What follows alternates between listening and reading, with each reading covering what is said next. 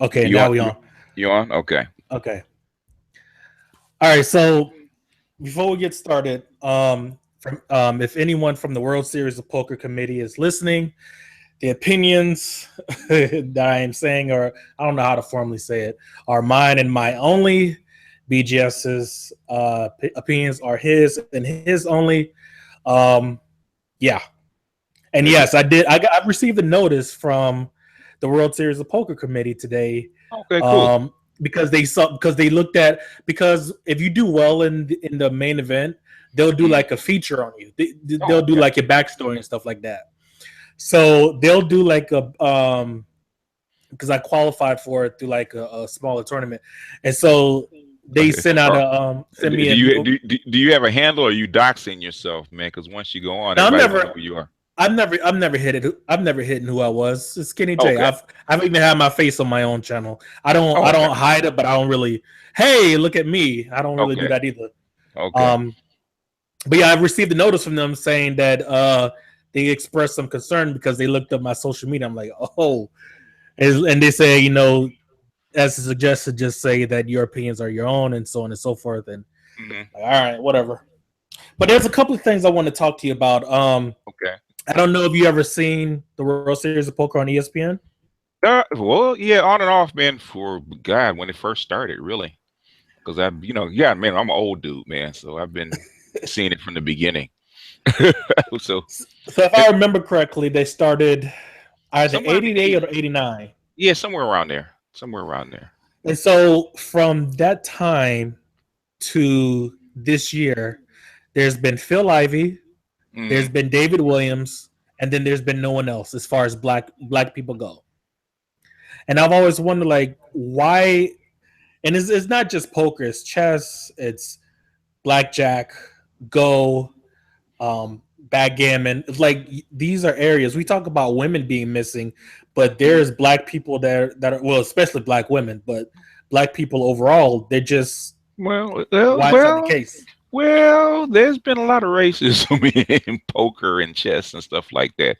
I mean, it's you guys aren't feeling it because um you guys aren't feeling it because it's normal, okay? Because the society basically has been assimilating black people. So it's like you guys have been going to school together, you live in the same neighborhoods, that kind of stuff. So it's much more acceptable for black people to actually be in those tournaments in those kind of spaces. Because before it wasn't, you just weren't invited. Okay, Mm. it's just one only. It's like Tiger Woods in golf, or like being black and playing tennis. Okay, it's they let you know that you're not welcome, especially in white spaces. But it's like it's much more open now. So it's like I said, they black dudes, man, black men been playing poker, man, since geez, you look all those old gangster pictures, man, all those speakeasies and stuff like that. Black folks been playing poker forever. It's Mm. not. But do you think they're like, can they match up? I don't know. I don't know if you know much about the black intelligence thing, and I've heard TFM talks about it every now and then, where he says like black people on average are less intelligent than white Nah, people and I stuff. mean, man, black folks been playing poker forever. It's not. Well, you Poker. could play, but are they good at? Yeah, yeah, man. It's black people. Black people figure out spins on dice. Okay, okay. It's as far as they might not have formal mathematics, but yeah, it's in their head. There's very good black poker players. It's been so for a long time. We just haven't heard about them. I mean, if in California, there's tons of them because they have all these casinos, car casinos. Right. They play poker all the time. So it's not. It's just you just don't see them in. You just don't see them in. You don't see them on TV, but they're around. Well, I would think. Well, the reason why I write off is racism because ESPN has been putting Phil Ivey front and center for like the last 15 years. Because he's that good. Yeah, he's that good. Yeah. Like I mean, how many golfers do you see? Um, was there any other black golfers besides Tiger that play on the circuit? uh, that actually make it. Yeah. that high. Uh, when my father's 80 years old, he started playing golf when he was 10. Hmm. So it's, they used to who you think used to caddy for all the white folks Mm. and select the clubs. Remember, what was it, with Will Smith, where he played the caddy? I can't remember the name of the movie, but that's hit. I mean, even though it's kind of made up like he was a magic Negro, but that's history. That's history. The black folks been playing golf, tennis, all that, with cards, all that stuff, man, for years. You just there's certain spaces that poker is a very intimate game. Uh, it's an extremely intimate game, and What do you mean by that? uh, you play even though it's more open now because poker being online, but back then before the internet and online gaming, pretty Yeah. much poker was a very very closed community. You have to know what games you have to be allowed into the game even to Yeah, buy that's in. true. So Especially in New York. Yeah, I've with New heard about York, that. even Las Vegas, man, if poker, you would think that poker would be very very open in Las Vegas, but even in Las Vegas, poker is a very very closed game. Mm. It's more, like I said, because of the internet, and online gaming, and basically it's opened it up for the masses. But poker, when I was coming up, poker is a very few is very hard to find poker players because it was a closed game. It's an extremely closed game.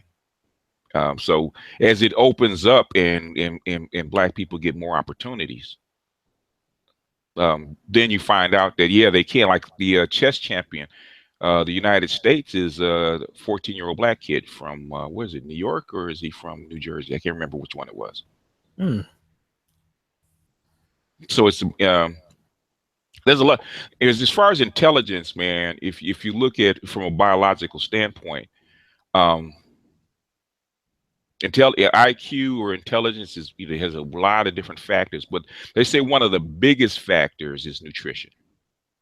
Believe it or not, So soul food is good for the brain. the more food, the bigger the brain's going to grow. In Mm. fact, they were talking about, as a anthropologist, they said that's the difference between uh, former humans and humans now, is that the brains grow bigger because you eat more food. We got to remember that your brain sucks up 40% of your nutrients. I did not know 40, that.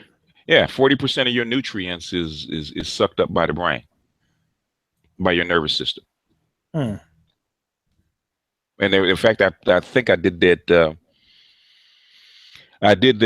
I put up that piece about hunger in America when they talk about those black kids and the malnutrition.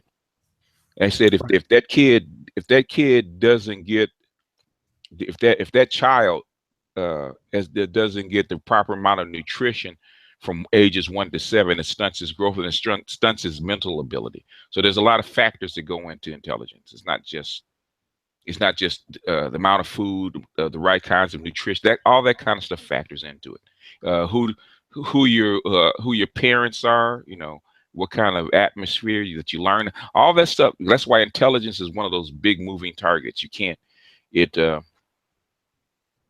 It's hard to determine because there's so many things that go into uh, intelligence as far as the linkage of that brain. Because 90%, I was looking at embryos, man, just a few days ago. Something was really, really interesting because they were showing the embryos of they showed embryos of a human being. I think they were showing an embryo of I don't think it was a mouse. It was something. It was something else. I can't remember what it was. Mm. Uh, and It was an embryo of a primate, and you could see that. You know how the brain is translucent. You could actually see the Yeah. the connections in the brain. It's like there's very few in the other fetus, but the human brain was just so large and has so many connections. You can see that um, there's just a difference. I mean, even within even the nutrition that the mother gets factors into intelligence because because your nervous system is the first thing to grow. Your Yeah. spinal, if you listen to, well, I heard this from Gnostics or Masonic order. In other words, um, when that egg fertilized, okay, when that sperm hits that egg, right, it's a mini Big Bang, right, Right. and it separates and it draws just like it separates and draws a line. When it first fertilizes, it blows up and it draws a line, and then it splits. But that line that it creates is your spinal column. That is the first thing that's created in a human being. The very first string is your spine, is your life. It's the first thing that's created before your brain develops, before your uh, the digestive organs, before anything else. Your spinal column is exactly the first thing that's created. That's where all your chakras are. So right along, all 7 chakras are created right in that first instance. That's the line that's created, just like the Big Bang in the universe. You see that line that's split, and then everything rotates and grows around it. It's a fascinating study. So, in another thing I want to talk about, well, it was a couple more things. What was the not cipher? Oh, have you been? There's been this trend going on for the past week about men paying for sex and tricking and stuff like that. Have you seen any of those videos? Yeah.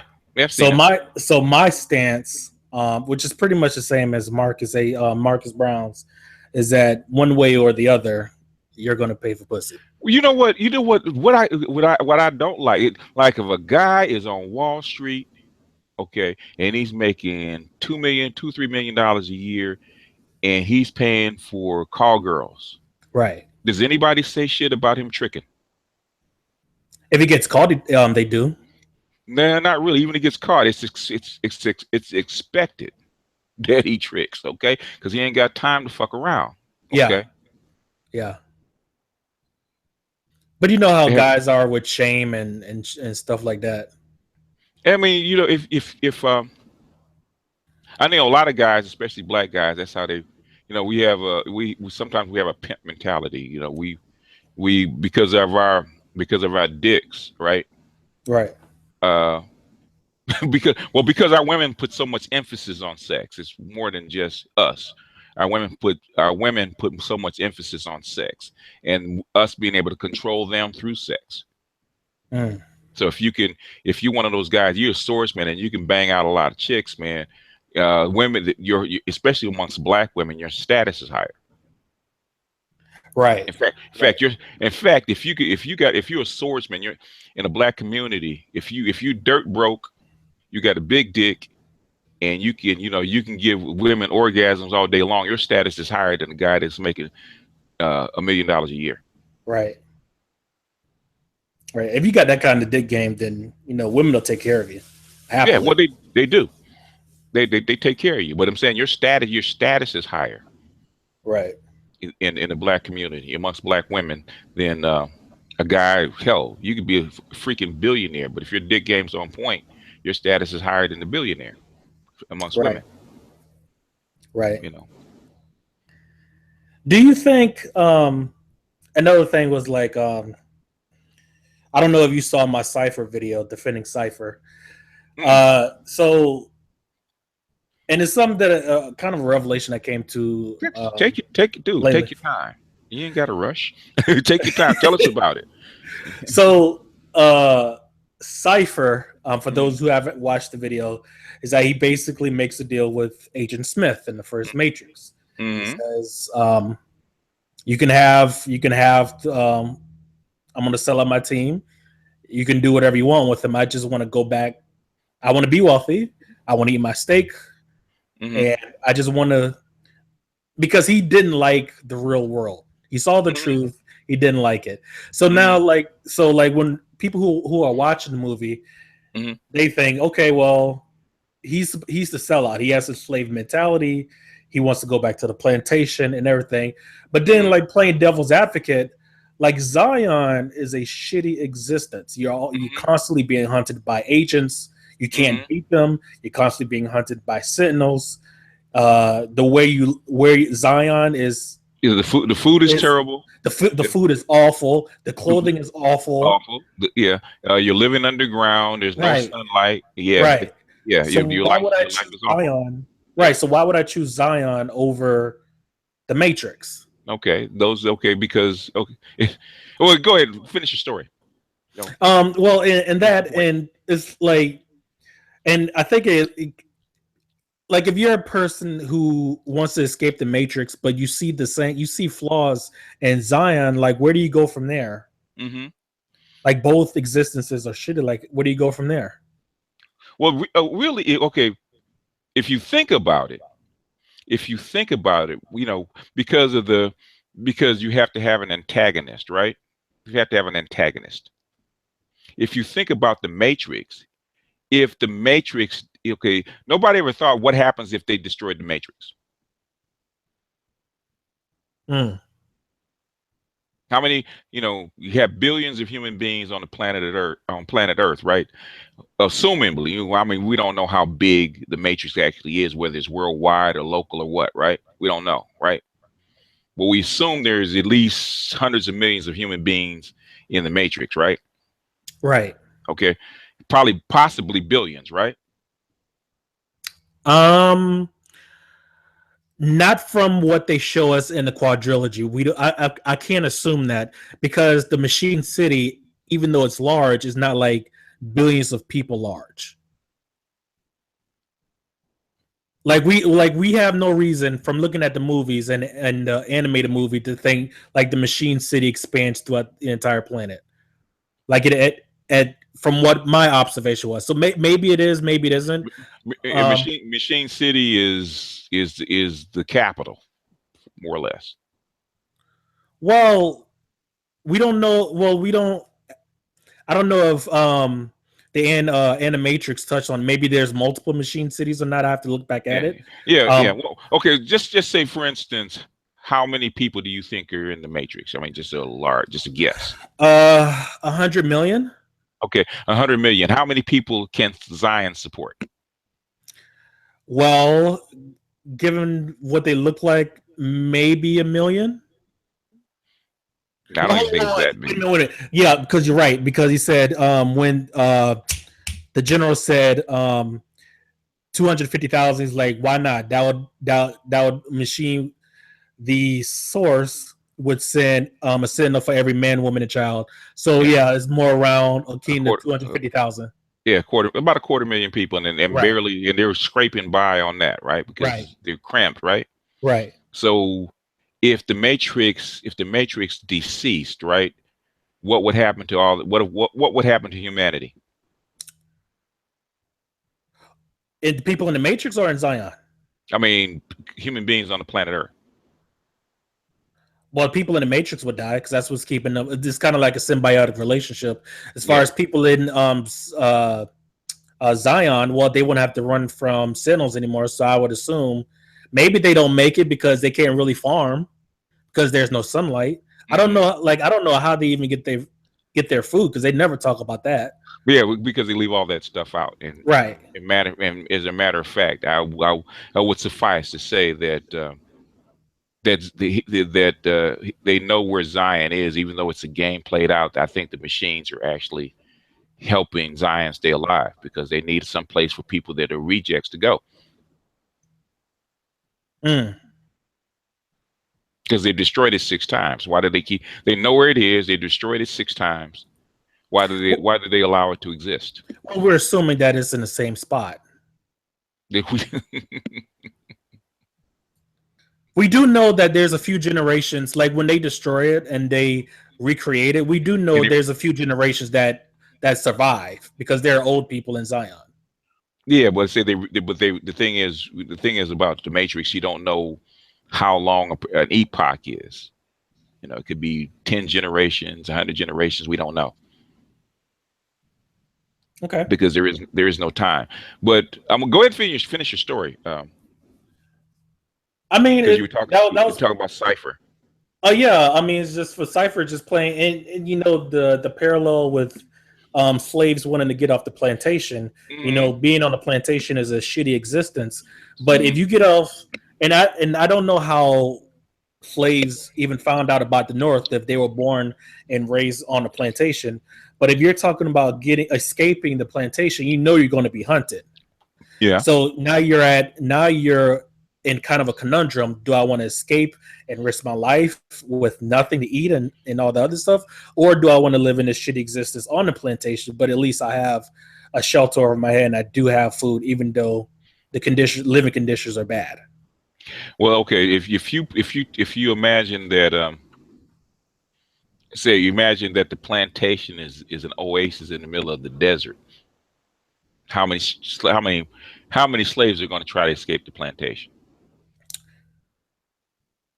Um, it depends if they're like it. They would have to be aware of how big that desert is. Now, I'm sure, like if they're looking at the desert and they can't see any end to it, they're probably not going to escape.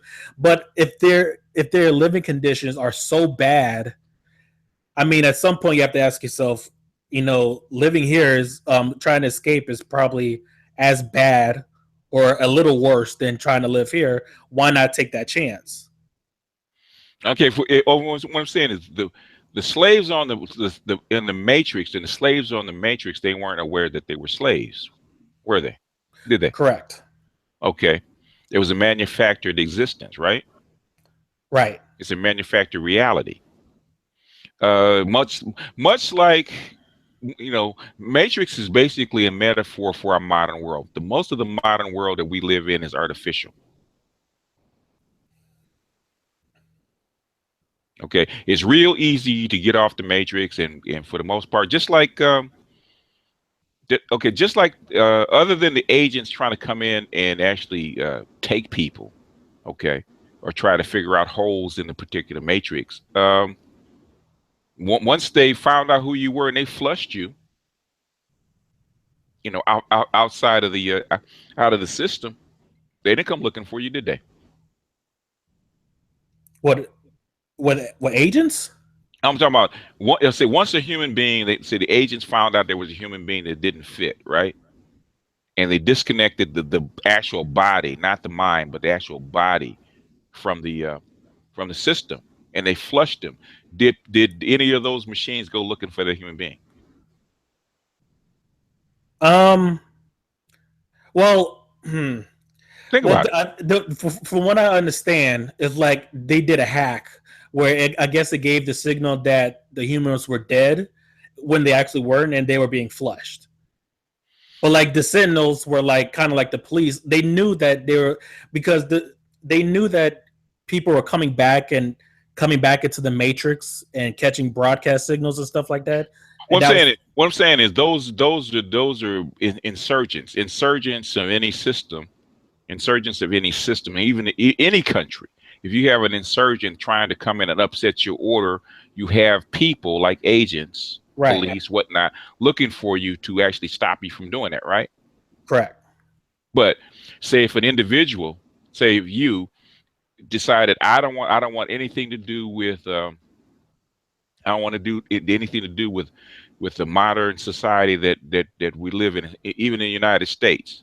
You could literally take your backpack, walk off into the woods, and nobody, if you didn't leave a plan, if they weren't trying to rescue you, save your life, um, nobody would look for you. Correct. Okay, same thing with the an individual that got flushed from the Matrix. Okay, um, the machines didn't go after them. Okay, they didn't go after them. In other words, once you got there, they didn't go down. Okay, we flushed him from the system. He's down in wherever in the water, wherever, and we're gonna send sentinels to make sure he's dead. No, they didn't come looking for you. Literally, we are in a matrix. We are in an artificial environment, and the only reason that we could grow so large is because the artificial environment or the matrix keeps us alive or keeps us going.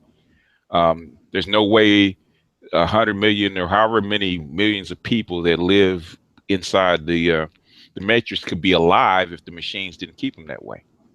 Because the earth is scorched, they couldn't live on that barren piece of rock Right. that's been destroyed. So basically, in essence, we because I had to think about that because I thought about, okay, if they destroyed the matrix, destroyed the machine, what would happen to the human beings? They would all die, or most of them would die.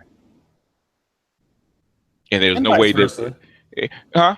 and vice versa. What I'm saying is that the machines are machines. Okay, they're not living entities for the most part. They're machines.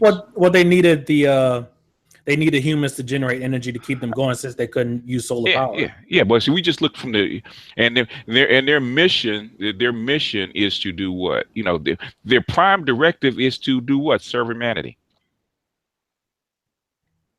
That's actually a good question because we don't really see what the bigger picture is of the Hmm. machines. Yeah, We just see what they use humans for, but yeah, we don't really see what's the bigger picture beyond that. yeah. We I don't mean, know. if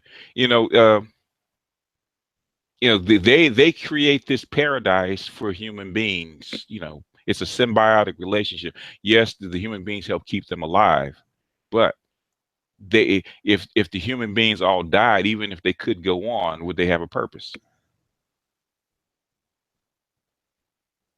The machines know.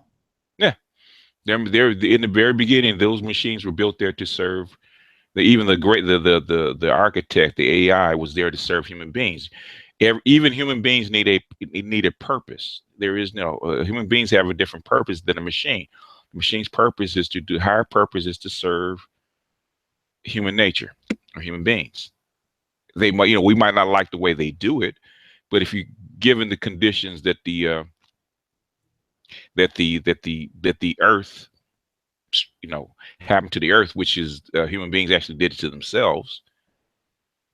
Human beings could not, there's no food, there's no water, there's nothing for human beings to actually live off of.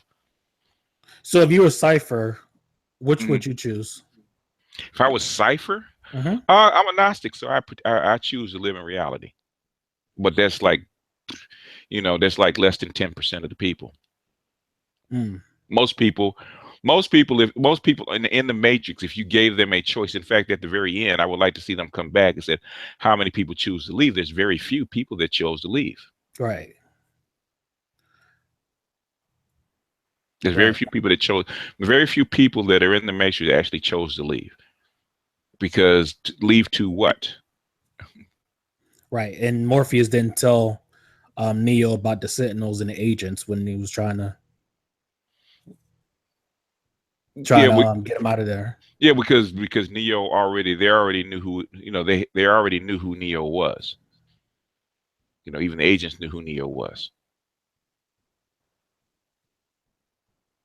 He'd already been identified. That's like a Morpheus came for him, particularly. They already knew who he was. But I'm talking about like when they're trying to sell this idea, like they're selling them the truth. And it Hmm. is the truth, but they're not Yeah, selling them like a dystopian future. yeah. Like once they tell them about the truth, they're already out of the matrix. Well, because nobody can tell you about the Matrix. You could have to be shown. Yeah, you have to be shown that. I can only open a door, you have to walk through it. Yeah. We have to walk through it. Yeah. And you have to be looking. In other words, they only go after people that look for it, not people that don't. In other words, same thing with Gnosticism. They don't go looking for you. You have to go looking for it. And are the people in Zion free? Are they really free? I would argue that they're not. They live in reality. So it is Free as in freedom. I'm not talking about free as in reality. Like uh, they're being hunted, like they have the terrible living conditions, and they're being hunted by an army of machines. I'm sure, if not really, if people in Zion um don't go to Machine City, they're not hunted. Okay. Um, they're, they're not really hunted. I mean, not till the very end did the Sentinels go down there looking for people, and Neo set the war off. Well, no, they have Sentinels patrolling. Like Yeah, whenever they go outside of Zion to broadcast to the Matrix, yeah. like they What have. they have to go outside the Matrix, and they have to go to Machine City and broadcast. Just like if okay, I do. I'm gonna okay, you guys. I'm gonna use the word, but it's in context. All right. So all you folks listening in, they're DOD. I'm not okay. If you happen to be ISIS, Okay, you happen to be ISIS and you come in broadcasting is radical revolutionary thought. Will not the FBI agents and whoever come looking for you? Yes. Because you're doing what? Well, you're broadcasting and you're a threat. You're a threat to the you're a threat to the peace and order of what that particular society, right? Right. Yeah. I mean, it's if you get really deep into the matrix, okay, the clash between the natural and the artificial. Okay, if I stripped all the artificial tools from you, and I just gave, and I was generous. I'm gonna give you a coat. I'm gonna give you a few tools and a backpack, and I'm being generous. Okay, because those are artificial too.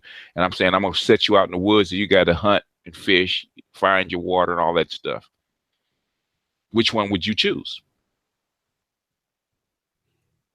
Well, you said you're gonna give me tools, but they're artificial tools. Okay, okay. In other words, anything that nature does not make, it's artificial, right? Right. So if I give you shoes, or do you find shoes in nature? Do they grow on a tree? Well, I would actually say anything that nature doesn't make but man makes is synthetic. No, that's artificial. It's artificial. Artificial is not natural. That's artificial. Anything that doesn't grow, I mean, you can manipulate it. You know, you can manipulate stuff. You can manipulate things, but in other words, fur doesn't grow out of your feet. You know, okay. You have no, you know, your hair is not going to grow thick enough to protect you from the cold. So you have to artificially manipulate nature to do something, to do what?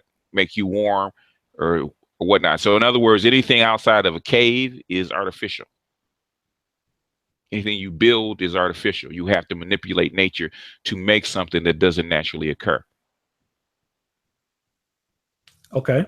So in other words, if I give you a Bowie knife that's made out of carbon steel, and a hatchet or in a backpack that doesn't grow in nature, that's artificial. So anything that doesn't grow naturally, and I'm saying I'm being generous by giving you these implements and sending you out into the wild where you can actually grow stuff and do stuff, then you know, then that's a boost. That's being generous. Because if I sent you out, took everything, stripped you down to your natural essence, you probably wouldn't make it more than a couple days. Depends. In North America, you wouldn't make it more than a couple days out in the wild. Depends on the person. Me personally, no, probably not.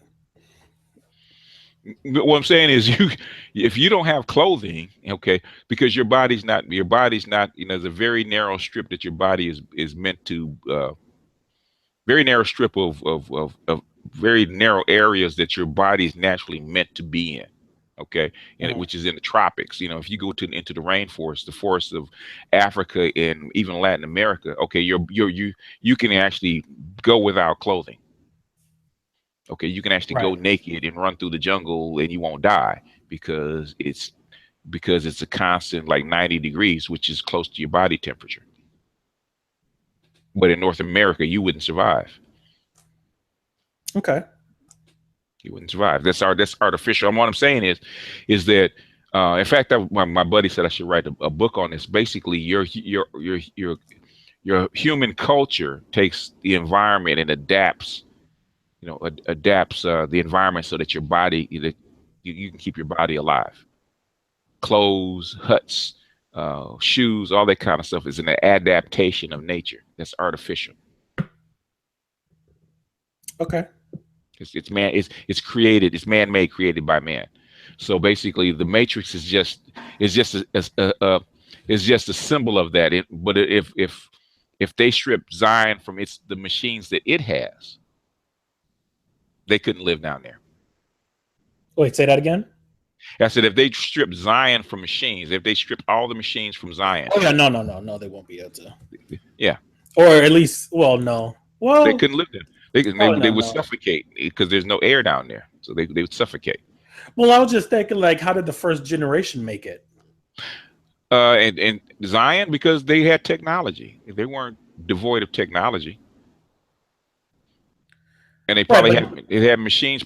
They probably had machines digging beforehand, so it's probably had been there beforehand.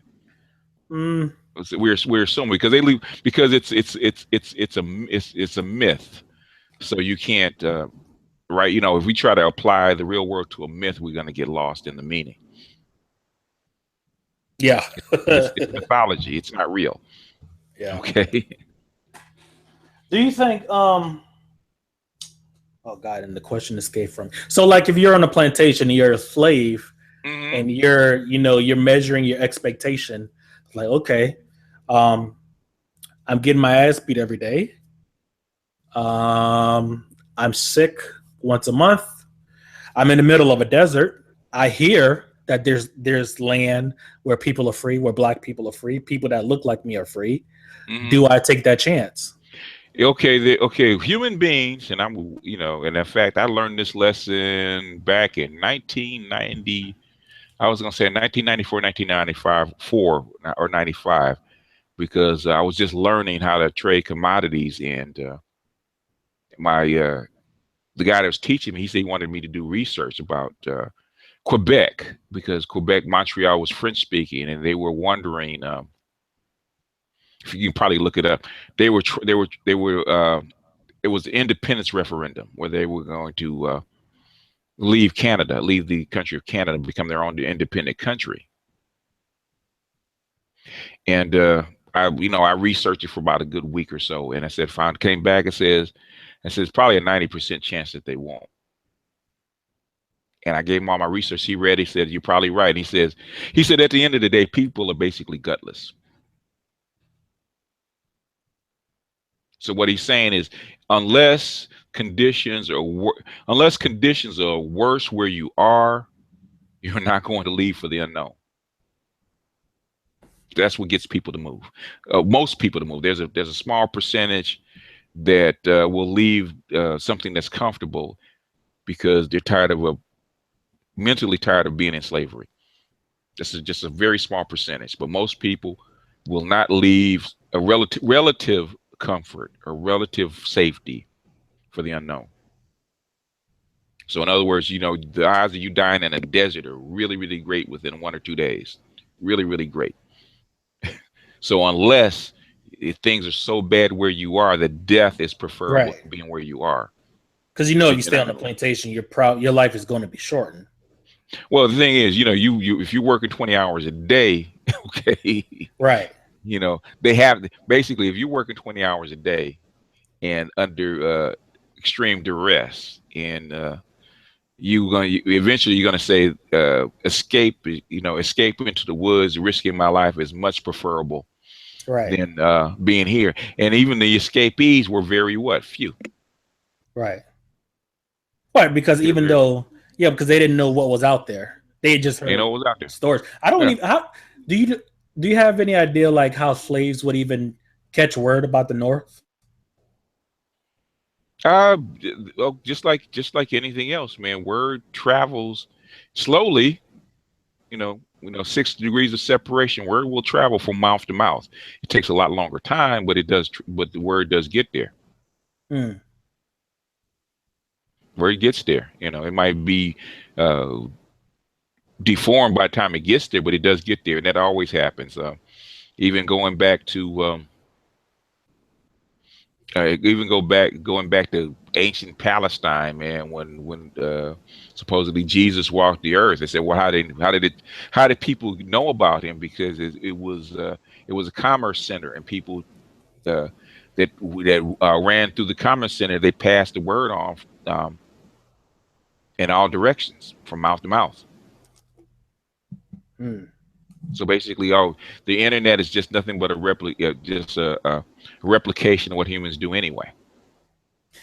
Do you think if slave masters like actually crunch, well, you don't even have to crush the numbers to do like the expectations, but like slaves escaping and stuff like that. Do you think if they're like if field slaves were treated as well as house slaves, that black people will still be in slavery? No, because what killed slavery for the most part is not the revolution. Killed slavery for the most part is the Industrial Revolution. For the most part, that killed slavery. Yeah, that's true. Automation. Automation, yeah. Well, yeah, automation, industrialization, it's all the same thing. Basically, that's what killed slavery. That's what the North was. Basically, by the time the Civil War was fought, uh, I think I put that up there where they said they said by the time the Civil War was fought, they said I thought slavery had maybe at best another 40 years. Hmm. At best. But if they own slaves Mhm. and if machines uh, save them a lot of money, couldn't they just repurpose their slaves to do something else, like You housework or something? you could you yeah house yeah they could. I mean they how many people do you need to do housework? How many I slaves mean, do you need? well, if I had like 30 slaves, and if I'm like, okay, well, I don't need them to do field work anymore because I have that covered with machines. I'm not, and I'm just this is just a thought experiment, guys. But if I'm like the slave owner, I'm not letting them go because that's money. I'm gonna find something for them to do. Well, that okay. If you have 30 slaves and basically machines come in as those slaves age out, do you replace them? No, because now I don't need to spend any more money on another slave to do something where I don't need that many people. So as they die, Hmm. then then you just Because you still have to let them go. still have to feed them, you still have to clothe them, you still have to give Right, them enough to keep them alive. Basically, might be cheaper than hiring somebody, but right. um, unless they're skilled, and they were skilled, there was a lot of skilled slaves. In other words, a slavery. You got to remember, slavery is not just one guy and slaves or a few guys and slaves. It's the whole system that has to be kept up, and then the competition from uh, say if you have low cost workers, basically you're competing against farmers and whatnot that don't have any slaves, which is one reason why a lot of your abolitionists didn't like black people. But the thing is, they were rival labor class, much like the reason that most white people, or most people don't like immigrants, right? It's not that they don't like them as people; they're what, a rival labor class. Same thing with slavery. Okay. I mean, if you think about it, and that in other words, what was given to us is really, really simplistic. But when you get into the economics of slavery and what went on, and you have a whole another outlook on it. Okay, it was slavery is a system. Okay, it's a lot like what went on in Rome. Okay, that what happened in Rome, because Greece and Rome was a slave system. We call it democracies or republics, but they were slave systems, right? Right. And you had rich landowners that would get captured slaves and put them on the land. But the thing is, who would that put people? Who would that put out of work? Put the peasants out of work. So you would basically have to house peasants, find work for them, give them food, which is welfare, to keep them alive and keep them from overturning your society or wrecking the whole society. So basically, it was a rival economic system, and eventually caused Rome to collapse because the slave system actually collapsed. But they didn't. Go ahead. Hmm. But the Romans didn't have to worry about. They didn't. They wasn't faced with automation, or at least like they wasn't have to deal with like the third the industrial revolution kind of automation though. So like back to the slave analogy, like if I had because if you cut those slaves go, Hmm. you lose money. Yeah. And if you have machines in place to do the works of the slaves, You save money because your slaves aren't exhausted. They're not beaten down. You know, you have less broken bones and all the Mm-hmm. other stuff. Mm-hmm. I would find I'm not the last thing I'm doing is letting them go. I'll feed them and clothe them like I've always been doing, but I won't lose money because I'm saving money from automation. So Okay. I'm still getting a At, surplus. at what point does the machines and automation are worth more than your slave, depending on what you're doing? Yes, but you can always repurpose. I don't want to say repurpose. How many though? It's going on. This stuff has been going on for a while. How many? Okay, in other words, say you have a huge plantation and you have a sugarcane operation or rice operation or whatever, right? Okay, That was formerly labor intensive. All of a sudden, you get say Farmer John on the other side of the hill or in another state. He has a technique with horse and plow that can actually cut down the number of people that's needed to actually grow rice. right. Okay, so in other words, he can just say sell his rice cheaper than yours. Okay, So in other words, okay, so you have just we're gonna just throw a ballpark figure out because it's just a thought experiment, right? right. Say you have a plantation, you got 150 slaves, right? And you Okay. growing rice, Mm-hmm. and all of a sudden this technique or whatever it is comes in, from Europe, right? And basically Farmer John can grow that same amount of rice, even more rice, with 75 slaves. Whose rice is going to be Right. cheaper? It's going to be the farmers. Farmers. It's going to be the farmer that can sell the rice Right. cheapest, right? So what? So you as an economic competitor, because you're not keeping slaves uh, to be generous in serving humanity, right? You're there to make money, right? But I don't. Okay, I do save money by feeding and clothing them if I cut them loose, but that doesn't solve the problem of he has a better technique. He's cranking out more rice and he's doing it with less people. That doesn't solve that problem. Well, in other words, you're going to have to adopt the same technique or something similar, right? Yeah, or better, yes. Or better. So you might keep, or you may keep the 150 slaves, but it was somewhere along the line you're going to have to sell those slaves off, right? Because they're excess employees, Yeah. even though we don't look at them as that. They're excess employees or excess material that you don't need. You're going to have to cast them off. So eventually, as the techniques get better and better and better, eventually the need for slavery will be it. There is no need for slavery because all the other things that are associated with it. Because um, it's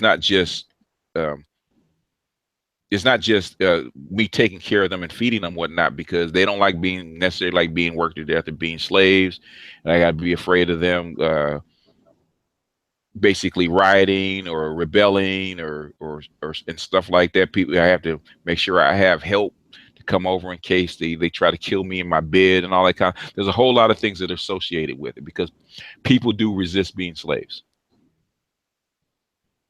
and you have to force them to do it. You have to have a system in place to force them to do it. So, thing at what point, at one point, it was enormously profitable to capture slaves, bring them over, force them to work them to death, because the profits were like 10 times greater than the cost of the slavery system. But at Right. some point, that diminishes it. At what point do you let go of the system and not have slaves anymore versus keeping them?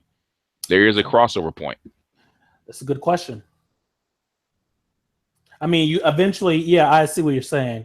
You're going to Mhm. have to eventually sell them off, or you would have to increase their standard of living because you don't need them to do like the grunt work anymore. You don't need to go and grunt work, and then the political, and then the politics to come in, because Yeah. you have people from Europe that are basically see those slaves as a rival workforce.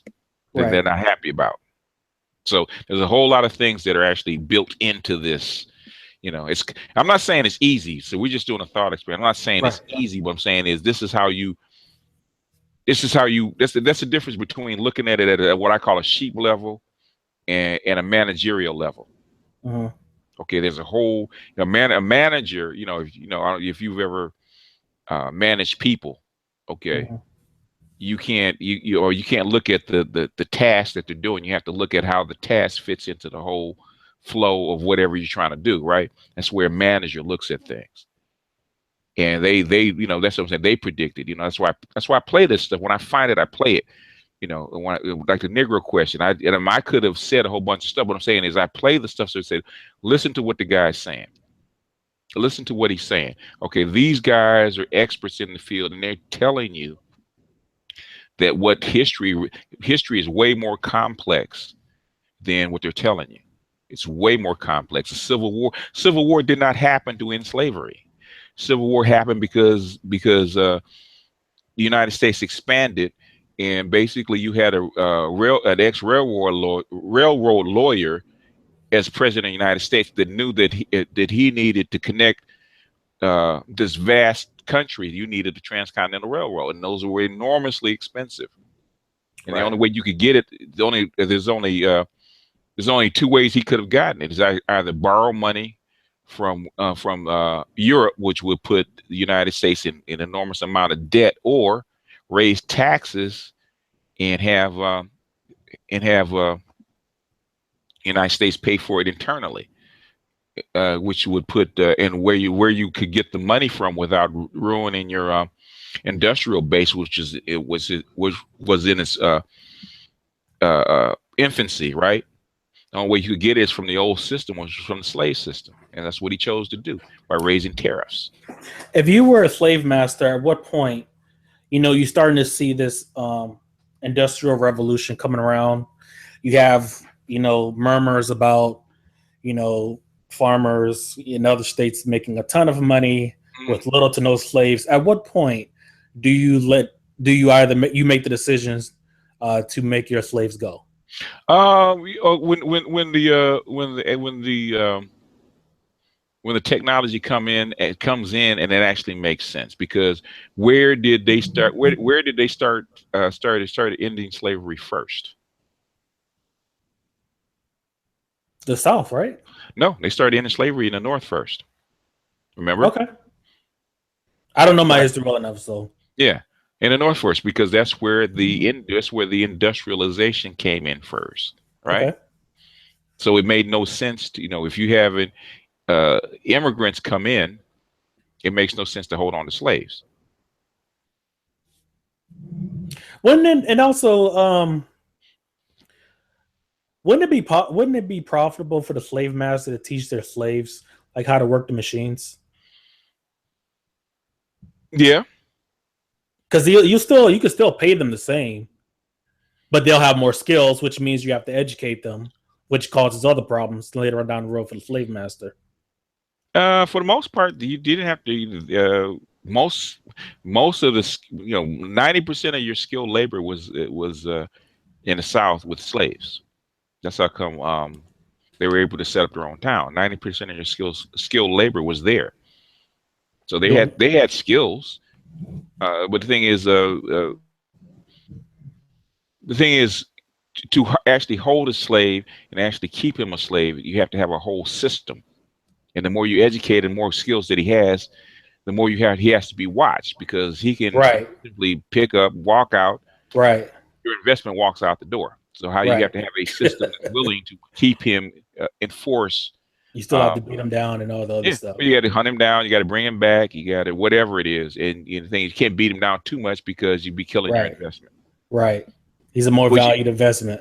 Yeah, I mean, what I'm saying, it's not cut and dried. It's a very complex thing. Right.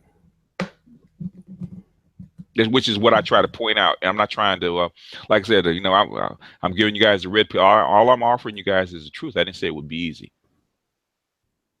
Okay, easy is just telling you the narrative you're already used to. Right. but it's harder to show how complex these systems are, and it's so that you can actually understand them. Do you think going down the rabbit hole of the red pill will eventually lead to the black pill? It depends. It depends. It depends on what your intent is.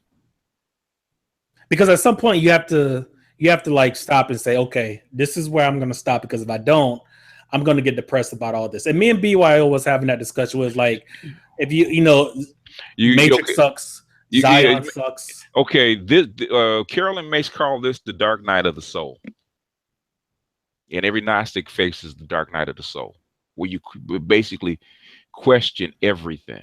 Right. Yeah, humanity sucks. Okay, your life sucks. Okay, your parents suck. Basically your whole existence sucks because it's not real, it's fucked up, blah, on and on and on and on. Everything sucks. That's your dark night of the soul. Right. And you have to get down into, you have to literally descend down into hell, into the bowels of your being, into hell. Accept it.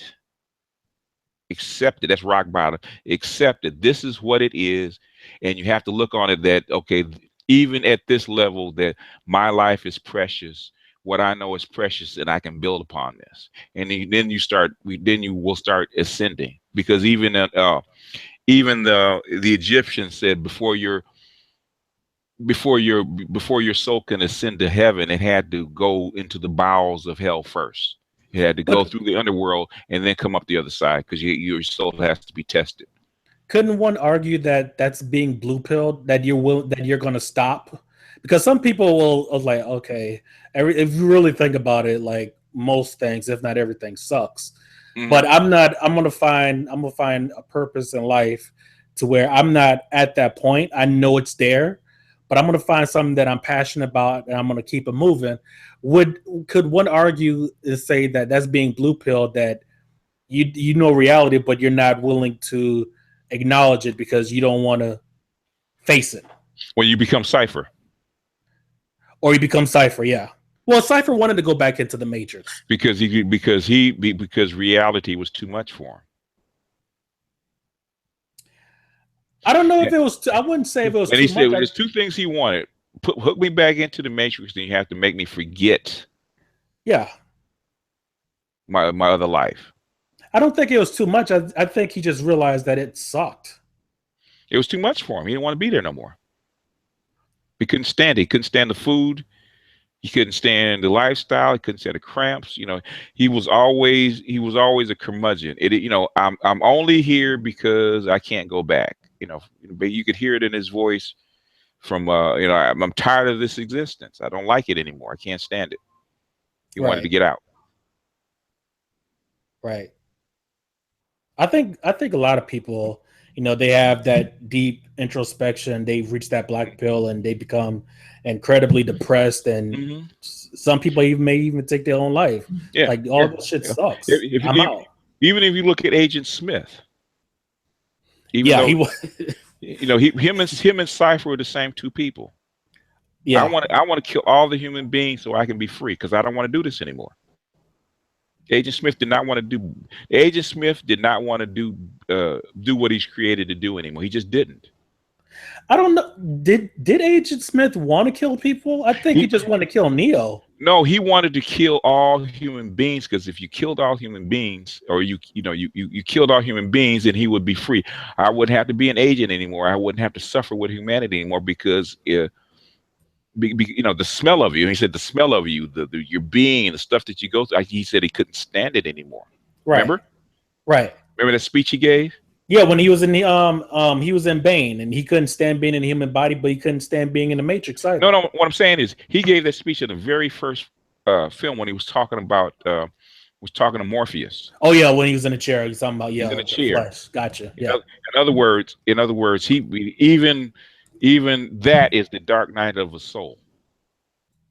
In other words, I know that I know what I was created for, but I see reality as it is, and I do not like my reality.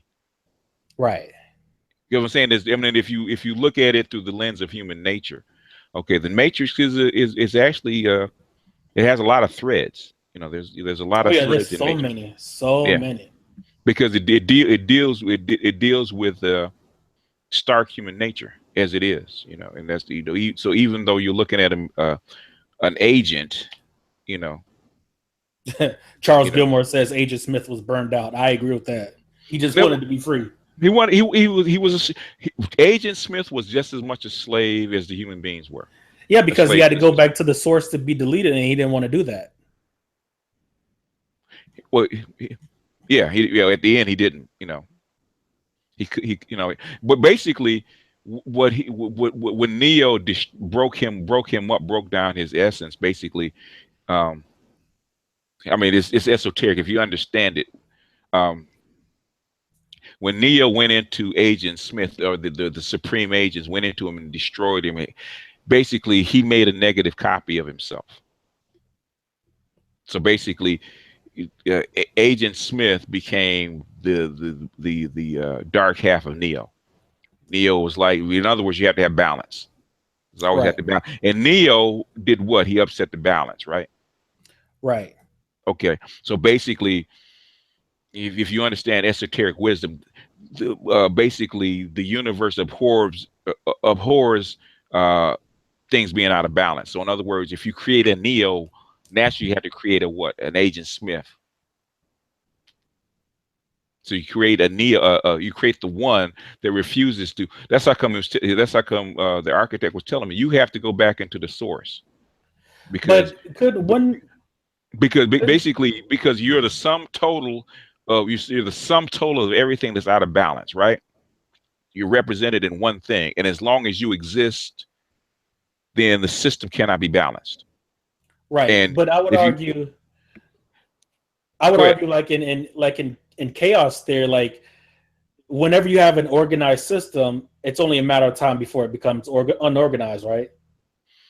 it's seemingly unorganized. Okay, you have an organized system. But okay, the basically if the it's seeming chaos. It seems like it's chaos. Okay, at the very beginning of the universe, um, we would consider it chaos because there's no forms, right?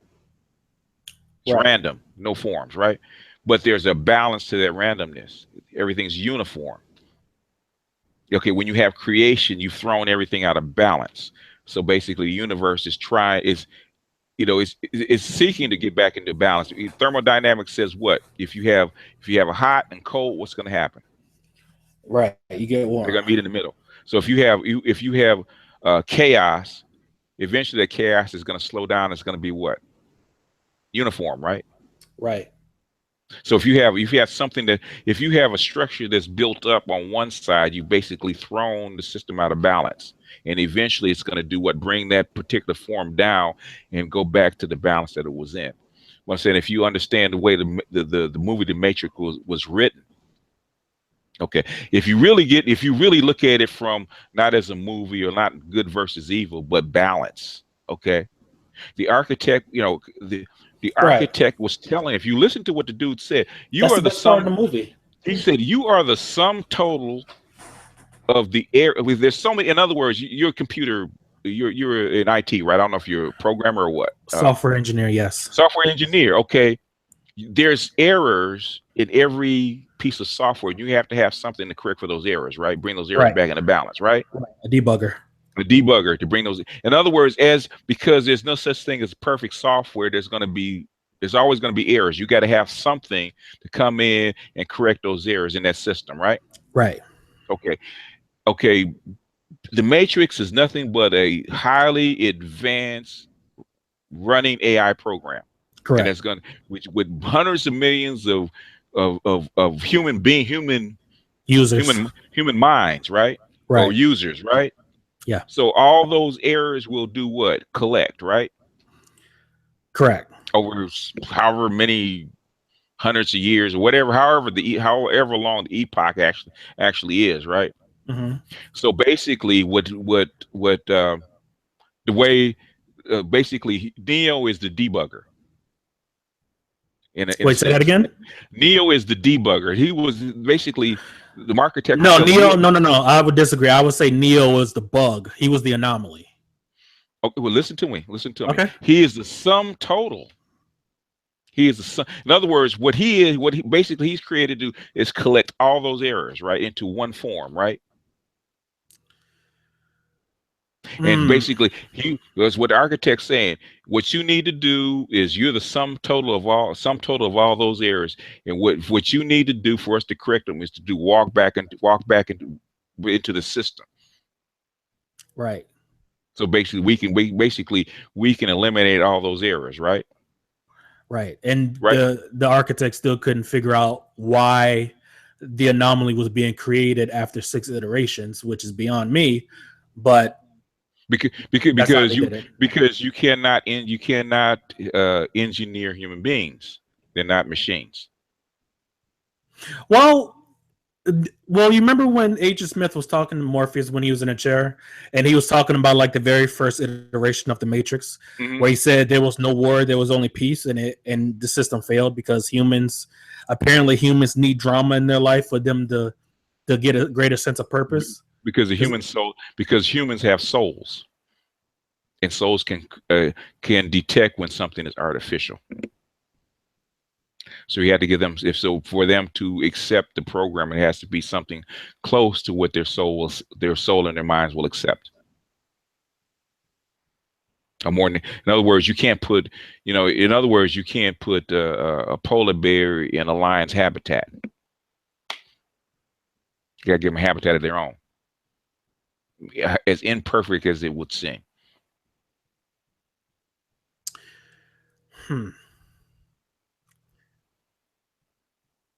Oh, I'm saying, the thing is, I know this stuff inside and out. You have to ponder on this, okay? Because I'm just thinking about it in terms of balance. Because if you're talking about, you have to give humans, and yeah, I agree with you. Like, the architect had to create a system where humans would accept.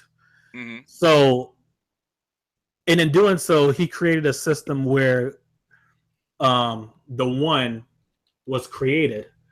But I would say, like, in other words, the one will be created.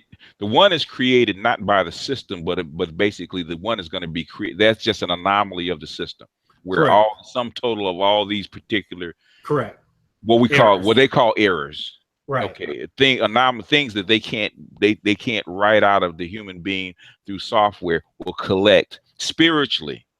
Okay, we got to remember this is a myth. Spiritually, in the form of the one, because there were 6 before him. Right. Okay, and they are. It's in other words, at some point, it's an anomaly. We can't program it out. It is what it is. All we can do is wait for the anomaly to show up and find a way to actually use that anomaly and correct whatever the system is, and basically reset the whole system. So, could one argue that Neo was an attempt at a balance to the Matrix, to undoing it? No, Neo is okay. If you have to look, okay, you have to not only look, you have to look at the saga as a whole. Okay, Neo, the architect says you need to walk back into the system so the system can be thrown back into balance and we can reset the system and start right. Because the system is going out of whack, right? It's going out of whack. Okay. It was going out, it's going out of whack. You need to walk back into the system as designed and correct it. And he couldn't make him do it. He had to do it willingly and walk back in there. And so we corrected. Okay. He didn't do it, did he? No. Okay. Since he did not do that, what happened in the next movie? Well, this was after Agent Smith was created. Like, we don't know what would happen to the Matrix because we don't have that side of the story. Look long term. Don't guess. Look at what happened in the movie as the way it's told. Well, the reason why I'm saying that is because if Agent Smith, if Neo didn't write a copy of himself on the Agent Smith, we don't know what would happen to the Matrix if there was no Agent Smith and Neo still doesn't choose to go back to the source. Okay, Neo created a imbalance.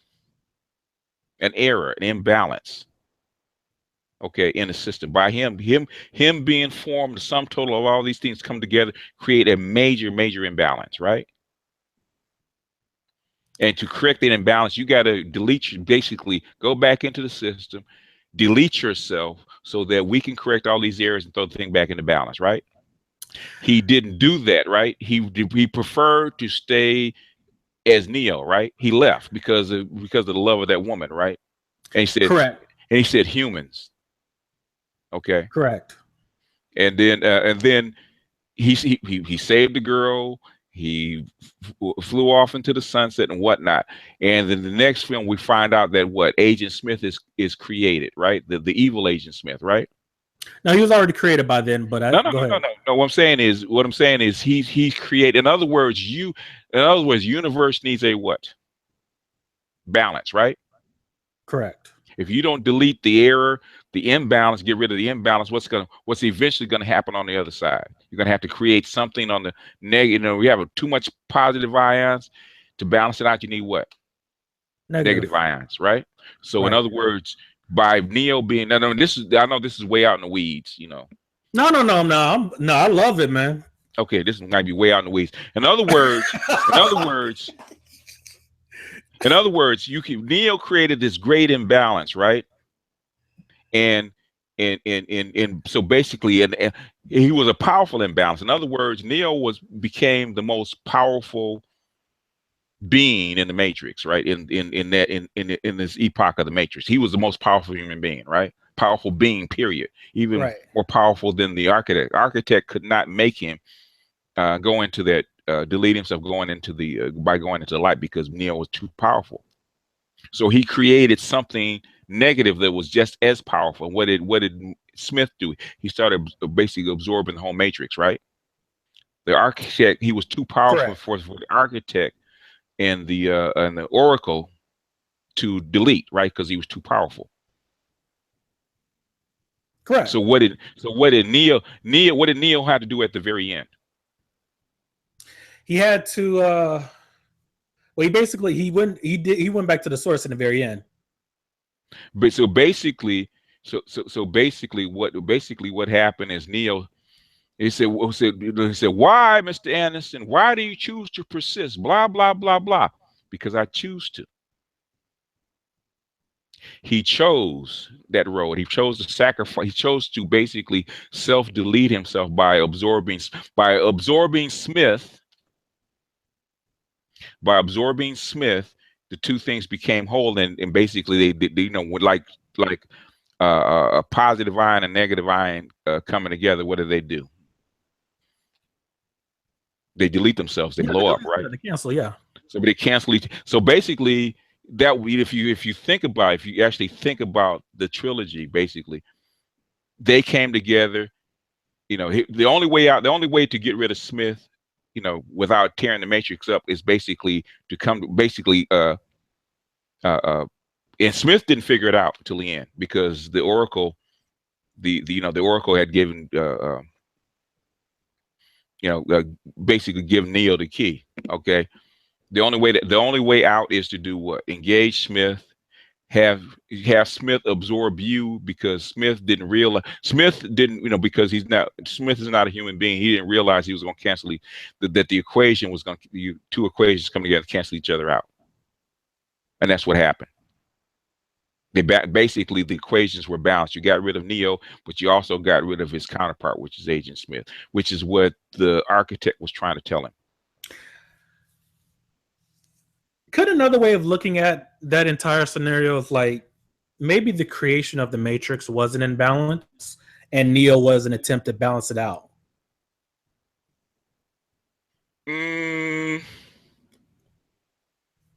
The creation of the Matrix, if you look at the cartoons, basically that the creation of the Matrix is the only way human beings were going to survive. Man and machine had to survive together. In other words, there was a great war fought. The human beings basically blackened the earth to where they were going to delete themselves. And basically, the only way the AIs and the human beings were going to survive is this way. That's what they created. to keep themselves alive, but also the human race alive. Hopefully long enough to where when the earth heals itself, who knows if the earth actually, they found a way to actually heal the earth, where the earth would start growing again and support human life again, there'll be human life to actually populate, which is probably why they keep Zion alive. You have to have enough people to actually come back and repopulate the earth. But if they're not there, then, you know, but the thing, that's just conjecture. Because if you look at the earth, it wasn't capable of supporting human life. And if the machines actually wanted to delete Zion, they would never send six, what is it, 3 men and 6 women down to Zion and regrow Zion again. Yeah. It was, in other words, it's a plan. It wasn't like, okay, we don't know where it is. Of course, we're gonna kill everybody else. We're gonna basically reboot the system, start all over again. We're gonna send 6 women, pick 6 women and 3 men to go down into Zion and actually repopulate Zion again. And that was an improvised plan, if that makes any sense. Because in the very first version, not really. If you think about it, he said they've done it 6 times. We destroyed it 6 times and repopulated it 6 times. I'm talking about the very first time it happened. I'm sure that they didn't expect that, because they talk about like the very first person that was the one, like he caused quite the havoc. You know, he's helping people escape. But you know, like after the first iteration, the AI caught on. Like, okay, so we have to reshift our plans, and they created the Oracle. And so it's like Neo, while he could do great things, he wasn't a surprise because he was anticipated. No, he was anticipated, but the thing is, the imbalance had grown so great that you know, in other words, they couldn't control him. They had let it get out. The AIs had let it get out of hand. Right. And so Neo he's questioning his own existence, and Reload is like, well, if my being or what I can do was anticipated, and the Oracle knew what I was and didn't tell me, and the architect knew what I was and didn't tell me, how can I trust anything that the Oracle or the architect or anything?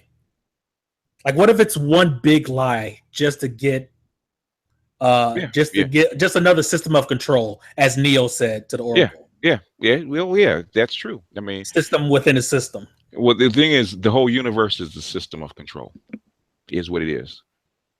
Because if you don't have a system of control, guess what you have? But why is do we have chaos though? Like, does it have to be one or the other? I'm sure I don't know what the middle is, if there is a middle, but why does it have to be like? And I don't believe in complete control. I mean, there's some imperfections. Control is control. There's control is nothing but boundaries, rules. Rules are a system of control. You know, some of it's inflicted and some of it's self. Could human beings actually exist and be billions of people large without controls? We don't know. The answer is no. How do we know the answer is no? The only way you can build structures in environments this big is because you have to have an agreement. How do you enforce the agreements? Well, yeah, threat of violence is the threat of violence control. There's 3 ways. There's 3 ways. You know, brother, you've been with me for 2 years, man. There's only 3 ways to compel people to do things. What are they? Oh, I don't remember. Money, violence, and something else. I remember, which I don't. Force. Basically bribe them with wealth, or persuasion. Okay, what you do to your children when they grow up is persuasion. Okay, when persuasion does not work, by them, you basically doing to them, seeing you do things and they copy it and whatnot, talking, walking, even cleaning up their room. The next thing is to actually, you know, which is the carrot. Okay, you give them something, give them a reward for actually doing something or acting a certain way. Okay. And the last thing that you use when that child gets out of order is what?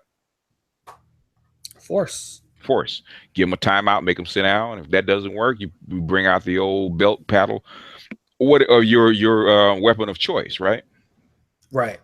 Okay. Those are the three ways to get people to do things. You can either go down a scale or up the scale. Most societies go up the scale. You basically, uh, basically in nature, and if you have a small group, man, like a tribe, okay, persuasion is real easy. Okay, you will die by yourself out there in the woods or out there on the out there on the tundra, right? Because you are not the biggest, the fattest, fastest, whatnot. There's plenty of things out there that will eat you if we do not stay in a group. Okay, so Right. persuasion is very easy.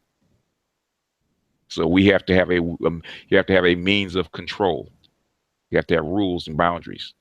Without rules and boundaries and controls, human societies could have never grown this large. I would think in human beings.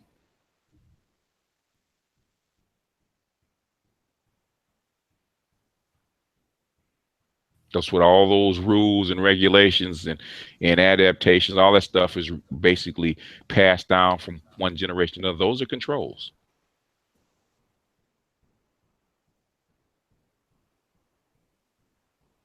Ten Commandments, whatever, 42 negative confessions and all that stuff, those are all controls. How do we keep human beings in a particular lane so we can cooperate? How do you trust the guy that, how do you trust the guy that, how do you trust that your employer will pay you at the end of the week? If who you work for, right? Yeah. After you do the work, does he have to pay you?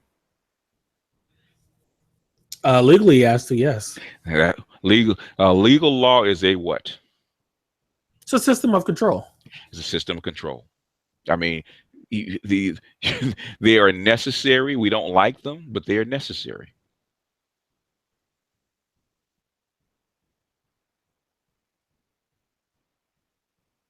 So if you want to escape the system of controls, you have to have one or two things. You have to have self-control, or you have to have somebody control it for you. 99% of people have to have what? Things controlled for them. Why is that? That's where we're wired. Okay, we're wired. We're wired for social programming. We're wired for controls. We don't have it. We don't depend on instincts, say like a zebra or a coyote or a turtle. Okay, we're social beings. We're not, but we don't have the wired instincts, say like ants or termites. Isn't that a nice way of saying that most people are wired to be slaves? No, you're not slave. You're not Well, slave. I'm You not want talking about slave in the slavery on the plantation sense, but I'm talking about slaves as in you need to be led by a system or a standard. yeah. Otherwise, you'd You have lose your mind. you have to be organized. That's just nature. All nature is wired like that. Okay. If you have a flock of sheep, right? Who do they follow? They either follow the shepherd or they follow the lead ram, right? Right. Okay. That's just nature. Okay. If you look at insects, look at a organized hive. Any social creature has to have a system of control, otherwise the society will break down. You have to have these people. How do you organize people to build a structure? Common agreement or rules or some sort of system of control. You have social control, you have legal control, you have all these layers of control to get something done. But Right. that's if you want to live in a social environment, you want to live in a social group, because human beings cannot survive without it. If you're a rhino with that's 3 tons with a horn and has a very thick hide, you don't see rhinos in groups for the most part, do you? they're basically solitary beings for the most part. They might have offspring here or there, but basically for the most part they're solitary, right? Yeah. Because they don't need, they basically, their instinct and their size and their ability to survive for the nine, for like the vast majority is they don't have to be in a social group to survive. Human beings are not that.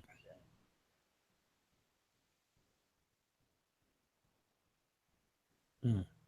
Human beings are not that. That's what I still got to do the book, because basically, even though it's a religious book, they're talking about religion. They're basically talking about human culture. And What's the name of this book? the evolution, the origin and evolution of religion. Okay. And a lot of that's because basically they're teaching you culture through religion. Do you think people Okay. need religion for them to serve? Not to serve, but For to your give own them psyche. meaning. Say, what For you? your own, for your own, you have to have some kind of belief. They, even atheists have to have some kind of belief in something for your Uh own oh. psyche. Uh oh. Atheists believe in something. Okay, they say they don't, but they believe in something. They believe in science. Okay, and they work out their own mortality, and they come to grips with it through their belief in, being an atheist. I am an animal. I don't have a soul. Okay, I am a series of organized interactions. Do you think And people who don't believe in something that they would swallow the black pill? What I'm asking you is that do you think people need to believe in something to prevent? only people can swallow a black pill and survive are sociopaths. If you are not a sociopath and you swallow the black pill, you're headed to suicide. I'm quoting that. The only people that can swallow the black pill are sociopaths. I like Yeah, that. survive. Yeah, and survive or sociopaths. You have to work that out. You know, uh, because Uh, because there's nothing in them that needs to have it. So most people are wired to have some kind of social connection. isn't that sad though? Why? Well, you have to have something so you don't off yourself. Give yourself a reason so you It, won't kill yourself. okay. That's, I mean, that is, I mean, I've heard, when I read the Lucifer Principle, he basically documented that kind of, especially males, that kind of phenomenon where they lose their purpose. And they lose their purpose. They lose their reason for living, and then they're on a slow boat to suicide. Either I'm going to overdose on drugs, I'm going to do something reckless and kill myself in a car accident, or I'm going to actually just go ahead and do it the quick way and off myself. Basically, they're on that, and he had documented that. So most people need it. You have a very small percentage of people that don't need that. Even sociopaths have to have a purpose. It might not be a social reason that's good for anybody else, but they have to, because that's just part of the human soul. I believe it's part of the human soul. Do you think someone could be led to the black pill by having too much success?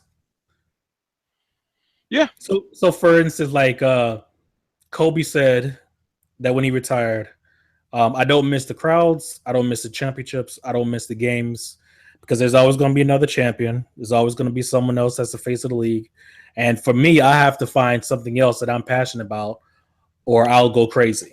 Yeah, I have to have a purpose, because he's a driven individual. That's why he's lived his life. Like, because I think about like all these celebrities, like they do well in life in terms of like finances and being able to buy whatever they want, but Hmm. they're like extremely depressed individuals. Hmm. Because what did Like Heath what Ledger. I What guess like with an like example. Alexander? What was the reason he what did he say at the end? He said there's no more um there's no more territory to conquer. Right. I don't have my reason. My reason for being, my whole reason for being is to conquer. And when there's nothing else to conquer, basically he went crazy. Did he? I don't know. Was he killed or he committed suicide? I don't I don't know. remember. It's been a long time. Because he was rather young when he died. Right. And I'm trying to remember, did he commit suicide or was he killed by somebody? But in other words, he died young because at the very end he had conquered all his known territory. Right. So his reason for being is his reason being was basically gone. That's why I, even in my the video I put up for women, I said the number one I said number one essence to look for in a man is, does he have a purpose? And then after that, does he have a mission? If those two things are intact and you're in agreement with it, then that's the guy you should look for. What's the difference? Huh? What's the difference between what? Between purpose and mission? One is the reason for doing it, and one is the reason, and one is the what is it, the plan to actually carry it out. Okay. When you write software, the first thing comes is what? Well, yeah. Well, for me, you have like an idea of what you have want to to have a purpose. You have a purpose of solving, right? Right. Right. And then the mission is to what? To do what? To write the code, test the code. Write the code. Write the code to actually satisfy that purpose, right? Right. So basically, one is the idea or the reason or the purpose or the reason, and the second thing is the mission. Okay, gotcha. Got to have those two things, right? Feel me? Gotcha. Yeah. Those are the two differences. Okay, you can have a purpose, but too lazy to get off your ass and actually get on your mission, and actually get it done, right? Right. Right. Purpose is the idea. Mission is the actual action. The actual. Yeah, well, I forget what they call it, man, because I got so many words in my head, I don't automatically pull them out. But yeah, there's another word for it. I just can't remember what it was. Yeah. You been watching the finals? I watched the first game. I watched about the first half. I said, hell. Okay. Hell. Okay, it's gonna be is what it is. All right. Yeah. So what do you think? Have you heard about LeBron getting his house, LA house, defaced? Yeah, I heard about that. And yeah, what do you think about that in his comments? Too many Trump. I'd be pissed. I'd be pissed. I would say something because there's some videos there's some videos still saying like he was faking it or not faking it, but like he's not consistent with his message about race and stuff like that. Something to the tune of that. I don't care if you're the biggest coon you're the biggest coon in the land. If somebody sneaks onto your property, writes nigger on your door, you're gonna be upset about it, right? Because that is a threat, right? Somebody walk to your property and you were gonna wait for them to burn a cross on your lawn? What? Nobody questions. Nobody would even question it if them same guys went to a Jewish home and basically wrote a swastika. Nobody wouldn't question it. Mm. But all of a sudden, because we're black, we're supposed to be able to get past that. Right.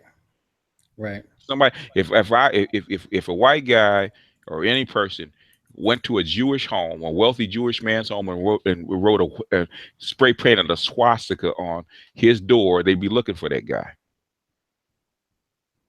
Right. But all of a sudden, we're black. And we're not supposed to be upset because somebody, well, you weren't there and they cleaned it up. Bullshit. What if you're there? What if you're there the next time and the guy decides he wants to do something further? I think the bigger message was that how was this able to happen in a high class, close off neighborhood? Like, what does that say about his neighborhood? If the dude, I really don't believe that they don't know who did it. Personally. Because you got cameras. Cameras are cheap. Right. And if you got this million, multi-million-dollar property, and you ain't got no security cameras, then Maybe it's if you didn't have them, you should have them now. They wrote it on his door. He should have. He's got cameras. They probably know who did it. They just don't want to out these. Probably kids. They don't want to out the kids. They probably know who did it. maybe it was Planet. Wouldn't that be it? Wouldn't that be A Planet story? Yeah. Well, not Planet story, but like the act was Planet by like someone. I'm just being conspiratorial, just playing.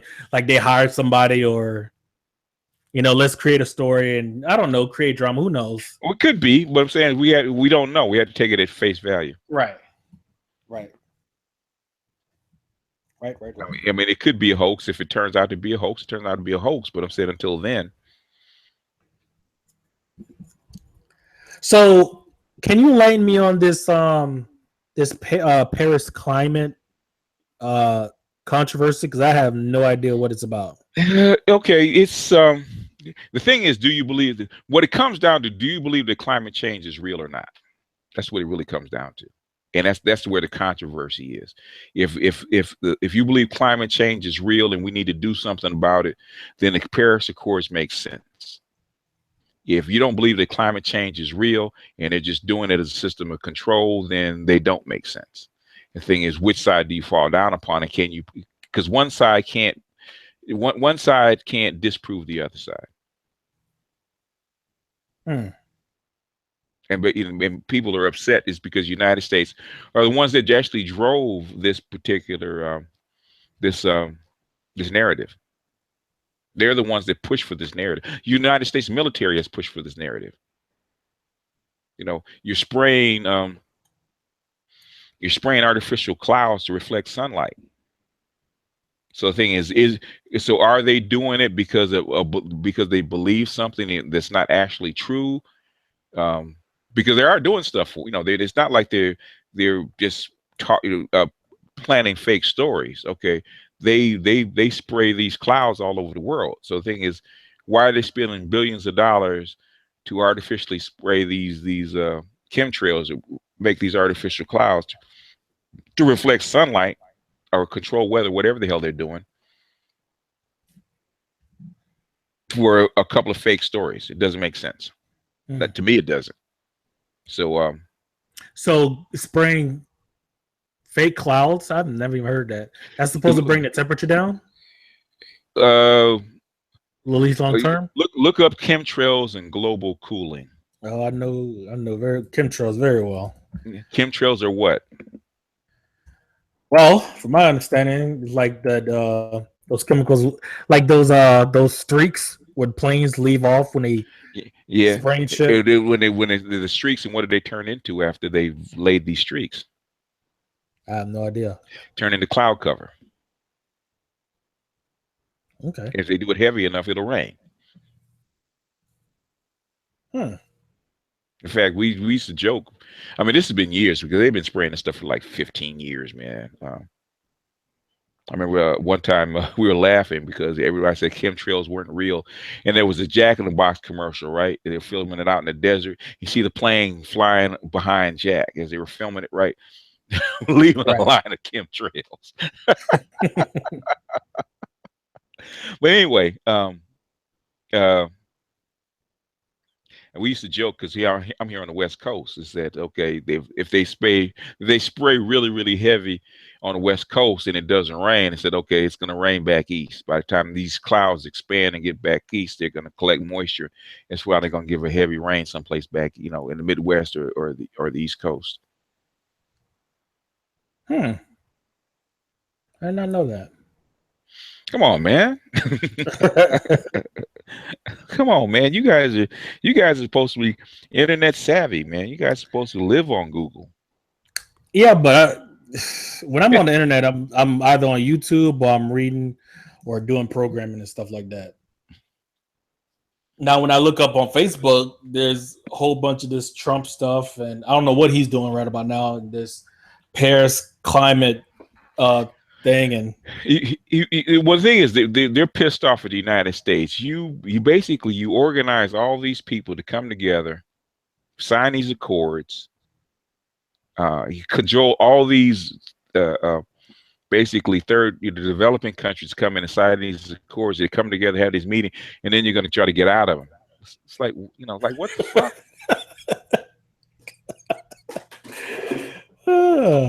Like what the fuck? What are you doing? And that's what pisses people off about the United States and these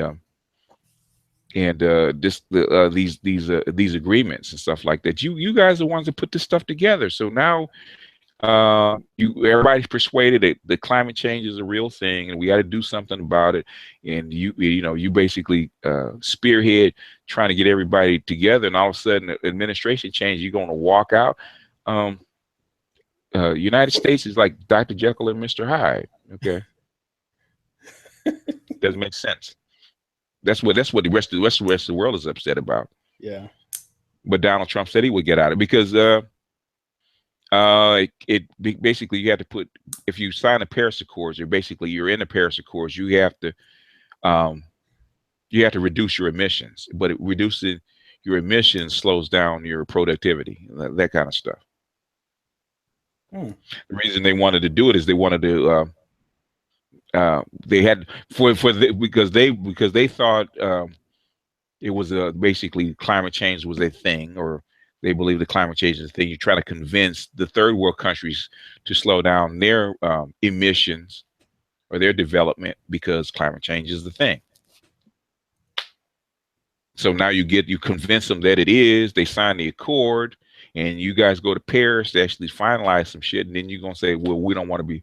We want to reverse our position. We're out of it.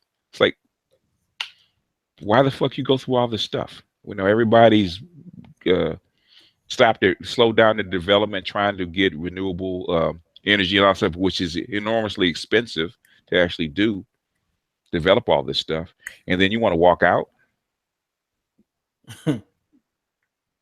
So basically that it is. That's been going back and forth, man, for like 10 years. Like my circle, they're for getting out of it because it not because of the United States, but they say it slows the development of African countries because they don't believe climate change is a real thing.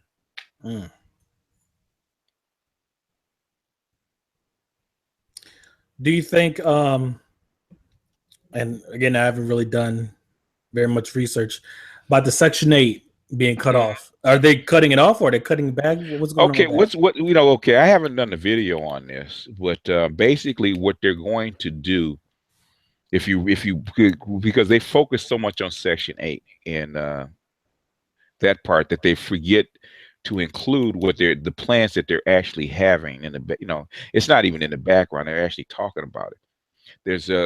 There's Section 3 where for you to have housing and whatnot, that you have to be in some kind of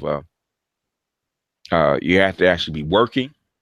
Okay, you have to meet a certain percentage of your rent, and you have to be employed. And then if you're not employed, for you to get rent subsidies or housing subsidies, you have to be in a jobs program. So in other words, you got to be in some kind of trade program, some kind of nursing, whatever, right? You have to, basically, they're doing basically the same thing to Section 8 and that kind of stuff that they did with welfare back in '96 with Clinton. Make it jobs based. Got to be going to school. You got to be in a program. You got to do something. In other words, you got to be working your way off of the program. Right. And they're getting ready to do that with food stamps too, where you have to be doing something to work your way off of the program. And Section 3 is basically that. And that's what Carson is promoting. There's no way you can just eliminate Section 8, period. Okay, you can't do that. But if you're able-bodied, what they're saying is, if you're able-bodied and able to work, you will have to, for you to get subsidies, you will have to engage in some kind of program or some kind of plan where you can actually work your way off the program. So when they make these the stipulations, I'm guessing that mostly single mothers are on Section 8. So basically, they said Section 8 vouchers are 83% female-headed households. 83% for vouchers. Now it varies from public, because Section 8 is not just vouchers. It's uh, uh, a project-based Section 8 where you have apartments and project housing. There's other kinds of Section 8, like say, senior citizen homes, right? Right. Is for the most part is under Section 8. So if you move into a senior living home where your rent is lowered or subsidized, that is actually part of Section 8. I'm not saying it's every senior citizen subsidized apartments or Section 8, but I'm saying that's under Section 8. Okay. But the vouchers is which is what people are focused on most. 83% are female-led household. 45% of that are Black women. Wow. I'm not sure exactly what the numbers are as far as how many Black women or Black female-headed households, head of households are actually on it. Because I didn't check out the number, I just checked out the percentage. It's actually it was actually in a PDF. I just have to find it. Man, I could basically. If I really had time, I could do this all day. That's why I told those chicks, man. You really don't want to come after me. I'm not the one you want to come after, okay? Because basically I don't do half of the stuff because I really don't give a fuck. Okay, I'm here to. I talk about women here and there because it affects you guys. Okay, if it don't affect you guys, I really don't give a shit, because I actually could go dig into the books and whatnot and actually destroy most of what Black women believe. So I said I'm not the one to fuck with. Like Brooklyn Blue is still upset because I just posted that book, Daughters of the Trade. Okay, she did but about 3 videos on that shit, man. Basically calling me a fraud. I said, I'm like, bitch, you don't even have a book, okay? You don't even put links to your material. I posted a whole fucking book and showed the chick the author actually giving a talk saying the exact same thing, and she's pulling from historical records. What the fuck are you pulling from?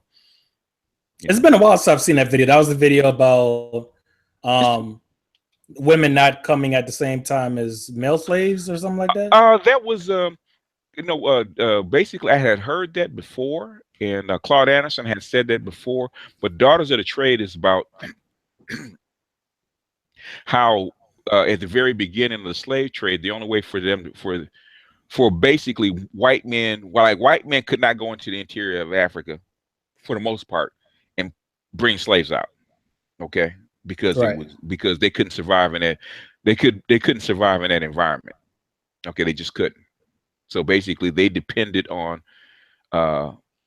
Black people of one tribe getting slaves from people from another tribe and bringing them out. In other words, this kind of stuff was constant. So basically, they had to trade for them. So they would bring stuff in and trade, but they had to have trade networks. And the only way to form trade networks was to intermarry into a tribal group that was powerful enough to actually have these trade alliances.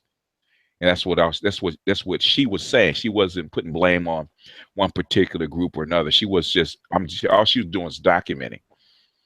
And I was saying that, they said that Black men were swirled well before Black women. I said it's not true. I said at the very beginning of the slave trade, Black women were intermarrying with Europeans as a means of doing, as a means of them doing business, means of them securing trade. Black men couldn't do it because what? There were no white women on those boats.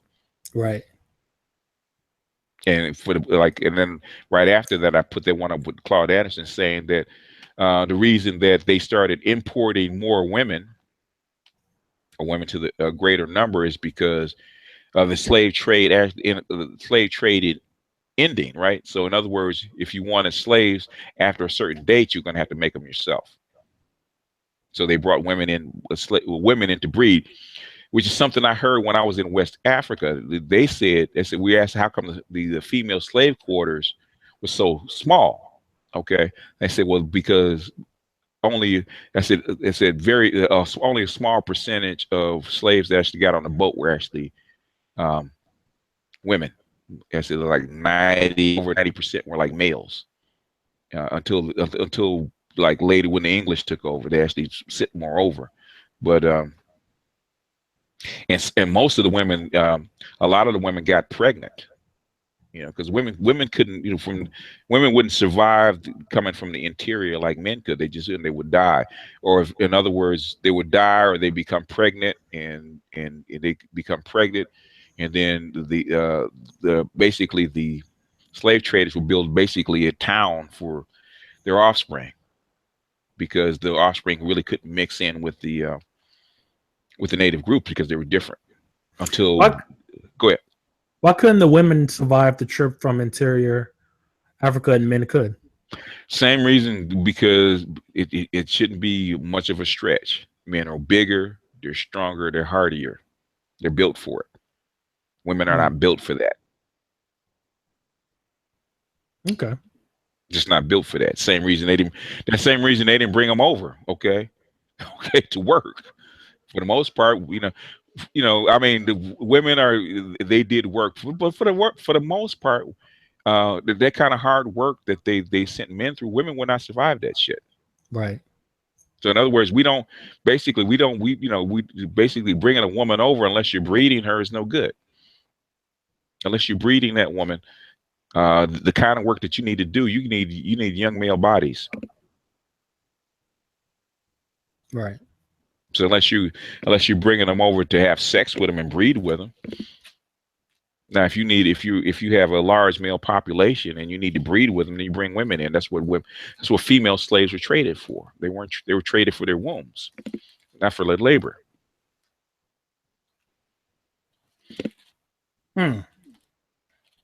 Which makes, if you think about it as in business, that makes practical sense. It's cheaper to breed instead of buying a slave. Well, it's not necessarily cheaper, but the thing is, if it's cheaper to capture them and bring them over. Okay, from teenagers on up, because the first is, especially for hard work, what are the most useless years for a slave? Oh yeah, the infant years, yeah, the young years. From years to from 1 to 7 or 1 to 8, right? Depending on what kind of work you want to have them do, right? Basically, you don't become a productive male for agricultural intensive work until you're like 12 or 13. So what do you want to have to do with that child from 0 to 13? Yeah, you lose a lot of money. Lose a lot of money. They don't become valuable until later on, right? I mean, as they get older, they become valuable. Say for the first 3-4 years, they're useless for you to be a slave. And basically, if you have a lot of 4-year-olds running around, if you want them to be slaves or whatnot, what are you gonna have to do? You got to feed them, right? Yeah. That's a cost. That's a cost. It's cost. Most people don't. Okay. Most people don't think of human beings as cost centers, right? I don't know. I think people who have kids. I think people who have kids think about that. No, we don't. Like, parents don't think about how expensive kids are when they have them. They don't think of them as a cost. Okay, they don't. In other words, you don't think of them as that. I know I didn't. I know they do cost because they're human beings you have to keep alive. But I'm saying is, well, I'm not. But in other words, I don't think of my children as a productive, as something that needs to produce some kind of asset for me. Oh, unless they actually do it, then they're a liability. Yeah. Okay. I don't. They're not an asset or a liability. My children were never an asset or a liability. Gotcha. I had my children because it is an emotional asset for me. Gotcha. Yeah. Right. Even until the point where you send them to college, okay? Because you said, like, your parents send you to college, you go off to work. What benefit of it? How do they benefit from your college education? Well, I mean, I don't know if parents actually think about that, but hopefully it'll come back to them when they retire or whatever. Maybe I'm overthinking it. I don't know. Maybe not. Hopefully, what I'm saying is, if because I get, like, my oldest is like 30, right? Mm-hmm. Okay. he has never been an asset as far as that is concerned. Okay. but he was never created to be an asset, not a physical asset where I get a return on my investment. I will never get a return on my investment. Society. Didn't you say your son played basketball? Yeah, Like semi pro. Yeah. Yeah. And yeah, I guess we had to babysit his, his son while he went to play. Is that why you think? And I know, like, parents in India, they prefer to have sons. Do you think that's why, people men would prefer to have boys over girls because of productivity and stuff? If you're in an agricultural society, you always want boys, but you need girls. You need girls to. You have to produce a certain amount of women. Otherwise, you're going to have a deficit. In females, you have a deficit. Then you don't have enough females to balance out the equation for the men. In China. They're like in China. There's the reason 10 million more men than women. Well, saying if you're going to retire and you depend on your children to retire, and the boys are the ones that take care of the parents. If you had to have one child, who are you going to take it? What are you going to have? You have a boy or a girl. You have a boy. So, all right. But it's short-sighted because a generation later, guess what? You got, you got 100 million more men than you have women. I thought it was just 10. Holy cow. 10 what? 10 million more. No. 10 million more men than women. Hell no. You got 1.5 billion people, man. It doesn't take that much. Yeah, and they have the additional problem of the Chinese women hypergamy is going through the roof because their market of men is so damn large, and of course those women want the best of the best because because they're in demand. Yeah, they're in high demand. Yeah. The only difference is that it is an autocratic. It is an authoritative government, and if it gets too far, there's just a fuck. We're not going to give you a choice anymore. We're going to assign you to a husband. Have they done that? Yeah, they can do that. No, yeah, I'm talking about. Have they done that? Yeah. They normally leave it up to the parents to do that, but yeah, it's passed a law to get married. It's an arranged marriage, and you do what the parents tell you to do. Or what? I mean, they're not going to start killing women. They just cut you off. The family will just cut you off. Both sides of the family cut you off. You're on your own. I guess that'll work too.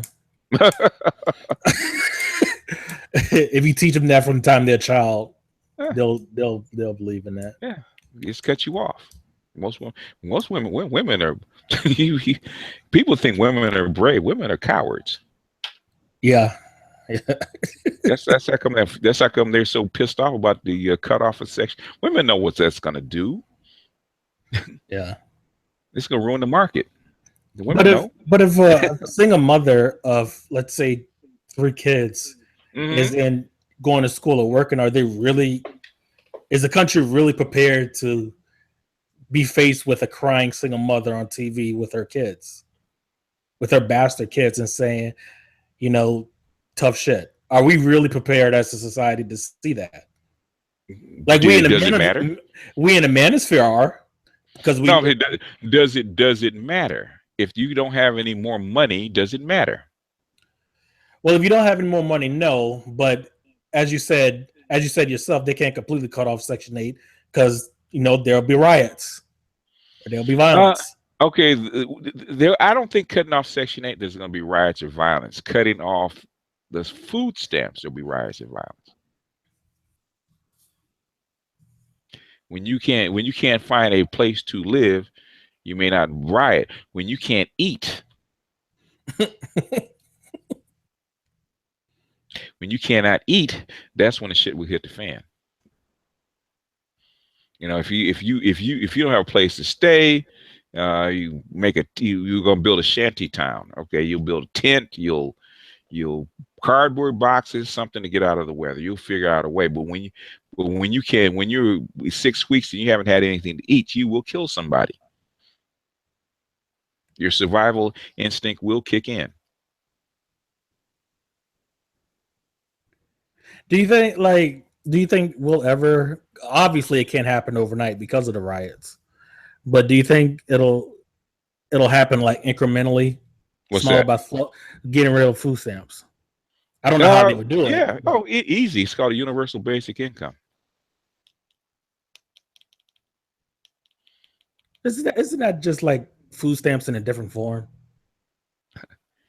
It's food, any kind of social welfare. Well, food stamps go all the way back to Julius Caesar with corn and grains. It's not new. Everybody knows. Okay, you either facilitate a way for people to eat, or they will die, and they won't go quietly. Right. Okay, they will not go quietly. Yeah, we've had this discussion a lot of times with the fourth industrial revolution. So I'll ask you the same question I asked you a year ago. This universal basic income, who is going to pay for it if you're talking about 320 million people? How would they? They will put a heavy tax on the basically the producers. Right. Which is pretty much the only thing you can do. But now, but they will allow the producers to automate. Right. But what is the reaction of the producers if they're being heavily taxed?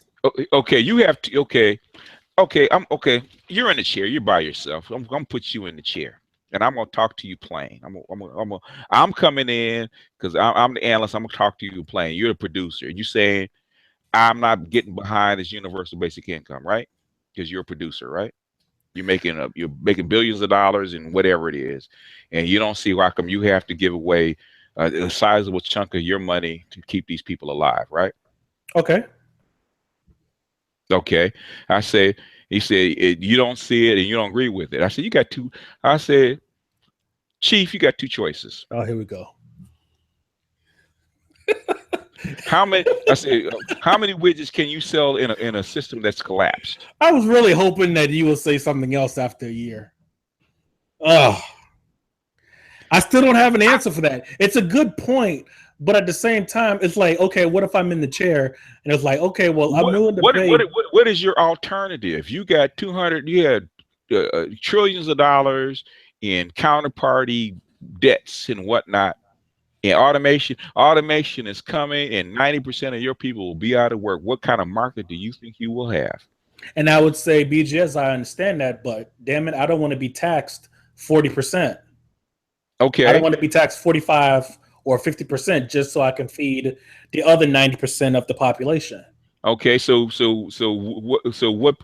the whole world is going to universal basic income, where are you going to locate your businesses? That's a good question.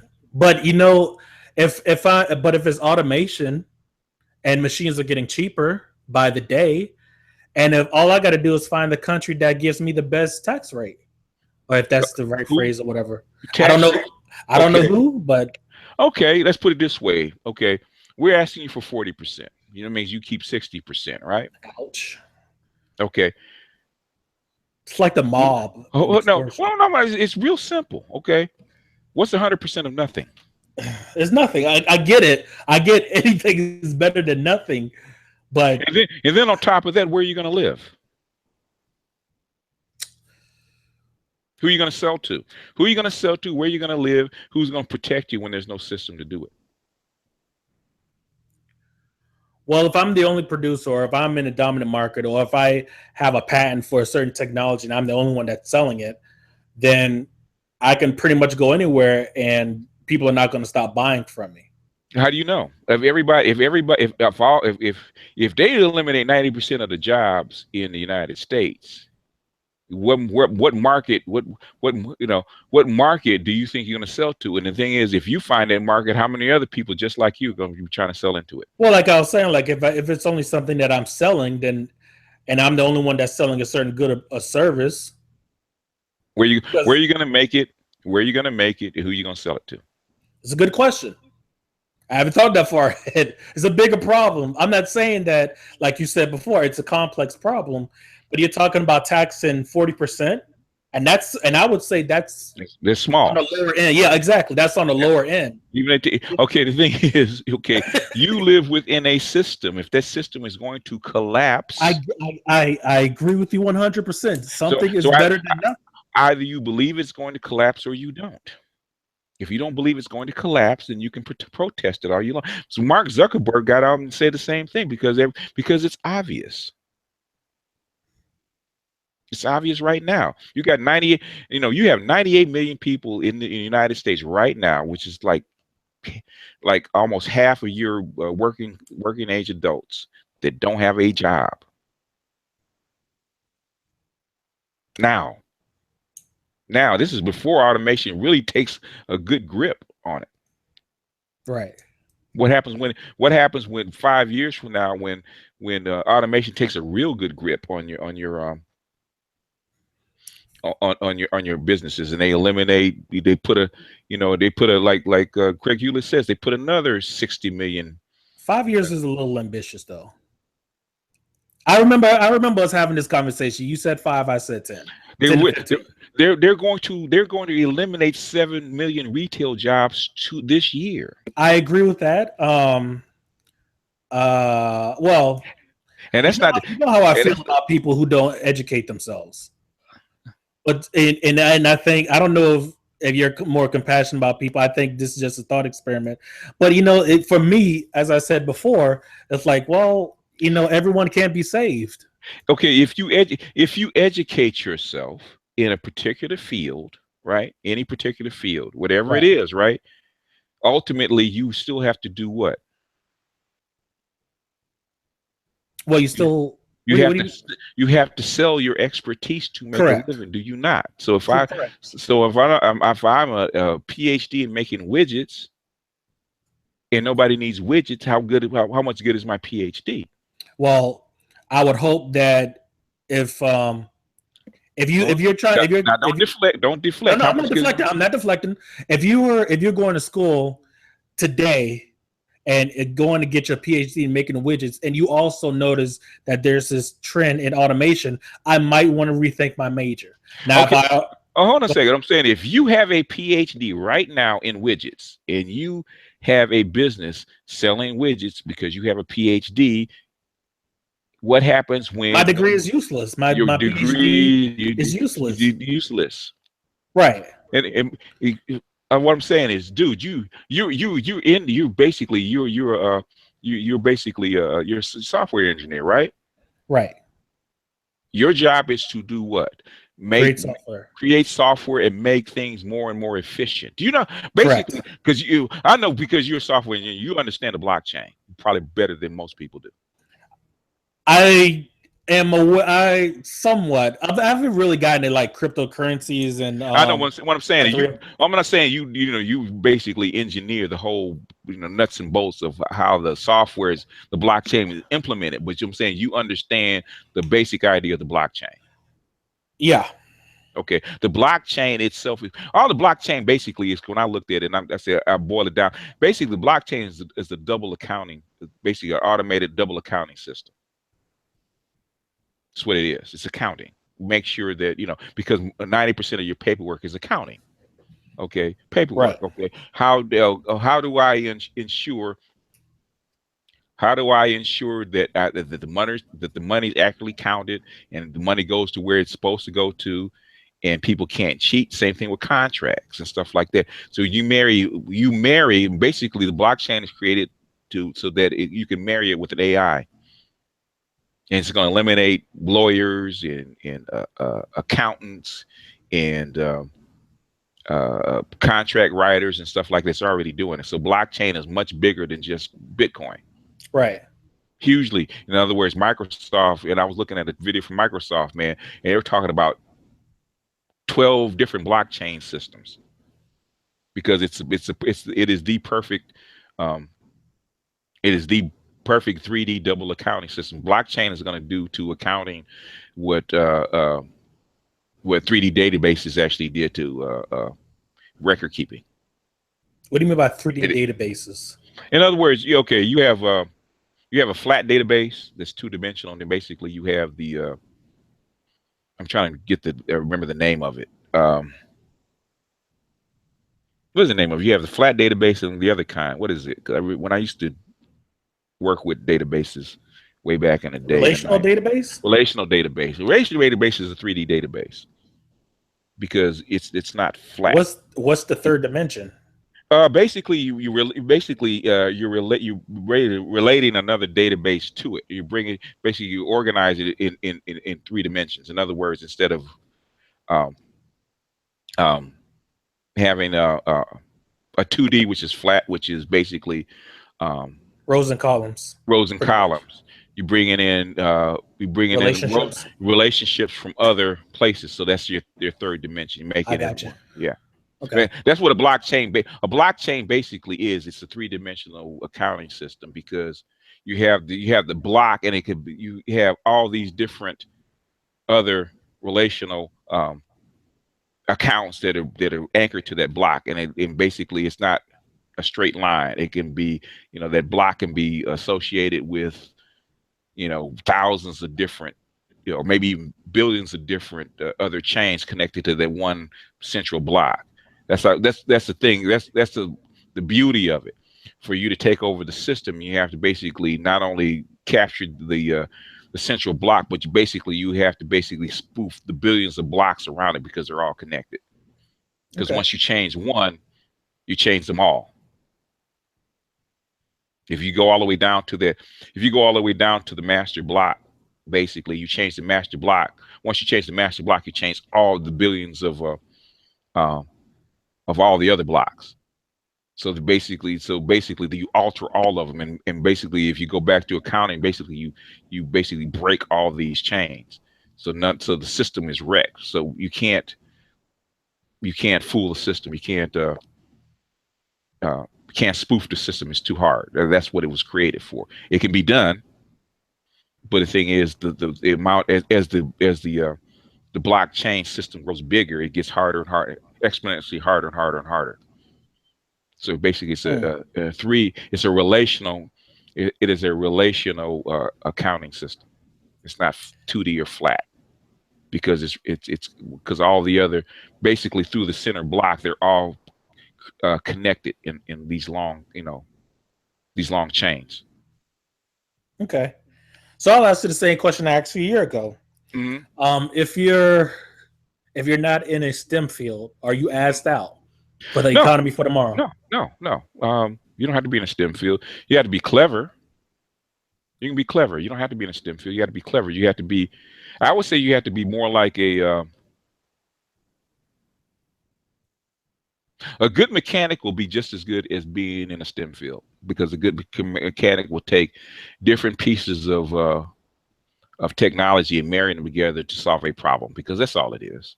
You don't need a STEM field, which basically STEM field teaches you basic research. But you don't need to be a great mechanic. You don't need to be an automotive engineer or a mechanical engineer. All you need to know is how can I solve the particular problem that's in front of me? How do I get this car back up and running? Because systems break down, systems have to be altered. You don't need to. All you need to know how to do is manipulate the technology that's already there. So in other words, if I don't have to know how to make the solar panel. All I have to do is find the right solar panel, the right kind of solar panel, wire them together so it will solve the problem that I'm trying to solve. Which is more of a mechanic than it is a somebody that's trained in STEM field. Basically you don't even have to know how to read. But can you get a job with only knowing how to tinker? Like, I think, yeah. If you're good at it. But you know how employers are, like, they want to see that paper, or they want to see, well, portfolio wouldn't make much of it. Well, someone that likes to tinker will have a portfolio, but they want to see, they want to see that degree. And in the software field, they want to see that degree. It depends on what it is. If I'm writing architecture code, let's say the difference between somebody that spent a year and a half coding and getting his certifications, versus somebody with a PhD in software engineering. Okay. Basically, somebody that has a PhD in software engineering, he's overqualified just to go in code, right? Not necessarily. He's overqualified. Okay. To actually go in, Mm, actually be a line coder for somebody just working at a desk coding, right? He's overqualified for that. He's the one that's actually going to be designing the code from scratch, from the ground up. That's that kind of guy. mm. I mean, If that was the case, if if that was the case, what's the sense of having a PhD that's, and I agree with you 100%. But you don't need to be, yeah. if someone who has a PhD in computer science go out and get a junior developer job, which you're right, they would be grossly underpaid. They would still get that job. Like no one's going to turn that guy away. I know, but he's overqualified for it. Correct.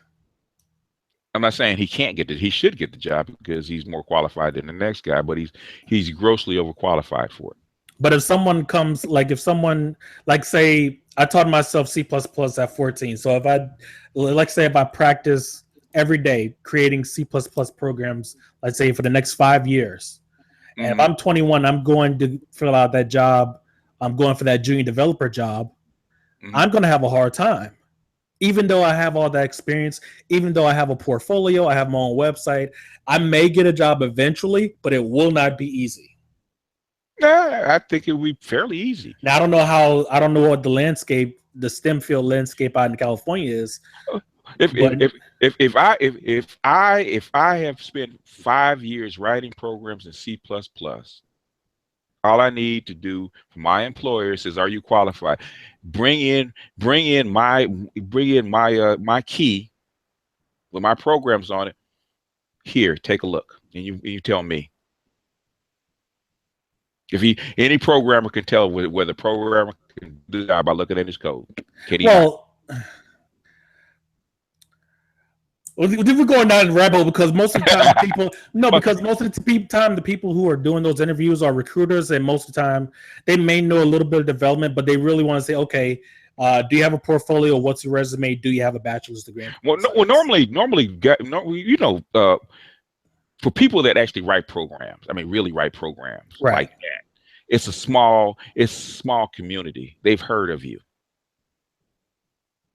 It's not that we think that it's huge community. It has grown over the past 10 years. It has grown, but the saying is, okay, for the most part, guys that are writing good code are known, right? Especially in the Bay Area. I don't know how far you are from San Francisco, but there's a whole bunch of developers out there. And what I'm saying is, if a guy's writing good code and he's putting his stuff up on the net, there's networks that he will bubble up to the top. It was when I was coming, that was the case. Okay, if a guy can write code, the guy can write code. You know, it's like if a guy can fix a car, a guy can fix a car. It is what it is. But if you don't have like a certification in like I don't know what the actual degree program for auto mechanics are. Like, will a job for like liability reasons, would they actually take a chance on you? Yeah. All they do is look at your work. If they want you to have a certification, they'll send you to school because you're that good of a mechanic. Do jobs still do that today? Yeah. Wouldn't you? If you were hiring a programmer? You want no. If you looked at his certification, that'd be fine. But you want to know if the guy can program, right? Right. If the guy, okay, say if the guy walks in for an interview, says, "Can you program?" and he starts talking to you hopefully the guy hiring will know what he's doing. If the guy that's hiring does not know the programming language, how can he evaluate somebody to even hire them?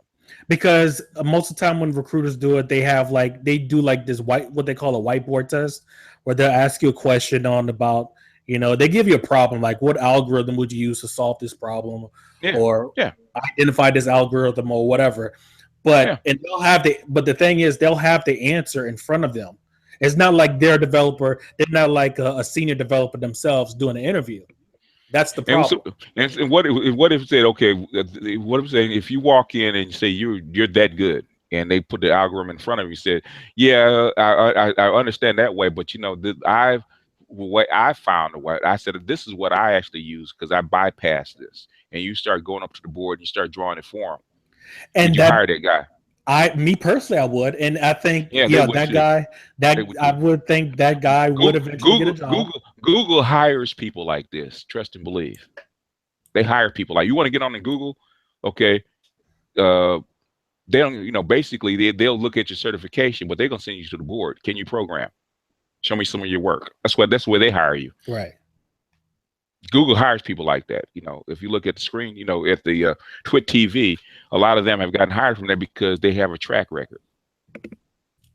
It's not necessarily a certification. And what I'm saying it's important. I'm not saying it's not important. I'm not saying you shouldn't. What I'm saying is most people cannot self-teach themselves like that. I would say that And like that's a shame. 95% of people can't. Well, they don't have the discipline. You've never been trained to do that. Well, and we had this discussion before too, but I was like, well, and yeah, I agree with that. But if you start, like, if you put them in an environment where they have to teach, like a sink or swim environment, people will, Most people will they'll sink adapt. unless they. I think most people adapt. And like, if you give them if you give them time to adapt, they will adapt. But if you're giving them 12 years of schooling where they don't have to teach themselves, and then you're saying, okay, go teach yourself, then yeah, people are going to fall in. Most people fall on their face. Okay, okay. Most people, when the system, when you give them time to adapt, the people around them will also adapt, and people around them will actually teach them. The curriculum will change because the whole system will change for 95% of the people. That's the way it works. When the society has to adapt to something, okay, the whole society will adapt to it. Say if you're in Florida, of all of a sudden Florida was encased in ice, I would say half the people will probably die because they're not used to it, right?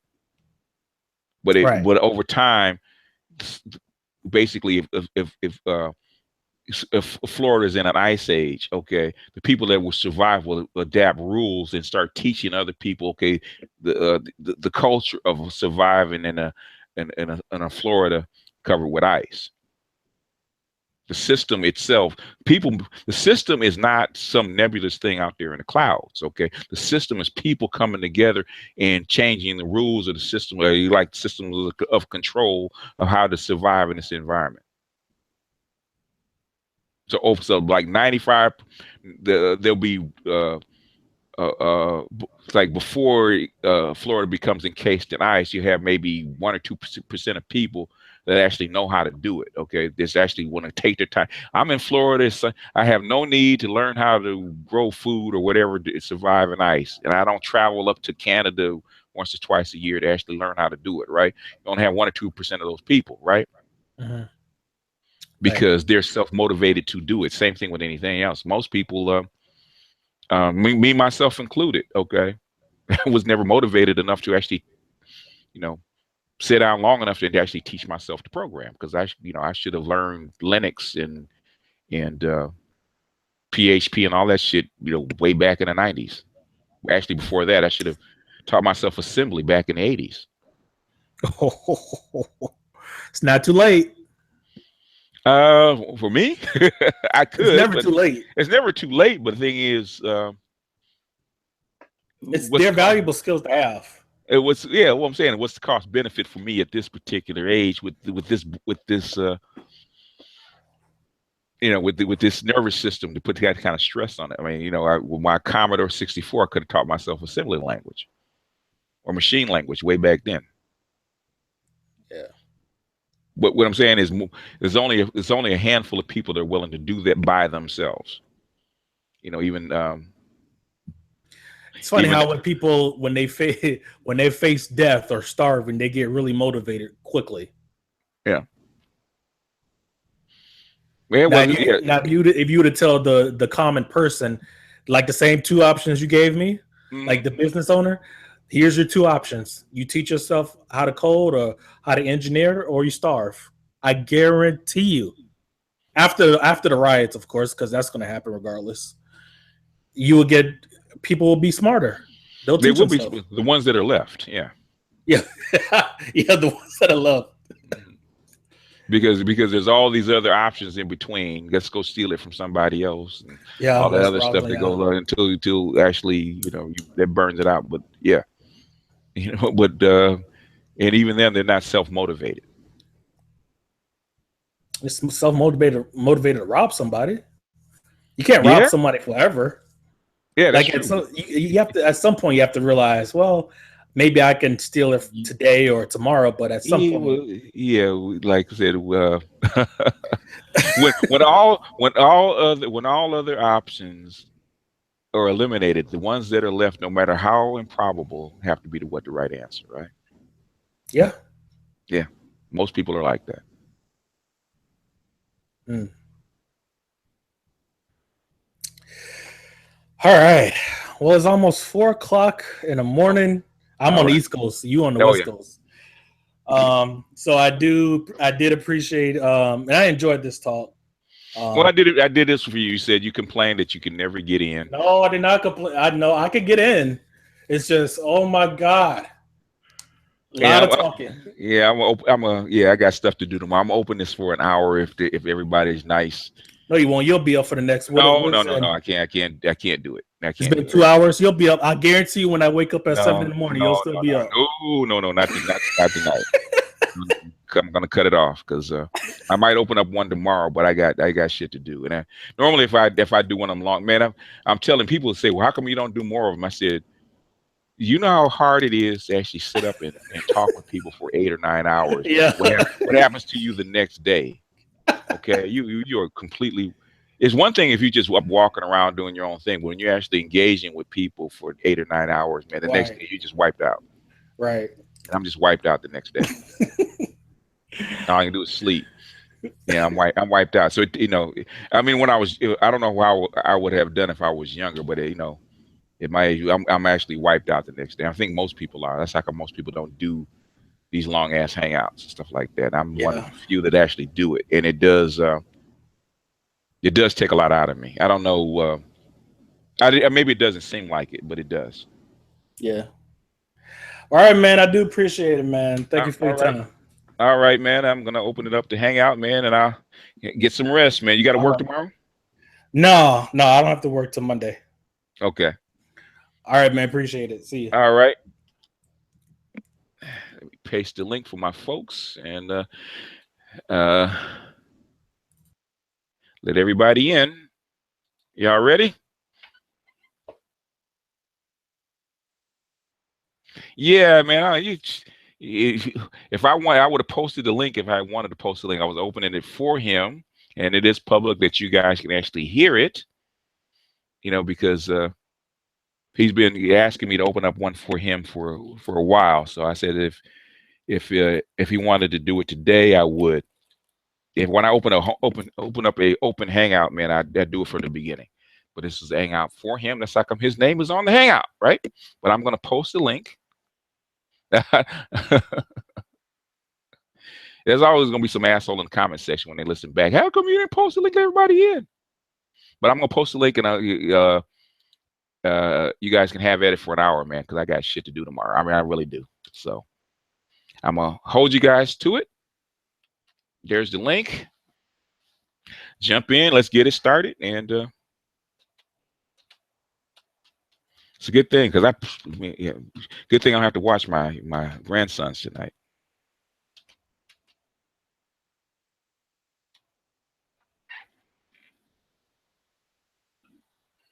All right, MGTOW Universe.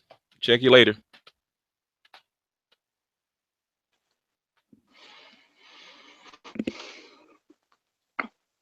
Hey, what up, sir? Hey, what's going on, Edward? Man, I ain't gonna lie, yo. That first hour I was cool, but man, after that hour and a half, I was like, come on, man, what the fuck? What's I going know. I know. I know. Yeah, I know. That's how come I didn't post the link. You know, I had to keep the thundering herd back. I said, yeah, that's what I told him. He said he couldn't get in, and there's too many guys. I said, I'll open up one for you because he's been with me for a long time, and way back to in the my Black Gnostic Speaks days. So I said, okay, if you, I'll Yeah. put you on by yourself. So, but I didn't think. Well, yeah, No, that's, I didn't think he would. I thought it'd only be like an hour or two because he had some questions asked. I didn't think we would go that deep, but that's what happens. We go from one oh to the no, it's next. cool. It is. Yeah. It is what it is. I'm not gonna lie though. I was real interested to see where you was gonna go on the pay for play stuff earlier in the call Okay. because Where did we go? Or we didn't go. That. well, he basically said he agreed with Marcus, dude that was interviewed by O'Shea. I guess it's in the Dominican Republic now, talking Uh-huh. about that he does believe that, if the situation warrants it, Mm-hmm. that, it ain't nothing wrong with basically paying for the service that you want. Mm-hmm. And my thing is, because, it's actually kind of funny because Jap actually ended up hanging up on me on his show Okay. because basically I had an answer. He's got the video up there. I had an answer for everything that he was Mm-hmm. talking about, so he just got Mm-hmm. tired of trying to throw rebuttals at me, and I found that I very mean, funny. and what I'm saying is, okay, if if your code is you don't pay for sex, your code is you don't pay for sex. I get it. If that's your code, that's your code. Um, Yeah, if you're very very skilled at it, if you're very skilled at it, and then you don't it's the time and effort you actually use to actually do it is minimal, then why pay for something that you could get for free? I mean, I know that's when what he. the times that I do it, I know why I did it because because I didn't want chicks following me back to my house. Okay, okay, you bang Yeah, them but good. see I, that. Go ahead. No, no. What I was gonna say is I understand that aspect of it, but where we were going back and forth is that's not what it was. It was it was ego for him. Where Yeah, yeah, basically my argument was if you're like in the 20% of guys, so you're in the selected, as Ron Wills would say, the selected group of guys, right? And you got game. And basically in today's era, pussy is basically it's like World War Z. It's coming at you. So I Mm-hmm. understand that aspect. Mm-hmm.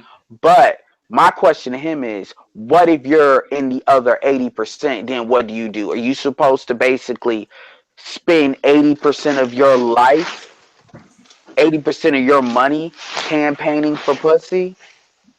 And he didn't have an answer for that question. His answer was basically get you some game. And I said that's not gonna work because with black women are visual creatures. Mm-hmm. So it really don't matter what you say. They giving you an up and down vote just based on eyes. So you're making it like game can completely, change the game. And that's not really true for our women like that. Yes, I'm not saying there's And, something to have game, but and, the level of it you have to have is and women yeah. adapt to the game, and they're already adapting to the game. yeah. It's this is Solar. What's going on, BGS? What's going on, Mm-hmm. Hey, Edgar? so Yeah, and it's like the whole pay for play stuff, man. I never was against it. I actually was thinking about buying some pussy today. I mean, well, yes, because I mean it's just like it's kind of like you go with the stream, hmm like you going with the flow versus not going with the flow. Because I mean, the wells might be dry. I mean, I'm in a situation that's kind of unique, but not really. I mean, um, cutting off the wife, going on my own, and navigating the whole divorce route and all of this stuff. So I gotta basically, tap the wells and shit. I'm digging X's and shit, man, out emails, trying to tap the wells, so I you could know, get something going. you didn't keep the pumps prime. That's what it is. But Yeah, what yeah. but what go ahead.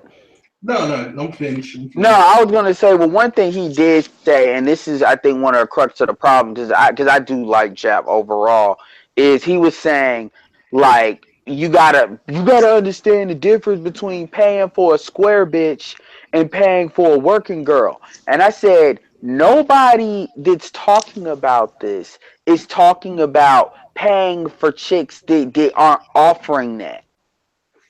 Nobody's talking about that. And then the way he tried to frame it at that point was, okay, because Alpha Male Wisdom brought that up. Mr. Research, he brought, and that's when he said that, because I guess he explained it a little bit more methodical, better than I did. And then I was thinking after that, I was like, first of all, because then he said, well, man, I'm not going to deal with no prostitute. And I said, you act like these bitches out here in these streets don't have body counts the level of Well, prostitutes nowadays. well, the thing is, when you said that, you're attacking his code. Yeah, right. I understand. Yep. So it's logical to you, but the thing is, it's a moral code that he has. And that's his moral code. It's not there's things like Alan Roger Curry. He doesn't have a moral code against. And I like ARC. Don't get me wrong, man, because I got tons of guys. I know tons of brothers just like him, man. Tons of good Ace Boon Coon partners, right? They will sleep with a woman that has a boyfriend. They will sleep with a woman that's married. Okay, it goes against my moral code. So there's under no circumstances normally what I just. Yeah.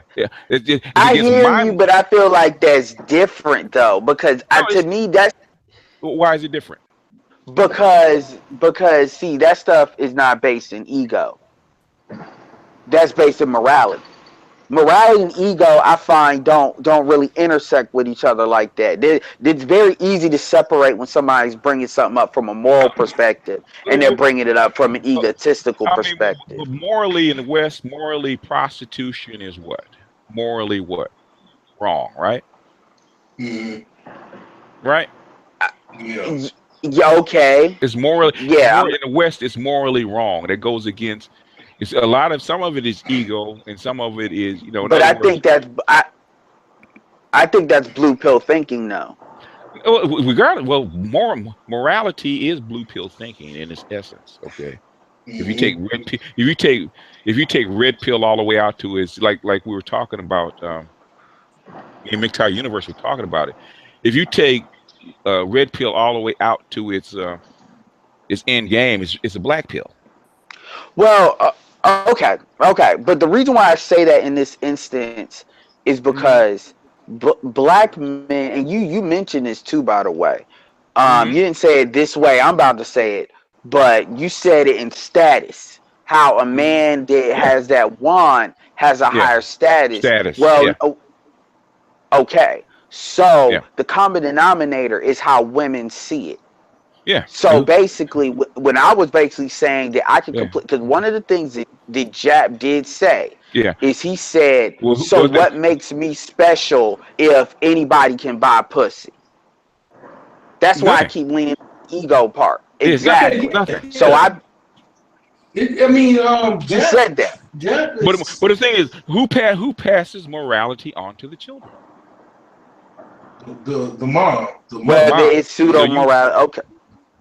It's not even pseudo morality. Is morality? There is no such thing is non pseudo morality. Morality is developed by human beings as a code. I believe cooperation. I believe this is the big thing. This is like the crux of my point. Because I'm not really disagreeing with what you're saying, but this is the crux of my point.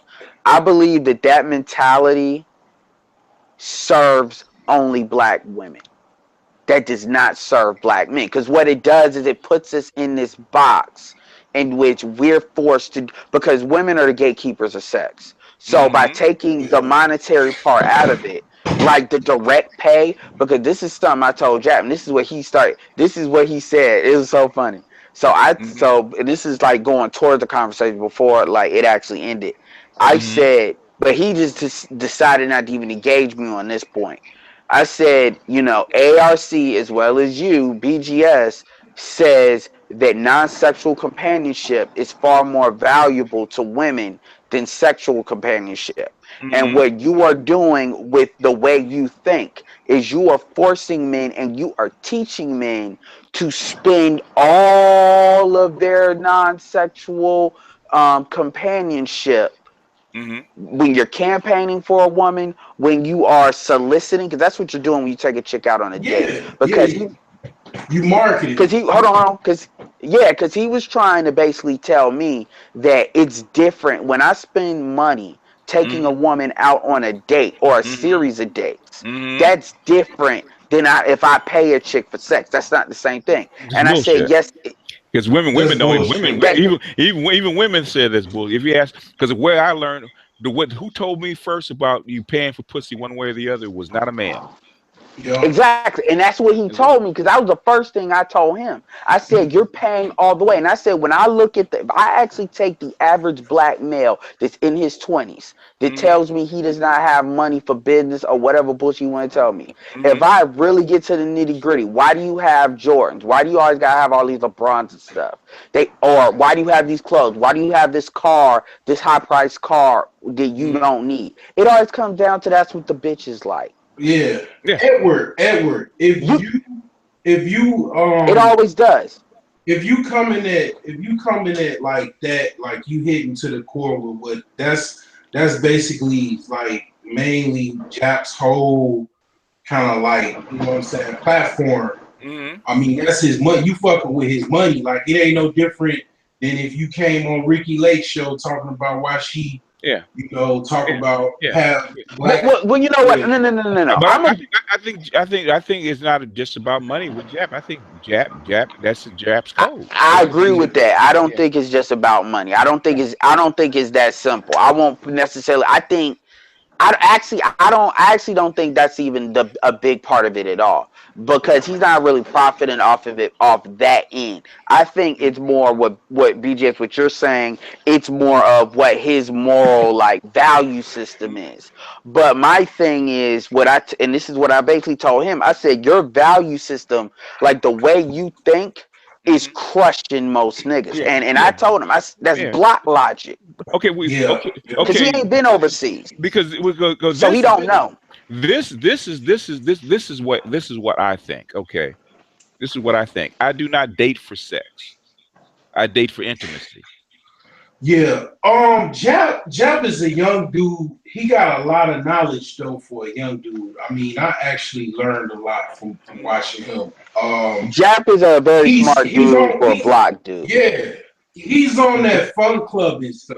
ARC, he calls it like fun clubbing. You being around chicks, Mm-hmm. having a good time in the prospects of getting some pussy. Mm-hmm. Like you hang like I'm pretty much my one of my longtime But you friends still pretty much paying for that. knows Edward, let him finish. Sorry, sorry. one of my longtime like college friends, man, like pretty much hangs in the same circle as Jack, like out in the south suburbs of Chicago. Mm-hmm. So I mean, yeah, it's pretty much going, going to the club and basically fun clubbing. Yeah. I mean, Yeah. I'm not downing anybody because I mean the dude is young. I was young. I mean, Well, I I mean, learned I'm so only much. 30. Yeah.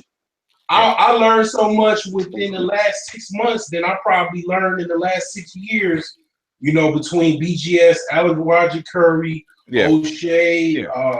City, and all these other cats, man, Angry Man. Then I learned in 6 years. You know what I'm saying? Yeah. Yeah. So Because trial and error is very slow, man. I'm gonna tell Well, you. yes, sir. yeah, Yes, sir. I'm not It's down to long nobody. too. I keep understand something. I'm not down to nobody either. But at Mm-hmm. the same time, one of the crux of this situation, because I don't really do that. Like Mr. Research gets escorts in the United States. I don't do that in the United Yeah. States. I don't pay for Let me pussy. tell. I don't pay for pussy in the United States. Let me put that full disclosure. Okay. And let Yeah. me say this, and Okay. I'm a back off. Okay. Why don't you pay for pussy in the United States? I don't because I don't think it's economically feasible for me. Okay. It's not. It's more economically feasible for me to basically get the stable chick, or I have a girlfriend now. But what I'm saying is, if I didn't have my girlfriend, it would be more economically feasible for me to campaign. Now, granted, I would be more likely to go overseas if I really just want to have at it like that. But it's an economic situation. So, and that's what I was trying to tell him. So that's not something I'm trying to sell people to do necessarily in the United States. But what I am saying is, and this is the main crux that I really had an issue. Real issue with Jap is at the end of the day, I can see the limits of what he knows based on, I'm not saying he's not a knowledgeable guy, but there's limits to what he knows, because at the end of the day, he's pulling from block logic. Like Jeff has admitted, Jeff has not really been nowhere as far as being outside the United States. So he really doesn't understand like the dynamics that like Marcus would be talking about, or I'm talking about, when it comes to how things are done outside necessarily the Western world. So he's putting his moral value system and all that based on a very limited construct of what he thinks he knows, and operating that as like reality of everything, and it's not. And as somebody that really believes that every black man should have a passport, he's actually like one of them niggas that's like, oh, it's not a big deal. And I'm like, yes, it is, because black men don't know what they don't know. Well, yeah, that's true. When I said it's not a big deal for him, so I mean, the whole well, idea, it's not a big deal for him, but he projects that like it's not a big deal in general. okay. All Well, right, And I'm not pulling from that when he says that. yeah, well, that's true. The whole idea of I'm like, not reaching when I say that. all right, well, the whole idea of prostitution, I look at it from a different vantage point. From like when I was heavy into Islam, you could actually buy a prostitute for a day, like in the old, like in the Middle East. You could buy a prostitute. It's called nikah. You could buy a prostitute for a day, or you could buy for a month or a lifetime. Like, I mean, sex, like, it's really defined as far as like, you know, sex between men and women is something that, you know, pretty much is natural. I mean, you know, you could pretty much give a woman's family a dowry, buy her, she's yours. You can have her as long as you want. Like here in the West, it's like, I was gonna bring the dowry stuff up too, like to check him on that, because I know he didn't know nothing about that. Yeah, it's like, but he hung up on me. Yeah, you came in and you can't come in and bogart to somebody else's show there. Yeah. No, hey, I'm cool with that, but I told him he ran away from the conversation. You messing with his platform, man. That's basically what. He did. Have that. Hey, everybody's not me, man.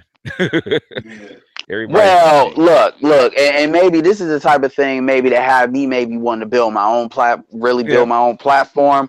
But at the same time, you can't be projecting yourself like an authority. And as soon as somebody says, like, you can't, when you run out of stuff to counter, because that's really what it was. It wasn't that I was getting out of pocket or anything. Hold on, and I'm gonna say this. You know how I know that's what it was? Because after he hung up, he said, how are these niggas thinking about this shit so much that they have an answer for everything I'm saying? What are these niggas sitting here having meetings and shit? That's actually what he says on the video. So I said, oh, I know you mad that I had an answer for it and you was running out of rebuttals. Well, he didn't have anything. You know, he didn't want to be either a teacher that was his right as his platform to do that. But my point was, you lost the argument. Well, at a certain point, you have to be humble enough to say and realize when you're a student, and then you start asking questions instead of trying to rebut. Well, I ain't gonna lie, Alpha Male did come at it a little bit better than I did, though. He was a little bit more sophisticated about how he expressed his arguments because he's older. Yeah, I'll give him that. And his needs are different. Just like I'm older. Like for me, see, I was more brute force about it. For me, at my stage of life, especially going overseas, now I got kids, I got grandkids. What do I need with a relationship? For most part, you know, what do I need? What do I need with female? Basically, with my particular life, man. If I have a female friend, female companion, I'd rather not sleep with her. Okay, I'd rather go sleep with somebody else. Well, because as soon as the only because this is where I operate. I've operated with sex as far within a relationship. Okay, as far as I'm concerned, 90% of sex is for her. Okay, because I found out over the years, in fact, in my 20s, that either one is either going one or two ways in a relationship. She's either going to use sex to control you, or you're going to use sex to control her. There is no balance. Yeah. And as far as I'm concerned, and Solar probably knows this because he's a swordsman. It's better if you control her through sex. Okay. SPI is right. Morality is irrelevant. Yes, I agree with that. Well, I'm in saying, this sense, because I'm tired of losing. And black men are losing. Morality, we're getting. Morality is defined by who? Because women have no compunction about transactional sex. Yeah. Well, they do. Well, that's why I keep saying it's more ego. They know. I keep saying it's more ego. Women pay women. That's all it really is. I pretty much hung around when I was younger, athletic types, jocks, alpha male types. I mean, most of all of us was swordsmen. So there's one dude, man, I grew up with.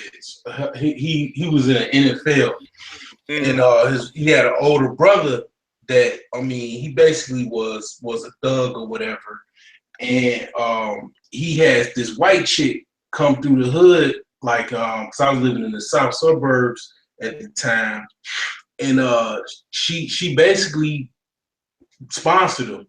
And he ended up marrying her and having kids. She basically paid for him. Lack of better terms. And that's what a lot of women do. That you'll be surprised. Yeah, they don't want to admit it. That's because that's shameful to them. I remember my fiance, man. She would. It's an old school thing. They pass you the money under the table, so that you pay. Basically, she's paying for the bill. But it has to appear like you're paying for the bill. I'm like, fuck that, bitch. Put the $20 on the table and pay for this bill so we can move on. But I don't give a shit. Because let's be clear, a lot of it, a lot of times, if you have, let's say it's not like direct, it's not said it's going to be money involved. A lot of times, dudes will break a woman off, maybe not necessarily right then, but it's like things just start to happen, like she becomes under your purview, so to speak. You know what I'm saying? And dudes start breaking her off. But see, the problem with that I have, when you're dealing with a woman that actually has a certain amount of respect for a man and understands her role and stuff like that, you can do that because a woman kind of knows her limits and she's not going to push too far. But see, now with the type of chicks we dealing with, right? See, that goes back to BGS, what you were talking about, to back in the day where dudes could be stepdaddies. Oh, yeah. In the last generation. See, there was a certain decorum that was there. That's not there anymore. So shit's got to be defined. It's not there anymore. Yeah, it's fine. But it's not. It was standard when I was coming up. That's like my buddy just died. He was able to raise 3 families because it was standard. It's not standard anymore. There's all kind of bullshit drama. That's why. And that's why I was laughing at Jeff, because Chicago, the chicks are some of the most wild and conniving in Chicago. So when he's talking about the morality of Chicago bitches, I'm like, what the fuck are you talking about? I can tell you, Chicago chicks are some of the most. If you want to see some of the most aggressive chicks in the country, there's Chicago, man. Yes. These chicks, man, talk about mode 1 bitches, man. God damn. Pants wearing, she-male, just hard boots, just God, Midwest. The mode 1 chicks. Thug chicks. Yeah, woo. I mean, you talk listen to Corey Holcomb, he'll tell you. And Corey Holcomb pay a chick off in a heartbeat. Wash up in the sink, break her off that $60. It depends on what your time is worth. Okay? Yeah. Because I have a ratio, man. For if you have in a relationship, for every hour in the bed, man, you're giving up at least 10 outside of the bed. Yep. This is why I pretty much was thinking about it. Oh my God, I never thought about it like that. That's a good formula. I was like, pretty much. I mean, you know what? That's a great formula. At this particular time, I'm pretty much body. I either got a man beat my meat, or buy a chick, or wait for this chick that I'm texting and talking to give me some. Those are my options. It depends, man, because basically, you know, if you're in a relationship, basically it's it's more like basically, okay, you know, basically I go to my wife basically. Well, no, basically knock on the door. There's a difference between renting a car and buying a car. Why do you buy a car rather than rent a car? Because over time it's cheaper, right? Right. Yeah. You end up owning it if you own a car. Yeah. So you know, in other words, it depends. You know, if basically if you're constantly busy, say if you're making $30-$40 an hour, whatever it is, and you're constantly busy, you have to work, 10, 12, 13 hours a day or something like that. Yeah. Having a relationship, it's best to get you a kind of a regular hooker and find and bust off with $20 and keep rolling, man, because that's 30 minutes of your time. Yeah. And then wait, hold on. Mm-hmm. I wanna mention also it's different types of, let's say quote unquote working girls or whatever. Mm-hmm. I mean, I run across chicks. I run across chicks, man. These is kind of like the best ones. They just regular chicks that got a job. They just like having sex, and they just want a little conversation. Like they like sugar babies, low key, cheap sugar daddies or whatever. Yeah, sugar babies or whatever. Yeah. So, and another thing I want to mention too is in the country that I've been to, the Philippines is like the main one, right? Mm-hmm. I know 3 chicks that you would never know they did that if they didn't tell you. And out of those 3 chicks, 2 chicks I know are married. They live in the United States now and are married to white boys. And these are, I'm telling you, and they got kids. They locked in now. They got kids and all that. And what I'm saying is, a lot of these chicks were more like half in and half out. Like that was that was just like kind of the only way they could get money. But they were very family oriented and wired. And another thing they don't tell you is when you go to like these bars and stuff like that, when you do bar finds and stuff, the chicks don't have to go. Yeah. They don't make them go. If they don't like you. Yeah. Like if they're not now, if they really get money, you got some chicks obviously they get money like that because they gonna get it how they live. But if they're like really really attractive and they kind of got they pick, if they don't like you, they won't go.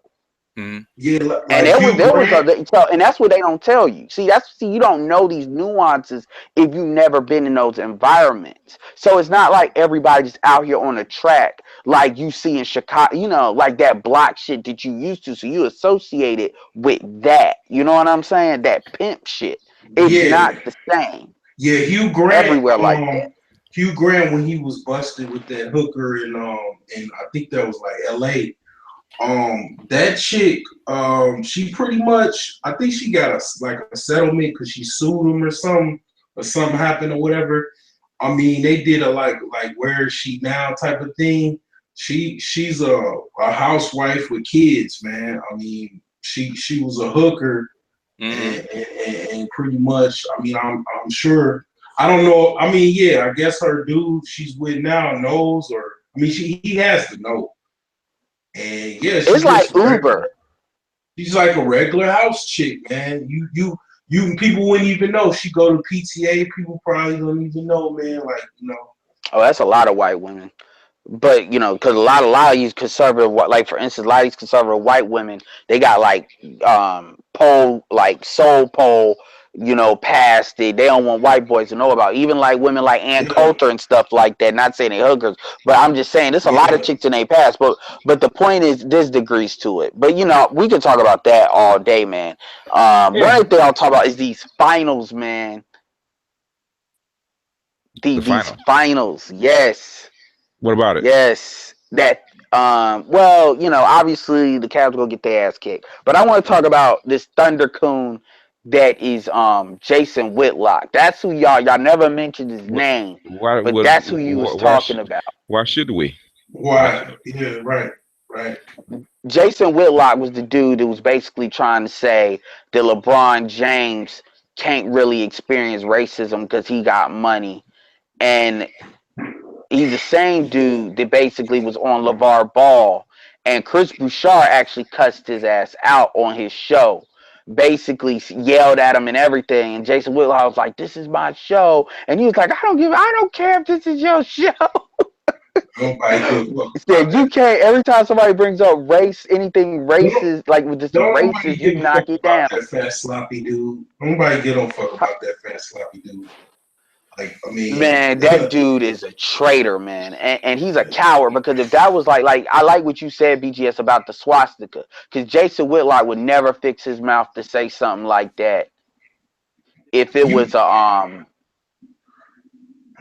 if it was a white, if it was like a swastika situation with a Jew, Jason Whitlock would never open his mouth about Yeah. it. No, he wouldn't. So he wouldn't. So he knows what he's saying, and he's. I'm not saying that's what he's paid to do, is to say things that like yeah, white he people want to is. say, Yeah, but he is. that's an Yeah, he asset. That's an is. asset of Yeah. that's a Well, principal asset of him being hired. Let's yeah. say that. Well, he knows the game. Yeah. Some people take it a I step hate people further. like Like some people, like they like so happy to be been in. You know, a lot of people, man, they appreciate it's one people. It's some person. Some people appreciate their job, appreciate they were hired. Some people's take it a step further and be like, "Yes, boss. He's not Yes, talented enough.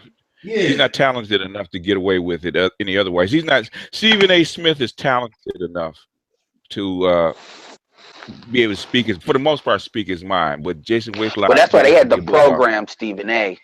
Yeah, yeah. And Jason Whitlock is worse than Stephen A. We, Stephen A. He's bad. yeah. What it's a the lot thing of is, people. It's a lot of people. Well, let me just say, it's not a lot of people that their own man that they could pretty much speak their own mind without worrying about like who what's everybody has a price. Okay, everybody's got a yeah. price. And to where you will basically bend your morality, your morals for that price. Everybody's got one. Well, the reason why I even brought him up is because, you know, I made this comment in the chat. There's a lot of people in the manosphere that have this, I'm just gonna pretend certain things don't exist, Mm-hmm. and I'm gonna live in this like reality that could just exclude certain things so I could Mm-hmm. justify my own points. Like when you Mm-hmm. hear people that hate bringing up like white supremacy or the American system, whatever you want to call it, Mm-hmm. there is a caste hierarchy to certain things. And Mm-hmm. it's like the Matrix. I'm not saying it's everywhere all the time, but when you hit those like choke points, you Mm-hmm. know where they are. And I hate black people. I don't not hate, but I hate when black people try to act like that shit doesn't exist, or they'll try to Mm-hmm. justify it by saying, well, you only bring that up because people don't want to they use that as an excuse. I say most niggas that ain't shit don't use white supremacy. They don't even say that term. Mm-hmm. Mm-mm. No, most of them You hear don't. bum ass niggas saying, "Well, white supremacy is the reason why I ain't doing what I'm because I no, it's because I'm just the, fucking." the, the reason why I don't you'll hardly ever hear me talk about some white supremacy. The reason why, when I look at it like this, it might still be the white people's turn or whatever to Mm-hmm. drive the ship of civilization. I mean, when black people were in Africa and all in Mm-hmm. Europe, you know, laying dick to the fire, and you know what I'm saying, in Egypt, you know, chilling in the pyramids. I mean, shit, white people probably was talking about, and they actually did. Like, I mean, in the books that I read about Ivan Van Sertima, Go to Age of the Moor, I mean, they Mm-hmm. were complaining about black supremacy. Yeah. So I'm not about to complain about white supremacy. Well, what I'm saying, just don't say it. Don't. Here's the thing. I don't. People don't have to talk about it. Well, when I say talk about it, just don't tell me it don't exist. You know No, what Hannibal? You know what Hannibal did about white supremacy? That's all. He took his ass to the fucking Alps and damn near froze to death and took it to him. Like, I mean, Just don't. No, I agree. white supremacy didn't exist then, though. Oh well, I mean, he went where it was. Shit, he went to the door. He went to the door of it. I mean, you know what I'm saying? White supremacy did. I always, when people bring up white supremacy, said, okay, you're gonna have to tell me how you define it. That's number one. Yeah. You know, because if you define it one way, I disagree. Like like the way what's his name for the context of white supremacy, how he defines it, and say if you define it that way, it doesn't exist anymore. Okay, people. I got. Can anybody hear me? Yeah. What's up, man? I got it. Somebody asked me to ask a question, so I'm gonna try to ask it, and hopefully it makes sense. They said, "Has anybody heard about LeBron's speech where he had said Emmett Till's mom had an open cabinet because she wanted to see what her son went through.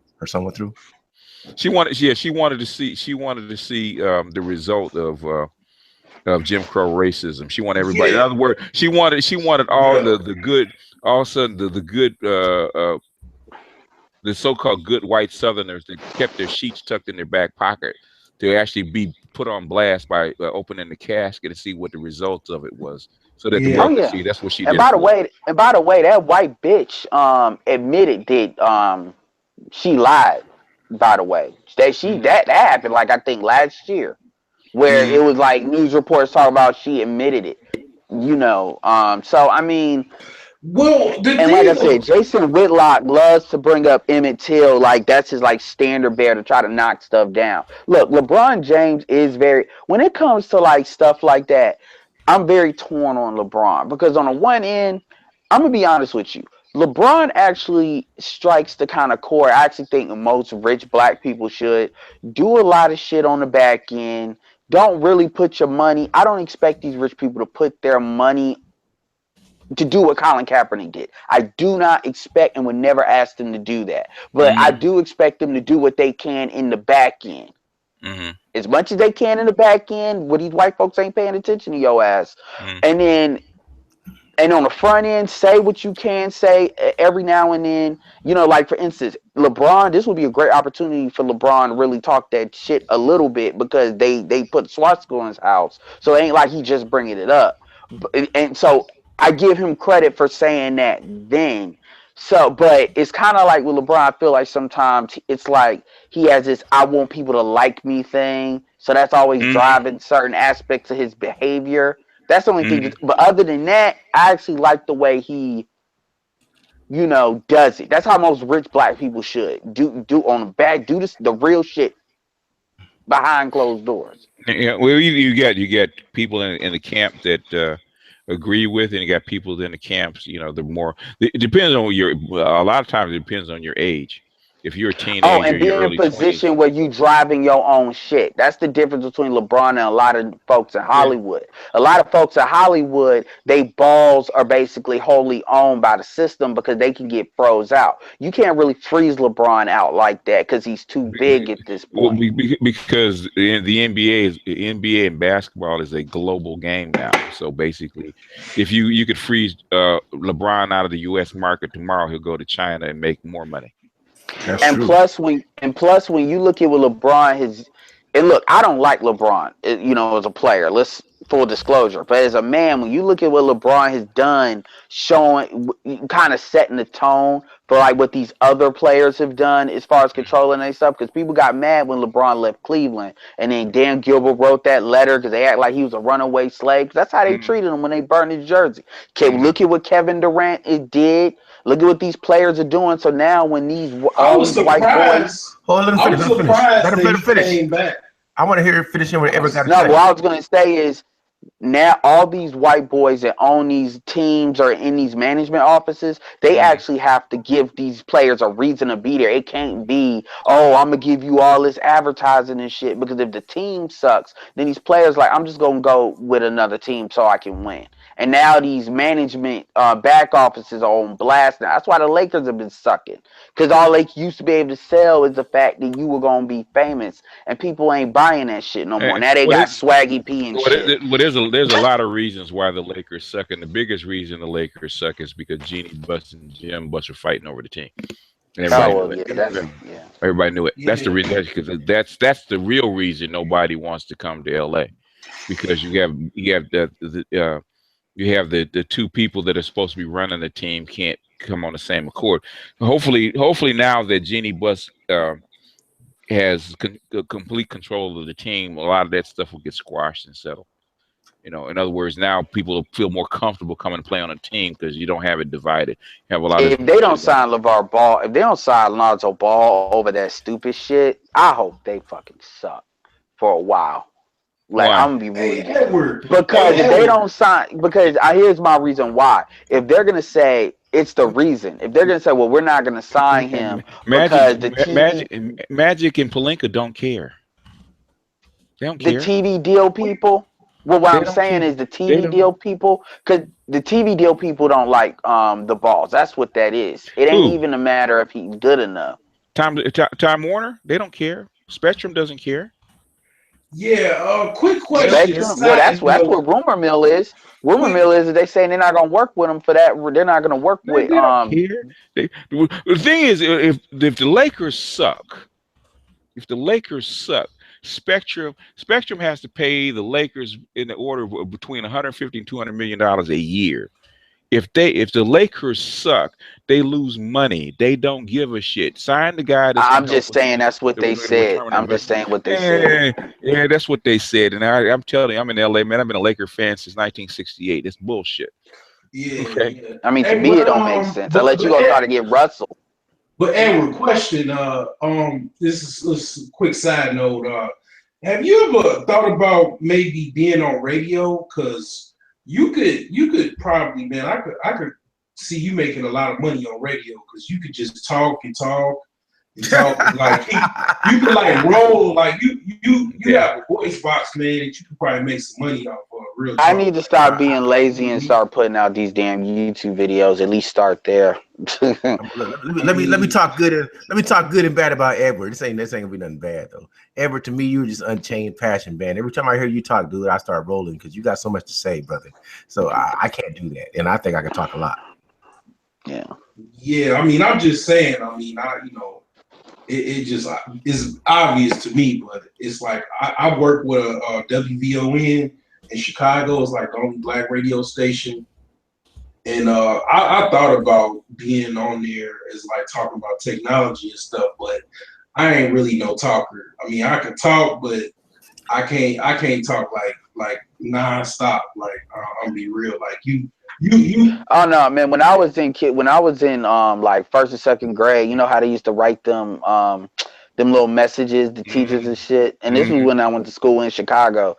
Talk is what I used to always have. And my mom used to beat my ass when I got that shit. So now talk was synonymous with the extension cord, man. My grandson, he's got that problem. Talk. BGS, and loud.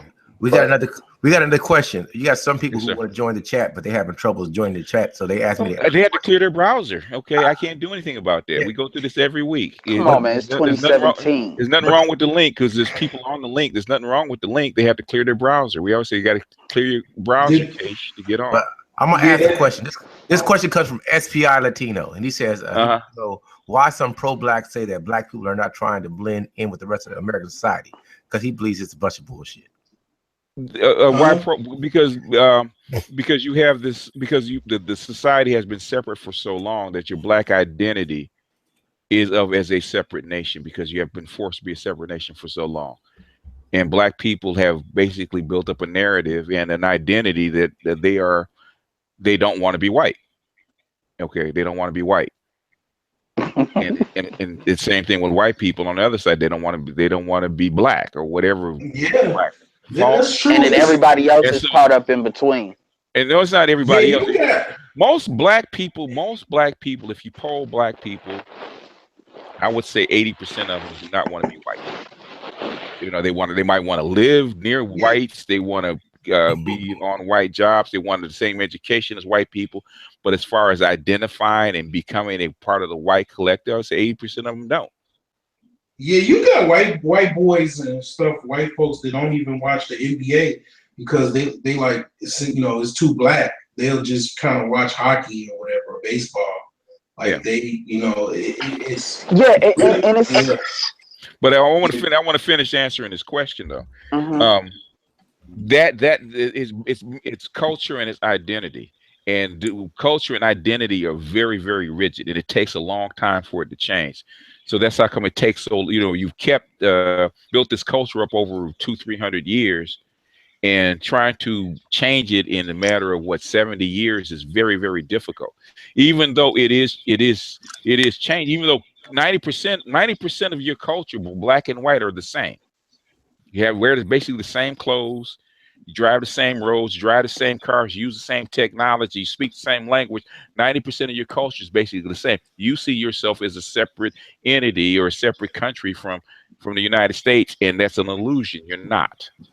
Yeah, That's what I try to tell people. You're not. You are a black people do not want to accept that they are a subcaste and a subculture in a wider culture. It is what it is. Black people don't want to accept it. So we have to prove that we're not. We're gonna have to demand that we get a separate nation and a separate culture and our own personal identity away from white folks, and that is not going to happen. And one thing I wanted to add to that is a big part of that too is a lot of black people don't want to accept the caste structure as it all. I feel like most immigrants or most other races, like non-black, non-white races in the United States, accept the system as it is because the system is comfortable enough for them the way they are treated. Where Okay. they're not getting red line like a motherfucker like black people do, Okay. is that they're cool with it. No. If you travel to another country, if you travel to another country, and there's a class or caste system there in that other country, do you recognize it, or you feel a part of it, or feel anything toward it? No. Because it's outside of your culture. You're not part of it. So people coming in, Yeah. they're from another country or another another part of the world. It's foreign to them. They're not part of it, so they don't understand it. Even some people from the UK, for the most part, really do not understand the caste system in the United States because they're not part of it. I agree with that. Well, it was actually a great art. I was listening to NPR. This UK guy that was writing a book saying that the caste system in the United States is actually a lot more rigid than the caste system in the UK, which is something I've been saying for a minute. Because it's just what he was saying is it's more smoke and mirrors, like it's not spoken of. But this idea that the UK is the absolute class-based society versus the United States is this absolute social mobility society. He's saying they're more closer together than people in the United States want to admit. Mm-hmm. And he said actually with the UK, it's actually not as bad because the UK, in different races, even amongst African races, there is more social mobility. Now, he argued a lot of that maybe because it's less African, so it's not as much of a threat like that. Yeah. But he was saying it's just not spoken of in the United States. And that's what I was saying. So my thing is, depending on who you are, you experience a different United States of America. You just do. And that's one of the biggest lies Obama propagated. And he really fucked a lot of black people up with that by saying there is no red America, blue America, or rich America, or poor America. Of course. That shit was bullshit. And that was, and I'm not saying you can't move up or move down. I'm not saying that. See, a lot of people take that as you're saying that you can't do anything. I'm not saying that at all. But a big way to how they propagate the big way to how they propagate the classes in the United States is information control.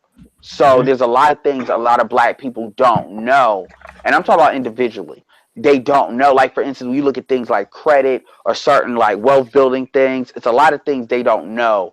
And because they don't know, or they're not socialized to know it, because it's not in the public school system. This is why it's a big difference between going to school in a private school and going to school in public school. A lot of black people don't really understand how significant those differences can be. White people get it, but black people don't get it. Most white people don't even get it, so that's not true. Okay, fine. I'll be corrected on that. But my point is, it's a lot. It's information. It's there if you want to go get it. But again, you don't know what you don't know. So if you don't get a hold of a mentor or somebody like that does know, you're fucked usually, because you're not gonna just stumble upon it necessarily. Okay, BGS. SBI, I have another question that goes along with this. Not like this. You got speakers on, Mike. My picture? Hold on. Is it bad? No, Mike. In Florida. Okay, let me turn it off then. I'll get ahead. Okay. Can you hear me now? Yeah. Okay, this is what this guy says. He said, are black people not assimilated, or are they feel that they are? Like, I hope I'm explaining it well. He says, are black people being assimilated, or do they feel that they are not assimilated? Are they being assimilated? It's a matter of degree. Okay. Are they fully assimilated? No. Are they being assimilated? Yes. It's going to take longer because obviously your paint job is different. Two, you've been separated longer, so it's going to take longer for it to actually if we actually be fully assimilated. And basically, they don't have to fully assimilate you, just enough to where you're no longer an issue. Yeah. And that's I say, people laugh when I say that's about 40 years away, about basically 2 generations away. I mean, you're already there. We're already talking about we're already talking about interracial marriage. I think interracial coupling is like, the interracial marriage is like 14-15%. I think interracial coupling, if you double that, it's like 25%. In fact, I got to do got articles on interracial marriage because people wanted my opinion on it, because Loving versus Virginia is their 50th anniversary, and I got about 3 articles. I got to tweet. People are not even getting married in like where I live. Yeah, man, that's a whole other discussion, man. So, but go ahead. I'm just saying. You got another question? You want to follow up? Hold on, before you want to follow up. Yeah, SPI asked a question. He said he wants to know what is full assimilation. Full Native Americans. Well, full assimilation is for full assimilation is that the black community could be identified as black, as not a Barack Obama, but as black. As dark people would be about less than 5%, like less than 5%, like 3% or something like that, which is what is in the UK. That's what they call a full assimilation. Or as fully assimilated is going back to time of Lincoln. They wanted no more than 5% Negroes, so to speak. So Barack Obama, biracial people wouldn't classify as eventually won't be classified as Negroes or black. They'll be classified as whatever. Yeah, that's what I was saying. You got like that relationship with Obama. You got like black men that have laid with white women and had children, but they're not married. Like that's all I was saying. Oh yeah. You're gonna have that, but that's that's not statistically probably calculated. I don't know if it is or not. Yeah, people, pro-black people. A lot of my pro-black people get mad when I said America's headed toward a class system rather than a caste system. So in other words, it won't matter whether you're black or white, or whatever it is. Yeah. It's how much money do you have. Capitalism. SBI said, what would American black society look like in full assimilation? Barack Obama. Yeah. Barack Obama. You be mixed with a whole bunch of things. You can see Brazil. You look at Brazil and see. You look at the UK. Okay, they're assimilated. Well, I mean, Brazil has a lot of dark people in it. Like a lot. But you don't see them in mainstream society. They're in their own part of the town. Like they barely get out of there. Yeah, the favelas are pretty mixed. Believe it or not, they're not a whole the chocolate city. They have many brown people there too. But I watched the movie. I mean, yeah. if Brazil went like American rules, Brazil, based on what blackness is, Brazil would It'd be be like damn 90%. near like, Yeah, it'd be yeah, 90% black. So Uh-huh. if they went on American rules as far It's as just what that they're blackness sectioned is, off. You know what I mean? Like you hear a lot about them, but you don't really see them until you go into their parts. Like I watched this movie called The City of God, and that it basically explained how like they live in the favelas. yeah. oh yeah, they do some But if you because even if you look at the City of God, they were mixed. They, Yes, Many of sir. them, many of them. Yeah, they that was weren't a all good they were movie. they Mixed with weren't all Portuguese, Great mixed movie. with with they Amerindians. concentrate wealth a lot Amerindians, harder Latino, in they Brazil. call them Latinos, but they're Amerindians. They're not, yeah, Latino is basically like Amazonian. a culture, but they call them American Indians, basically, or Amerindians.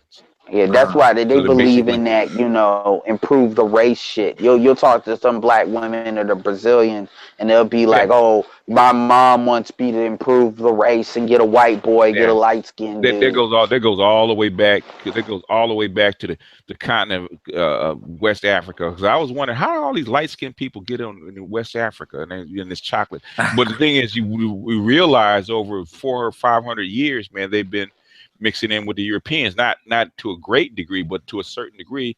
You have a Yeah, lot it's of pretty usual. yeah, So, and I had it. That's why. My Brooklyn Blue great got mad at me. grandfather. I said the reason I looked it up, is because the guide, when I went to the slave castle, the guide was telling me that a lot of your women were basically, even the ones that were captured, were used as consorts, and they got pregnant. They could not get on the ship. They had to. Damn. They didn't have a My baby. great And they built towns for their offspring. So I said, if you Man, over 400 or 500 years, you're gonna get light skinned people on West Coast of Africa. yeah, you my see, great grandfather was light skinned. He was from Ghana. chicks like That's chicks like Brooklyn Blue hate that because they hate the fact that BGS you basically prove that they cannot use colorism as this like grandiose victim card that they can propagate on black men Yeah. because colorism is more their own creation. Hmm. Uh-huh. It's not something black Yeah. men did to them. That's Uh-huh. No. my point. No. Yeah, I'm gonna tell you about that. In Africa, also, many women they actually try to pick. They try to pick foreigners most of the time. They try to get with the European. As soon as the Europeans came to Africa, many Yeah. women tried to marry them, and they got married and went back to their home country. So BGS, Yeah. you're right about that. Yeah. Yeah. I mean, and some of it was arranged marriages. I'm not saying I never said that. I never said in that whole video that it was black women's fault that it happened. Okay, I never said that. I never said that there wasn't arranged marriages. I never said that Oh that man. black men had no role in this shit. Of course they did. What I'm saying is, most of those women were not forced into sex. What Most I'm of them. I'm not saying all all, I'm but saying most of them weren't. Okay. all I'm saying is Boy, good question. you cannot colorism is not the black man's fault Okay, No. BGS. as far as the origin of it. XPI Good. has a question. One more. It's doing with Black and Latinos. So he's Uh-huh. trying to say how does assimilation, I guess, affect Black and Latinos and Black and Latinos closer than any other Depends. groups? Depends on where you are. Okay, depends on where you are. Um, 'Cause I know when I was down there in Central America, I was in Guatemala for like 3 months. They explained to me what a Latino was. A Latino is a mixture of Native American or Amerindian and white. If you are, and the term that they use is Ladino and not Latino. Latino may be a Americanized name for it, but Ladino is if you have European roots, you are a Ladino. Mhm. If you do not have European roots, you are part of whatever tribal group that you came from. So, in other words, if you are an Aztec or what's the other one? That Taino? explains a lot. What is it? Yeah. What is the other Indians down there? Real quick, Inca, somebody. No, Amazonians. no, not Inca. Amazon. No. Mayans, Incans, Mayan. Mayans, Uh-huh. Incans, If you're an Aztec or a like Mayan or Sniper. one of those other Native American, Totex, huh? Mayans, Incans, and other one you Well, said Aztecs. the two biggest groups are the Aztecs and the Mayans, right? Yes. And even within the Aztecs and the Mayans, there are sub tribal groups, right? In other words, the Aztecs are not just one tribe of American Indians; they're a grouping of American Indians. So, in other words, the Aztec might have a tribe. They're called one thing or another or this or that. Same thing with the Mayans. And the chick I was actually renting an apartment from her. She explained to me how that caste system is. Okay, you have whites, you're pure European, and you have Latinos or Latinos that are a mixture of the Native American and and Latin Native and Taino. Native American and European. Or which are there are no Latins in the Americas. All the Latins come from the root Spain. Word Latin from Spain, France, Spain, Italy. Those kind of people are all Latins. Those are all Romance language. Those are all Latin people. Okay, Portugal, those are all Latins. What I'm saying is those people coming over are European. If you are a Latino, which is a mixture of a Native American and a European, then you are a Latino.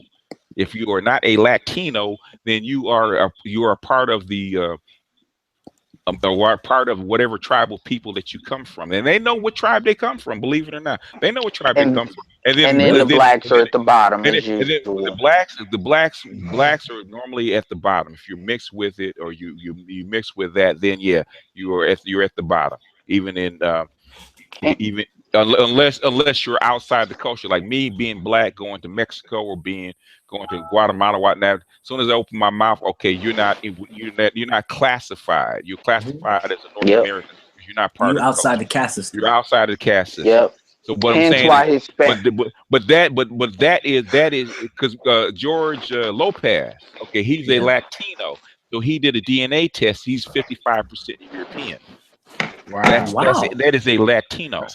That's crazy. I wouldn't expect that from his, he looks that's common. That's common. And Latinos up until 1970 were white. They were classified as white because they had European admixture. Okay, they didn't have any black. And they want to be classified as white. It depends. When they were classified as low class. Basically, Latinos or Latinos were classified in America as low caste white people. So in other words, like Irish they were considered white trash. Okay, basically.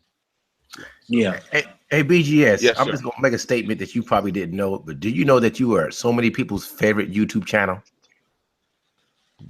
Depending on who you talk to. I'm not gonna lie, BGS. I think Ben and Jerry's listens to you too. They got an ice cream. Yeah, they got an ice cream named after you. What? They call it truffle kerfuffle. Deadass, I saw that shit in the store and I was like, holy fuck. They listen to BGS. Truffle kerfuffle. I was like, I think Boyce Watkins listens. Actually, they do because I know they do. But Boyce Watkins knows who I am in real life, so he knows me. Yeah. I read a lot. I'm always looking for new stuff, brother, and you always throw something new on me that blow me away. I'm like, damn, I didn't know that. I gotta go do my homework. I hate that, but it's great in the same time, you know. That's why I guess that's why the hangouts are interesting, because you never know what's going to be inside the hangout. It's not the same thing. Because, like I said, why are the hangouts so interesting? It's not because of me. It's because of you guys being interesting people. So you guys ask interesting questions. Sometimes I have the answer to them, sometimes I don't. But the thing is, you guys drive the hangouts. That's like the hangouts are so popular. I just happen to have a wide enough breadth of knowledge to actually be able to be conversant about most of this stuff. Hey, BGS, have you ever heard of Taino Indians? I don't know if I said it right. Taino, Taino Indians. Yeah, not offhand. It doesn't sound familiar. I know, because from New York, Tainos are Puerto Ricans, basically. Okay. Yeah, they got a housing project in Harlem where a lot of Latinos live. They call it Taino houses, something like that. Are they from the island of Hispaniola, from island of Puerto Rico? They're from Puerto Rico, most of them. They got Dominicans there and a bunch of black people, but they call it Taino because that's like the east side of Harlem, which is like Spanish Harlem. Okay. In other words, that's their tribal grouping that they came from off the island, right? Yeah. And when there's so many different groups, man. You're trying to figure out what Native American groups were from, man. It's like going to Africa and trying to figure out all the different Native groups. You have like the Akans themselves, man. They have like maybe 10 different groupings of tribes. So you're trying to figure out. Yes, sir. I look at the Hispanics coming from like south of the border, coming in the United States, like the Huns and the Visigoths coming in to Rome, basically to the gates of Rome. Like they pretty much, because even in college, the history books or the books that I read, they're gonna be the majority in like 2050. You know what I'm saying? I think that's why SPI Latino is like really pumped up. Like he's like, well, how are the black people gonna mix in with this, conquest that, you know what I'm saying? Because eventually the whole collective will be a range of people. It won't be because the Latinos don't come in and actually make a separate group. Eventually they mix in just like everybody else. Yeah, but I mean they're gonna be the majority. If they're gonna be the majority, they're gonna be the ones pretty much, setting the tone. I mean, maybe not like currently, but I mean, when they become the majority. What are they going to do differently that the United States doesn't always do, except for white people not being in charge? They might change the language to Spanish as the first language. Why would they do that? Why would they do that? Never gonna happen. If they majority, I mean, why would they could? If English is if the reason that English is taught all over the world is because it's the language of commerce, why would they change the language to something else that doesn't fit with the rest of the world? It makes no sense.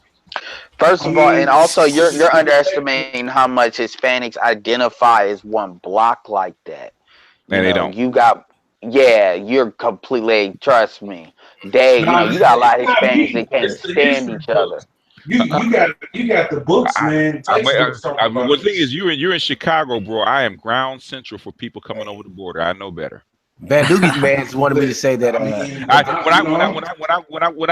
I've been to Guatemala like 3 times, and every time I get on a plane going to Guatemala, there's more people coming from Los Angeles going back home on that plane than there are people like me. Okay.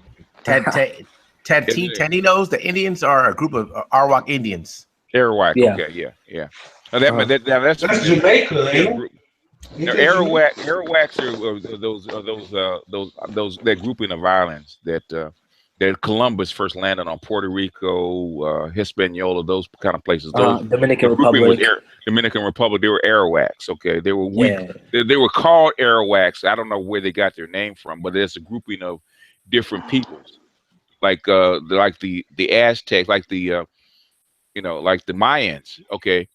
They're a grouping of a broad grouping of different Mayan tribes. Okay, they're different tribes, and they know the name of their different tribes. Like most people say, in other words, a Nigerian coming from Nigeria, okay, he knows what particular tribe he comes from and the name of his exact tribe. Well, when he comes here, if he says, okay, well, you look familiar, what are you? He gave you the name of his particular tribe, you wouldn't know who the hell that was. But if you say, I'm a Nigerian, say, oh, okay, I know where you're from. Igbo. You can be Igbo, Yorubas, even Yorubas. That's a tribal grouping. They have tribes that are smaller than that. Yeah, within. I'm Hausa. You're Hausa? Yes. Yeah. Well, yeah, your dad's from Nigeria. Ghana. Yeah, from Ghana. Yeah, you. I mean, from Ghana. In other words, you basically your dad told you how many tribes are in Ghana. I mean, there's like what 20, 30 different tribes in Ghana. The dominant tribe is the Khans. Even amongst the Akan, they have the Khans. They have separate groupings within the Akans. Right. Yeah, so the Khans and the scammers. They're all scammers. They all scammers. Money is money. Well, Ghanaians, I have to say one thing about Ghanaians. Even though they know they come from different tribes, they really don't have a hardcore tribal identity. They basically, I'm a Ghanaian. No, a lot of BGS does. Black Yoda, he is. Huh? No, a lot of BGS does. Black Yoda, he is. Somebody called you Black Yoda. Oh. Well, I talked to them, you know, and they tell me, they said, in fact, the guy, he explained it to me. He said, Kwame Nkrumah in the 60s, I think it's 50s or 60s, what he did was he forced the Prussian school system on the people. In other words, he took, say, if you were in a Khan, he sent you to another tribe school, right, and vice versa. He mixed them all up. So basically, you didn't go to school near your village. You went someplace else, right? Yeah. So basically, he did the same thing that the Prussians did to the Germans, right? They mixed them all up so that you wouldn't have an Akan identity or what is it, Fanti identity or whatever, right? You would have a Ghanaian identity. So most people coming from Ghana, even though they know what tribe they came from, they have a Ghanaian identity. They see themselves as one people, more or less, right? For the most part. True. Like black people are all mixed up, but we see ourselves as one identity. Mainly West African. You could just, I mean, you could pretty much say 95% of African Americans are from West Africa. Yeah, pretty much. Yeah. Pretty much. Somewhere in there, if you trace your DNA, somewhere in there, Nigeria or on out. Or Ghana. I mean, which would make sense. Yeah.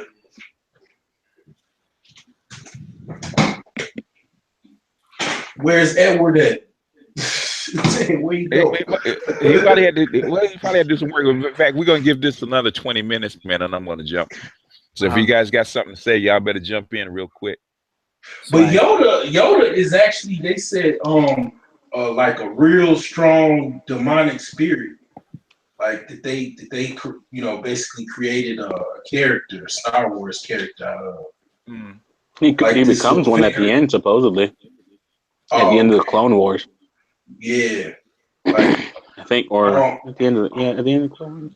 You know, you hit me on BGS when I was like sleeping, and then you kind of woke me up, and you said, you was talking to MGTOW Universe, and you said basically that someone that could survive a lot of dark pill shit is basically a sociopath. Yeah, but the only one that could stay within a dark pill state, a black pill state, and survive is a sociopath, because it doesn't spirit. In other words, if you descend down into the dark pill, which is the dark night of the soul, you're supposed to basically you go from blue pill to red pill to dark pill to white pill. Basically, you have understanding. Which is what is a white pill? I ain't never heard of white pill. In other words, basically you become light, which is the light side of the force. Basically, you have a broader understanding to where, okay, all these groupings and stuff like that, you see them for what they are. They're just their activity. Okay. Oh, okay. Okay. In other words, I'm probably white pill. I'm probably white pill because when I talk about women, it comes across like I hate them. I said no. I come strong on women because they need to take responsibility for their actions and stop trying to whine like little people, like little girls, like little children. Can you explain the dark pill? The black pill, dark pill, or black pill concept a little bit more? I missed that. Okay. There's if you can give me a synopsis. Did you go over earlier in the stream? We didn't really. Yeah, he did. Kind of a little bit, because I'll rewatch it later, but a little bit. But the thing is, now a black pill, if you stay in it, is without feeling or empathy. That's like black pill. You become almost attuned with the dark triad when you don't have any empathy. Alex Jones crews that like every day they read CNN and waiting for the world to blow up or the everything to crash, like it's everyday dark. Not really. Okay. If you become a wouldn't that be red pill? where you're like you want your rage consumes you. No. Red pill is you're Oh, I'm aware. sorry. You're Red aware. pill rage. Sorry, red pill Red pill rage. is you're aware of women. Red pill rage means you're aware, not just aware of women, but the thing is that you've been under a system of control that you didn't agree to, and you weren't aware of, or you were aware of that you have been controlled, and, not only against your will, but against your own self. How can I put it? Your own self-preservation. In other words, you thought you wanted it, but it's actually somebody else wanted it, making you think that you wanted it. In other words, blue pill. Blue pill, as far as is the gynocentrism and women are concerned, as a blue pill man, you're taught to sacrifice yourself for not only your family, your women, your children, and the greater good. You will sacrifice. Yeah, you're yourself. the tool. You're the tool. You're the horse that pulls the cart, right? When you take the red pill, you realize that you are the horse that pulls the cart. You know, in other words, you're aware of it, and that's when the red pill rage comes in and says, "Who says I have to be the horse that pulls the cart? Who says I have to sacrifice my life, my well-being for this? Blah blah." That's the red pill rage, and you get mad about it. Who did this to me? Who expects me to do this? Blah blah. In other words, you go through that, and then you go. And then go ahead. And what's the pill that wants destruction then? Well, black pill doesn't mean you want destruction. Black pill means that you don't care anymore. So basically, if you completely black pill, then if you completely swallow the black pill or become black pill, that's what they call them. A lot of them call them black. You become a black knight. In other words, you're there to take advantage of people and women and situations and stuff like that. So in other words, most people cannot stay in that, where you're constantly trying to screw over or trying to take advantage of every person that you meet. And the only people that can actually stay in that and survive that are people who are sociopaths, because that is natural to them. I'm probably gray pill. I'm a combination of white and black. It sounds like you mixing medications. BGS. Great pill. What do you think about the new wave of YouTube crackdowns? Of crackdowns, as far as what? Like what's going on? Like people pages disappearing. Well, I explained that, man. It has to do with the advertisers. In other words, whatever will cost the advertiser money to advertise with you. In other words, if you got women are 51 or sometimes 52% of the population. If it's something that's going to cost that advertiser money, do outnumber us. Yeah, well, they are no. Well, in any business, how much of a hit do you have to take before it starts eating into your profit margin? Not even one. Well, sometimes not even one if you're that thin. Most people is from 5 to 10%, right? Yeah. So anything that hits their profit margin, and you're not going to pay to have your profit margin hit, are you? Nope. So in other words, if I'm advertising on YouTube and it's going on a video that's going to cost me money, do I want to pay for that? Right. I mean, that brings up another thing. I've been listening to the audible version of Upside. And how was that? But I got the audio version. I haven't started on. How do you like it? So Is it good? It's not bad. It actually, within the first, I think 3 or 4 chapters, explains the shea moisture or shea butter moisturizer like concept, or why it was done from a marketing aspect. Yeah. What I'm saying, because it pretty much said. Oh, go ahead. No, I said saying it's a practical example of a he's not a demographer. He's a marketer, marketing analyst, right? Marketing analyst that uses demographics as a tool. He's not a pure demographer. There's people that are pure demographers, but that's demography as a science. Okay, I think I put up I don't know if. I was trying to see if I because I did a series on my MGTOW channel about demographics. Okay, quickly. I believe you did, where you went over the numbers and everything like that, and you used I think the art that you used on one of the part one of the video. Yeah, the pyramid shapes. That pear shape. Yeah. But it's basically the pyramid. Basically, demographics before the Industrial Revolution didn't mean as much as they do now. Okay, if you had a big Sorry for the chewing. Yeah, if you had a big swell of people that were in arms bearing state, that means that you have a big group of large scale young men. They're more likely to go to war. That's been around since going back to Rome and Greece. Okay, you get a big swell of males. Okay, their ability to make war is great. Okay, but the thing is, the demographic as a science didn't come till after the Industrial Revolution, because you had this big increase of population.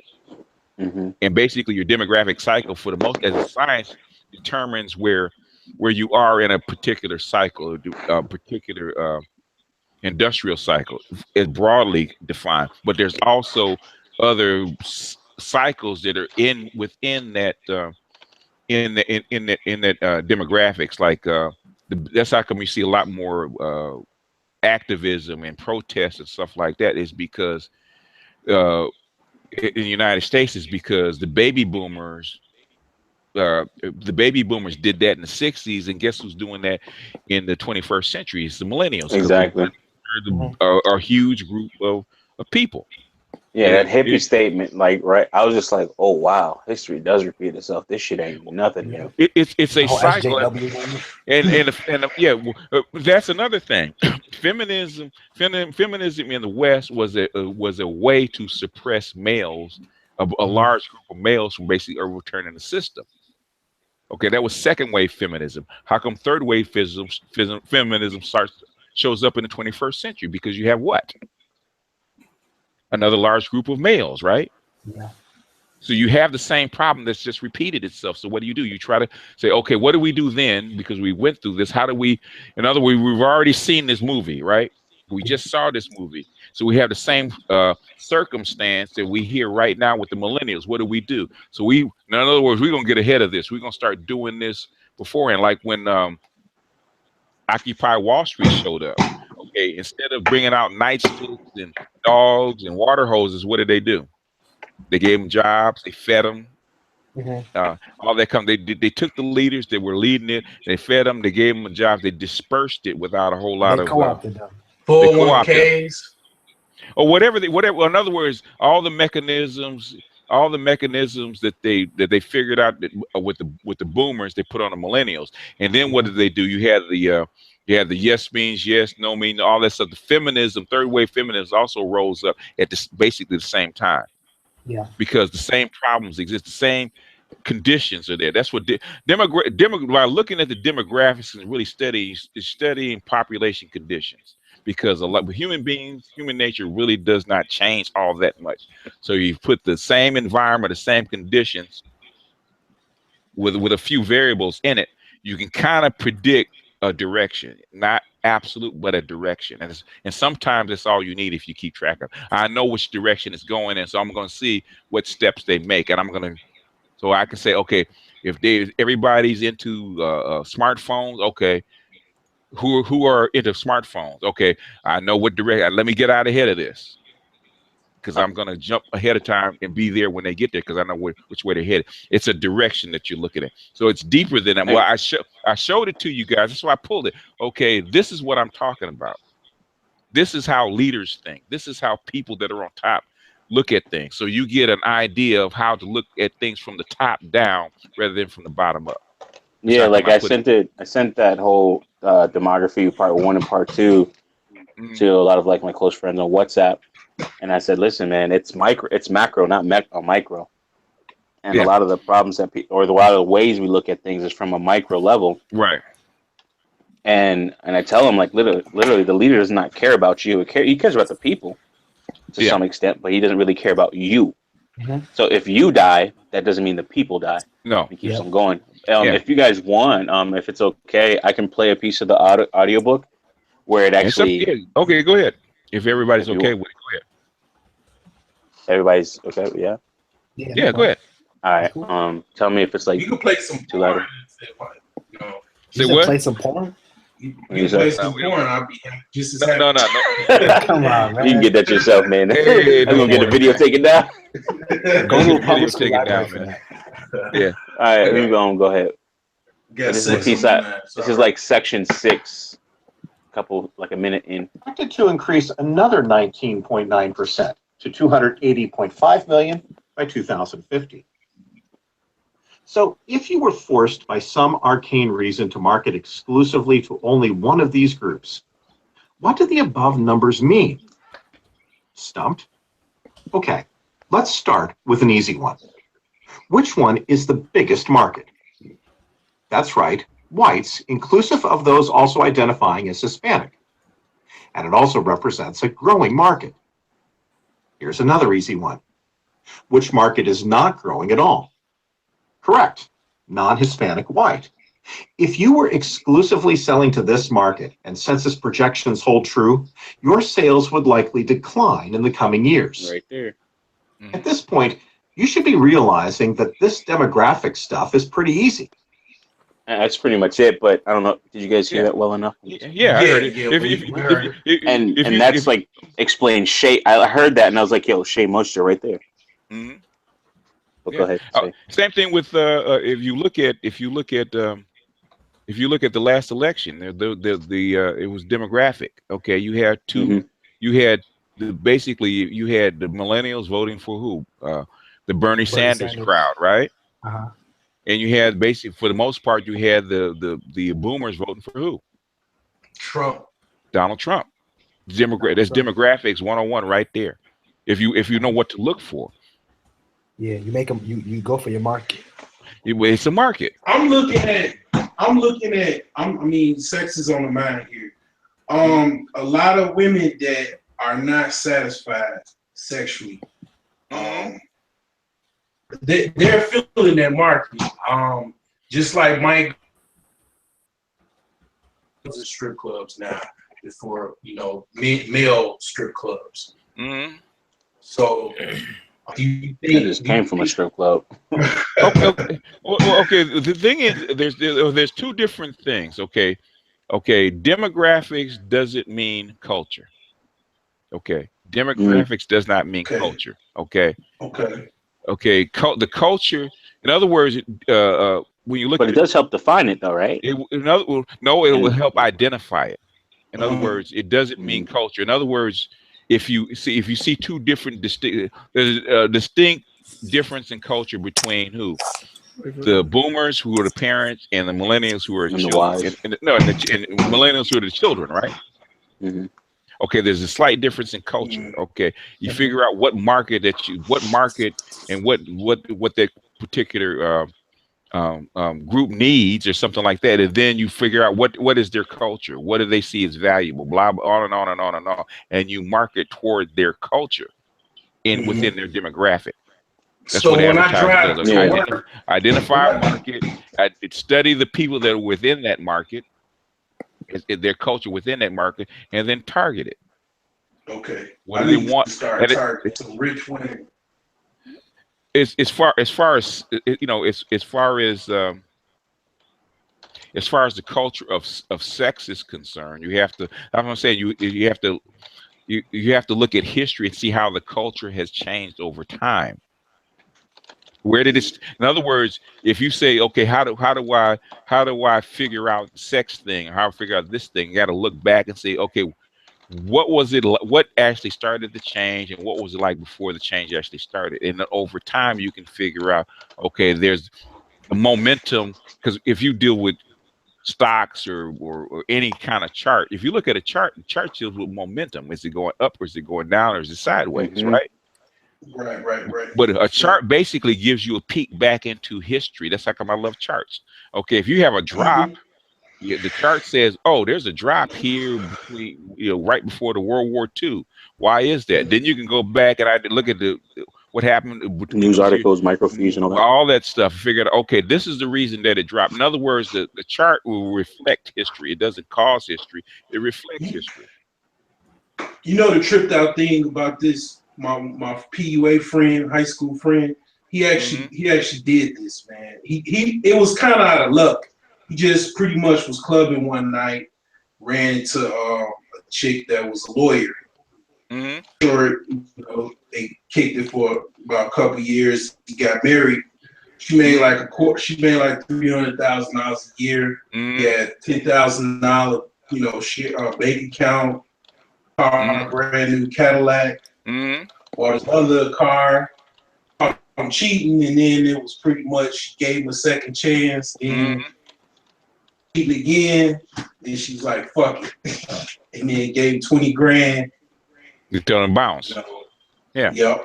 She paid her. She paid him off. So I'm thinking to myself, like, well, yeah, I could probably be like Prince Albert, and I think was that his name in Buckingham Palace. The thing is, Prince Philip.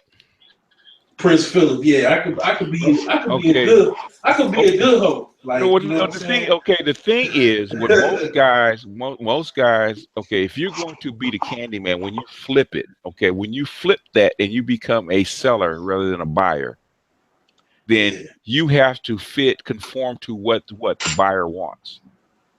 Right. In other words, if you want to sell dick, okay. Basically, if you want to sell dick or whatever that is, you have to conform and study your market and pattern yourself because basically what you're becoming is a vessel. Believe it or not, you're becoming a vessel, and you're selling something. So you have to conform to what her anima or what her animus is looking for. How you talk, how you dress, what you look like, blah blah. You have to find it. Basically, I tell guys, if you're doing this, you have to find your market. And if you're selling, for the most part, you have to basically deal with women that are 2 levels below. If you're an 8 or 8, 7 or 8 guy, then you have to be basically messing with 5 or 6 chicks. In other words, she wasn't that pretty. 5 or 6. She wasn't that pretty. She wasn't bad, but she wasn't that fine. Yeah, in other words, I don't know who he was or what he looked like or what kind of swag he had. Probably 6 or 7. Yeah.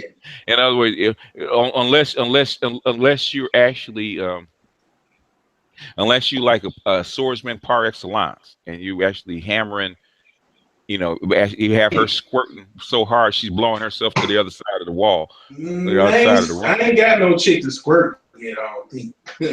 I ain't that good, but shit. Some can and some can't. Yeah. But someone can't. What I'm saying is you have to change your mindset. It's not. In other words, it's not about your nut. It's about her orgasm because you're getting paid to give her an orgasm. Right. Return customers. Yeah, you want to return. And I always said that most guys don't agree with me is that if you want a lot of pussy, what you want is to perfect it to where you have customers instead of sellers. So in other words, you tell them the truth. That's the truth. You play a game. I play this game all the time with women called me. You first. You get yours before me. Yeah. So in other words, you whoever gets to the last win. You have to study. I ain't gonna toot my horn, but I like I have prostitutes call me back. Well, you're a swordsman. You know what I'm saying? What they call you is over, brother. Yeah. It's you're a swordsman. So basically, she's trying to get a freebie. No, I don't want to say nothing. I've kind of gotten close to that. But the thing is what mindset do you want to have and how do you want to carry it? Because BGS, I can't sell my dick. It's not in my ego is too big to. I didn't say you could. You asked me. Did you not ask me a question? I'm just probably not saying, healthy either. I don't have that problem. I don't have that problem. Yeah, we'll say you can pay me. I will accept the check, credit card, cash donations, Bitcoin, come back in my house, come fold my clothes. I will accept any type of payment as long as you're paying the brother. Yeah. Exactly. Yep. Yeah. Plus 2%. And basically, dick. Basically, if you want to get paid, dick is only half of it, man. You got to. She's paying you. She's paying for your non-sexual attention as much as she's paying for your sexual attention. Truth. Because that's Yes, because you're bringing the two halves together. So that's what she's paying you for. Yeah. And she basically the only problem with getting paid, unless she's married or something like, otherwise engaged, then she's paying you for exclusive rights. So you can't show her your other chicks and all that type of shit. Not if you really want to get paid. I mean, you can't if you macking like that. If you're macking like that, you're macking with well-to-do chicks that are busy or something like that, and you fit her profile.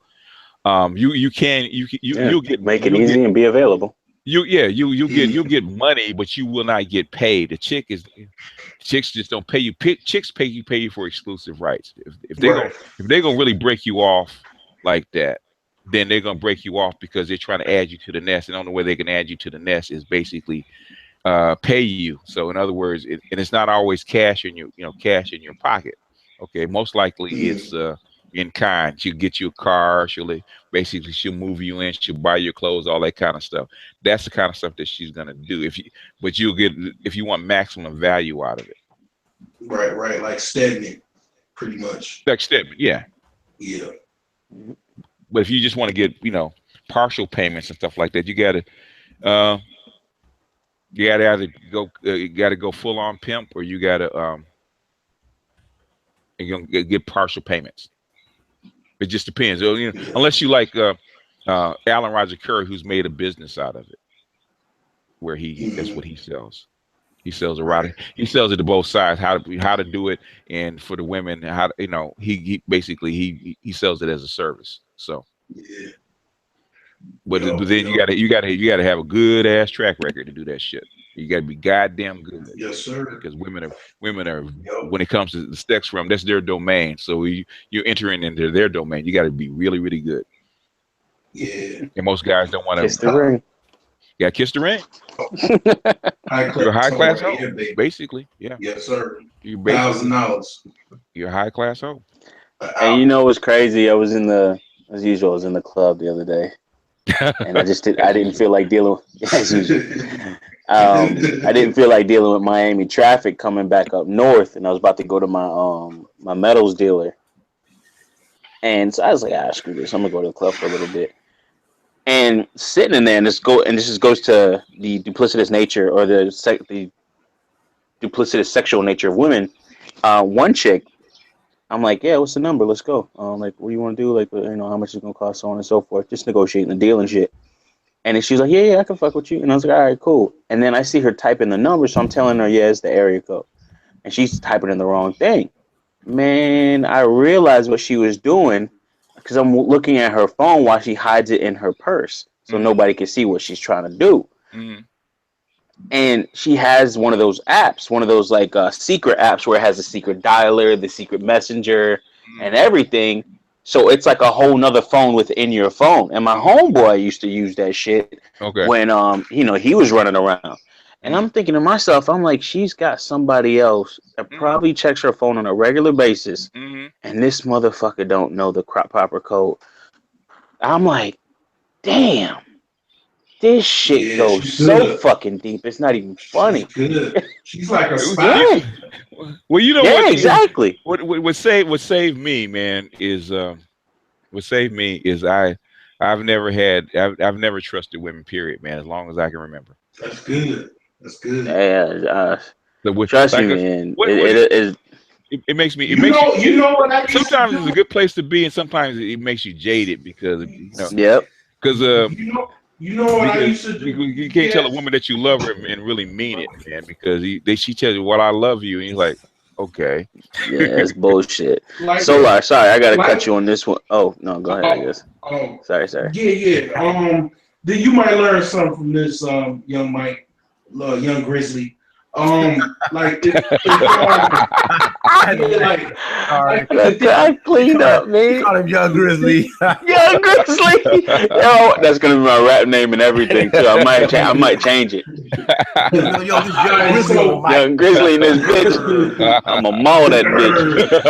Yeah. So anyway, check it. So like with the whole cheating thing, like with me, the only thing that I used to do, and I would tell my son if I had one way, if you want to try to stop your woman from cheating or try to annul it anyway, basically just fuck her so well, just give her the full extreme, sword of Allah, and she ain't, if anything, she ain't got nothing else to give when she get out the house or whatever. Right. She ain't, if anybody else is getting some, they ain't get much because you done pretty much gave her the full smash. Yeah, like she might go out one time and be like, it's not worth it. Yeah, and come right back. And even chicks that were like super hoes, right? Mm-hmm. I was Black Knighting like them, like basically to the point where they were, considering, damn, should I to my boyfriend? Should I call my boyfriend? Like she, you know what I'm saying? Like you hitting it and her boyfriend calls. That was bad, man. Oh, the hush game. Okay. Yeah, like they call it the hush game. That shit's crazy. Yeah, your boyfriend calling. She knows she gotta go. She gotta go home, clean that bad boy out, and give it up. Yeah, like it's like, you know what I'm saying? Like I'll call you back, baby. I'm almost done. I'll you know what I'm saying, get off the phone real quick because she's trying to get, what she's getting right now. Like, that's not foolproof with it. Yeah, I'm gonna say this straight up, and I know chicks with them bitches is just as treacherous as niggas are, if not more. So. It's not more so. A prostitute can, if a prostitute can, a chick said that she can't bang more than one guy at a time is bullshit. A prostitute can have 20 guys a night. If a prostitute can do it, any woman can do it if she wants to, and she doesn't have to. She doesn't have to. She can fake that passion. Okay. Nasty bitch. Here's what it is, man. Hey, man. The same thing. Don't get mad. Just get your turn. Yes. That's 20 motherfuckers in one bitch. That's profitable, bro. You want that? Why does it bother you if they do it or not? Right. Exactly. Yeah. I mean, if it's not my bitch, I don't care. She's a street hooker. Okay. Oh, yeah. She's a street hooker. I kind of tuned that part out. My bad. Yeah. If she ain't doing that, that's a problem. See, the problem is, I mean, and that's just not me being a pimp, but me knowing a pimp and being blessed with the name from a pimp of Magic Mike. Which is Mike Grizzly, the one and only. The problem is some of these brothers, they emotionally get involved with chicks they're not even dealing with. I understand if you're dealing with she's your woman and your emotions. Yeah, you can't get caught up in this. But don't get caught up in chicks you're not dealing with. It's hard, man. It's hard. What you want to do is recognize. I always say you want to recognize the woman that you're dealing with. That's what you want to know, and evaluate her properly, because you can have a chick that doesn't realize that she's a street hoe. Yeah.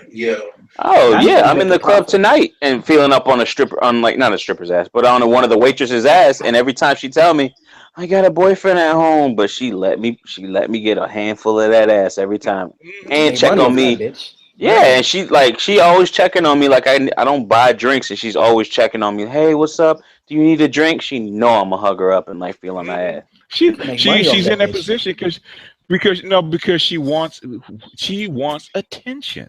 Yes, sir. Yeah, and she gets it. It took me a long time. And I'm sure I'm not the only one cuffing that ass. No, he wants attention. And it matters not. Yeah. And my homeboy was hollering at her tonight, which was even funnier too. It matters not. It's just like, it's like, bitch, stop lying to me about who you are. And when I put up the one video, the two videos that I got removed for something other than copyright with the community guidelines. One was one of my response letter to Chrissy. I don't know why she wanted that one removed. Okay, because that's other. I've been harsher on Chrissy in other videos than that. And the second was why women cheat. Now, why they took that? Yeah. They flagged the shit out of that. Women flagged the shit out of that video. You opened up the Pandora box. Yeah, you said too much, BGS. Yeah, because That's the like thing fucking with the is, CIA. women, So that title right there will get you pulled, huh? I'm gonna do a Yeah, video about that. Why women exactly. cheat? See what BGS might happens. have another handler after that shit. Just to see what happens. like pretty much. I mean, Pretty much. he doesn't care about no shit about that because they already know. They hire him anyway. BGS talked about this. Like, I mean, women do not admit how vulnerable they are. You know, the only woman that admitted the vulnerabilities of dick and how addictive it is to women, and she's considered crazy. Remember the chick that was talking about I think what was her name? No, the light-skinned chick that she was in Atlanta, the Alexis Tyler. Oh yeah. I mean, people will look at her. She is crazy, but she was telling the truth. She's crazy as fuck. Some more talk about stand up. What did she say? Who? I mean, dick will make you slap your mama. What did you say? Alexis Tyler. What did she say? I didn't hear what she said. I mean, she said a lot of stuff. She said you got your legs wide open with penis in. You said you ain't got no defenses. In other words, emotionally you're emotionally vulnerable. You wide open, literally. You're wide open, yeah. Because I put it in polite terms. I said that is her emotional core. That's how come they're so protective of it. Basically, when it's your woman, that's how come she can open up more with a guy that she's not going to be with on a regular basis, right? Because she can open herself up sexually and emotionally because I don't have to live with this dude. In other words, he's just a dude on the outside of my relationship. I have to go back home, right? I'm going to go back home. This dude's going to be in the outside. As long as I keep that separation where I'm only going to see him once a month or basically once a week, once a month, or once every 2 months, I don't have to worry about getting emotionally tied to him because there's going to be a barrier in between. But as far as your partner, her partner, she's got to see every day. That's where the power struggle is because that's going to impact. That's going to impact her relationship and how much power she has in that relationship on a daily basis. If you penetrate her emotional core, then the dude is going to know I got her ass. So she can refuse me pussy if she wants to. Fuck it, basically because she wants it more than I do. I got her because at the end of the day, as a vessel, her high ground, her high card is her pussy. I agree. And if you take out that big joker, as we say in spades, you take that big joker off the table. Okay, she's vulnerable and she knows it. So basically, for your woman, for the most part, you have to sexually break her. Okay, you have to sexually break her. Sometimes you can do it the first time. Sometimes it takes a few weeks. But if you cannot sexually break that woman, and basically, Maria said it's the same thing on one of his videos. If you cannot sexually break her, you kiss her on the forehead and let her go because you're gonna have issues with her because she has the high ground. I totally agree. No argument. I wish I could, but damn it, when shit is the truth, I can't argue it's the truth ever. I found it out the hard way. I mean, this is something that I found out the hard way. I didn't think her orgasm was that important until I said, "Oh, really? It changes shit. When you actually break a woman sexually, that shit changes. Her whole demeanor, where she talks to you, her attitude, all changes."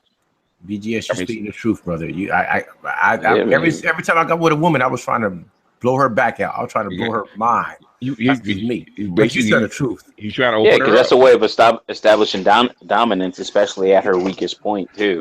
What thing is? I didn't think about it logically. I'm thinking I'm the shit. I'm gonna fuck shit. That's what I was thinking. I was thinking shit else other than that. That you gonna know me. You gonna remember? Nah, but I used to do it on purpose, like women that I would be with on a long-term basis. And I do a thing where before she leaves, I'll walk her to the car and then start doing shit to her when she's in the car. whatever she'll let me do, like suck a titty or finger her or whatever. No. And then You it's what I call. You know what will blow a woman's mind if you fucking her for the first time. Okay, What? you know, blow her mind. Yeah, okay. Call her the wrong name. Pull out a gun. Call her name. Call her Susie when her name is No, Tina. no. I'm gonna tell you exactly what will blow a woman's mind the first time. If you blow out her back the first time, you have her get a couple of orgasms, real strong if possible. You get up, clean up with a hard dick, and you walk out. Damn. Dude, I got some stories to tell you. This is when I was young. I was probably like 22. I met this chick. Yeah, I was young. I'm old now. I'm like 43, so I'm getting up there. So I met this chick. She had like this is when I was messing with chicks that had kids. I wasn't really thinking about it. The chick had 2 kids, and she was telling me she wanted to get with me, but I couldn't stay at her place. I had to leave and go. Yeah. I fucked one time. She was like, "Motherfucker, you have a key. You can come whenever you want. I don't care what my kids say." Yeah. Just changed, dog. You're their daddy. Yeah, you can be whatever you want to be. I'd be your wife, whatever the fuck you want. Her mind was before, it was just a fuck thing. You can't ever be here. My kids can't be here. When I got done fucking that first time, she was like, motherfucker, here's the key. You can come whenever you want. You don't have to call nobody. You are always You found your place in the sun. Yes. Who do I have to talk to? That's a trip. Yeah, it's a trip. Who They do run I behind have you. to talk to get to the top? Yeah, they run behind you. Said, I might not be your woman, but you my man. I didn't look no different from before I fucked her and after I fucked. I don't think I improved. My looks didn't improve. I didn't grow taller. I didn't get buffer or nothing. No. Before I was just cool.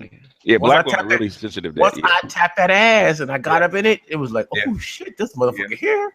She's like, listen, you can come over whenever you want. Don't just come. Here's the key. Just come on in. Don't worry about my 2 daughters. Not that you're a pervert or nothing. I could have been some pervert. Not that I am. But I'm just saying, in general, it's just chick flip backwards, backflip, Olympic style for me, just like that quickly. Yeah. It depends on the chick. It depends on whether she's had an orgasm before or not. So a lot of women, especially in their 20s, you would think they had an orgasm and they hadn't. It's like what the fuck is wrong with you? BGS, I have a question. Yes, sir. It's kind of weird. If you like, actually, nah, forget it. Go ahead, man. It's kind of crazy, but don't be shy. Have a stick in her pussy. Would I give her an orgasm? Mm-hmm. If you give her an orgasm before you enter in, and then you give her another orgasm, is that better? How are you giving her the orgasm the first time? With a stick, and then I use my dick. Is that possible? With a stick? You talking about with a dildo? Like a broomstick. Youngie, have you got some pussy yet? Have you been in some pussy yet, Youngie? I gotta ask you, brother. Who the fuck? Youngie, this motherfucker fucking with tree branches? Youngie, have you had pussy yet? He's asking a question. No, I want to know. Has he had? I mean, no. If she's letting this happen, is there a way you can stimulate an orgasm? If a woman will let you stick a broomstick up in her pussy, okay? Is that safe? Let me finish. If it's clean, it's safe. Yeah. If it's clean, it's safe. If she lets you do that, she's already into you. She's already basically into you before you even touch her. Mm. If she lets you do some shit like that, then she's having an orgasm when you walk through the door, which is rare, but it does happen. Hey, Young E. Wait, she can have an orgasm without touching Young E. Yes. He's not lying to you. Young E. Can I talk to you, Young E? Go ahead, Charles. Young E. Have you met a girl that really felt you and she was like she wanted to do whatever she wanted to do for you, even though you ain't never touched her? She takes your hand and puts you on her pussy. That type of shit's kind of crazy. If she's drunk, she's probably feeling. No matter what. Have you ever had a chick that was so into you that she follows you around like a puppy dog? You might not have liked her. You might not have liked her, but have you had that experience? I mean, it was like some fat white bitch at a party one time. It doesn't matter, Young E. She felt you. That's what BGS is trying to say. If a chick is already feeling, she's already feeling you. She's orgasming. Yeah, she's already for you. She's already wet. She was feeling anybody though, to be honest. No, she was feeling a bunch of niggas. What I'm saying is, if she's after you like that, after you like that, then go ahead. You'd be surprised, man. You ever seen a cat in heat? Yeah. When I saw that shit, I knew right then and there women are more horny than men will ever be.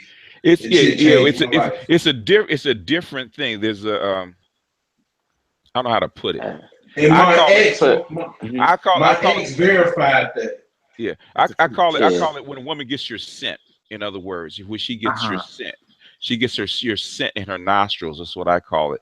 Like Then a dog. You mean like a bitch? like a dog, like a bitch. Really, literally, like a bitch. Yeah. When she gets. Well, listen, we call women bitches for a reason. If we're dogs, I mean, if you think about it. Yeah. When she gets your scent like that, before you even touch her, basically she will hound you, man, for years because she has your scent. You can't get rid of that. In other words, I never ran into that type of shit. I mean, I've seen it, but it hasn't happened to me. Not yet. I think you just haven't noticed it. Yeah, he's too selective right now. When he gets older and he stops being so selective, he'll see it. Because listen, probably not even selective, but sometimes you're naive with it too. You just don't notice it. Yeah, I've had that happen too, where women come back later and you're like, you really didn't notice that I really liked you, and I'd be like, nah.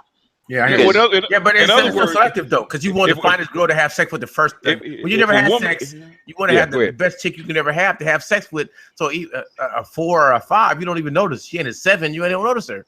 So I think Young E going through that. She got to get a 7 or above for me to get with her. I'm in the matrix. If a woman that you're into, if a woman that you are into is giving you signals, you will notice. Because you're looking for it. The women that come to you say you never knew that I liked you, are the women that you weren't really that into. I agree with BGS totally, man. Yeah, I'm older now, so now I'm aware of women that hit on me, dude, and I get hit on a lot, dude. And it's like, yo, when I was 25, I would have never noticed that they hit on me. When I was 30, I would have never noticed them. But now that I'm 40, dude, I get hit on by chicks that's 60, chicks that's 25, chicks that's 18. And it's noticeable, and I'm like, "Wow, really? It's just unreal." It gets better for a man when he gets older. I'm telling you. That's why I laugh, man. Because when Chick said, "Well, you aged out and you're not part of the game," I just laughed because I said, like a couple of weeks ago, man. I was in the 99-cent store. I was in the 99-cent store, right? And I was walking through the aisles, and this older, chick about my age, she was trying to get my attention. You know how they look and they pass in front of you and that kind of shit. She's trying to give me the high sign. I'm like, you know what? I'm not. Basically, I see it, but I'm not really interested, man. And we go outside the store, man. She gets her stuff and walks out. I'm right behind her, get my stuff, and I walk out. Right, she getting into the car with her husband. I'm like, you dirty. Damn. You in the store. Another simp bites the dust. You're in the car now. Well, he might know it. Everybody. Everybody in the shit, man. Like I see some shit. Like I can't say I attract them like that personally. Sometimes I get it. Sometimes I don't. Sometimes I gotta pull it out of them. But man, I've seen some of my homeboys on some shit, and I'd be like, "What the fuck?" It was like that when I went to Atlanta. When I was younger, that happened all the time, and my if I wasn't into her, like Charles said, if I wasn't into her, I didn't notice it, right? And my place, man, you gonna pass up on that? Pass up on what? Really, she's into you. Yeah, man, I don't care. If I'm not into her, I don't. Good for her. As a younger man, if I'm not into you, I don't. I mean, some guys are just womanizing. They're gonna, like my partner. He was a womanizer, man. Even though he was married, it didn't matter. Any pussy, he's like had a big old catcher's mitt, right? Any pussy thrown to him, okay. High and outside, okay. Curve ball, all that shit. Catching anything that comes his way. In fact, that floater into the dirt, man. The fastball into the dirt, man. He gonna go on his knees. He gonna retrieve that pussy, man. Exactly. Like that. I'm like, okay, if it's not thrown directly to me, if I'm not into you, not thrown directly to me, man, shit. That's when you're in your prime. But it was like that when I was in Atlanta. I was married chicks or whatever, like looking at me with their husband.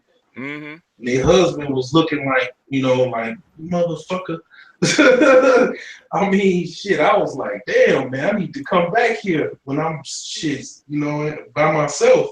Shit. Married chicks are the worst, man. The problem is when the woman look like Beyonce and she's married, but she want to use some pussy. How do you handle that? What's the problem with that? Well, she's married.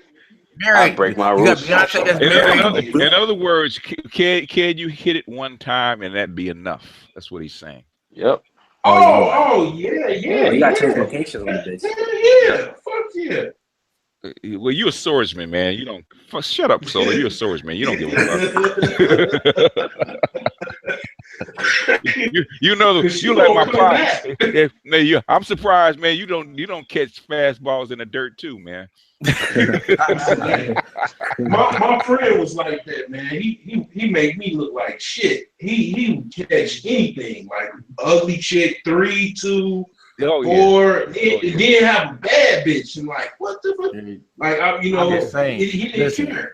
Listen, if it's a 2 with no drama, I'm fucking with you. As long as there's no drama and you doing what I need to do. Yeah, that no drama shit's like becoming more and more important, to be honest. I'm a dirtbag. My girl, my girl know my real philosophy. She's like, God damn, you have some self-respect, sir. Listen, I got a lot of self-respect. Number one, I'm telling you, I'm trying to tell you how to love it. Dog. She'd get on me like, damn, you a fucking ugly chick. I just know you ain't shit. And I'm like, well, you can leave. I'm telling you, there's one thing about that. But a dude with no standards is never out of pussy. That's for sure. Never out of pussy. I can't argue. I got standards, but I just don't give a shit if it's easy and no drama. Talking to a 4 right now. In other words, I don't have no standards. You think you ain't gonna simp for no, you ain't gonna simp for pussy. But the thing is, you ain't gonna turn it down. Well, I turn down any snapdragon mouth chick that's talk out of place. Any chick that's a 10 that says some any chick that's a 10 and says some crazy shit to me is dismissed. I don't give a fuck. So if you're not doing what I want you to do, you gotta go. I only deal with chicks that do what I want them to do. Period. So you're on the other side of 40, man. So it's more utilitarian than it. Fuck that, man. Pussy as a utility, or is it pussy as a service, as Mike would say. Yeah. In the words of ARC, as long as you fucking, I mean, pretty much you're gonna attract more pussy. I had a chick at my job say, "Can we kick it? Let's just hang out." I said, "Are we fucking?" She just looked at me like I was wow. I said, "Listen, straight up." You have to be blunt like that. I said, "If I'm not fucking, I'm not hanging with you for fun unless you paying. If you paying for my time, we can kick it. But if I'm not fucking, we can't kick it. That don't make sense to me." Now I said it makes sense if I just want some company and we get off work and we eat some breakfast, and I say let's go eat breakfast. I'm gonna pay for some shit like that because I brought it up. But you can't call me at 7:00. Let's go see a movie if you're not paying. Bitch, are you fucking crazy? If she called me, she's paying. If she called me to accompany her, she's paying. You're paying. You gotta pay for my time. I'm paying for your time. It's understood. And now she says, if she's my girl, says, "Baby, can you take me to a movie?" That means, okay, you want me to pay for your movie. I understand that, but you got to be my woman. I remember I had a good friend, man. And I think she was into me, and we and my partner, we was going to Vegas, right? And she says, and she's just a friend, right? And she says, "Can I roll with you to Vegas?" I said, "Hell no." She says, "Why?" I said, "I ain't fucked you yet." And basically, you rolling with me and my partner in Vegas, you give them pussy we give them some pussy to one of us. And if you're not down for that, and they don't like that shit. Oh, you said that shit. Yeah, basically. No, she was bold enough to see what pussy in Vegas. No, if she's bold enough to ask me when I'm mentioning me and my partner going to Vegas, can she roll with us? I'm bold enough to say, okay, you're not rolling with us for free. Yeah. This is a male road trip. So the only way a female goes on a male road trip is if you are fucking. And if you're not doing that, you need to go back to your husband and stay where you are. because you're not business rolling stay in with the us. kitchen. I ain't going to no trip with no chick that I ain't fucked yet. It's impossible. It doesn't make sense. It's irrelevant. I wouldn't even feel right. Listen, I'm fucking before we leave. If she's my female road dog, and she's like our partner, we can roll because she's my female road dog. She's paying for herself. She can do whatever she want to do. She's paying for herself. Yeah, she's all good. As long as she don't pay. If I gotta pay, we're not going. You gotta be home for me to be going. If I got a female and I'm in a room with her, she my friend, or we in a car, I'm always gonna try to fuck her. I'm sorry, I can't. Ain't no friends with me. Well, pussy in front of me? Oh no.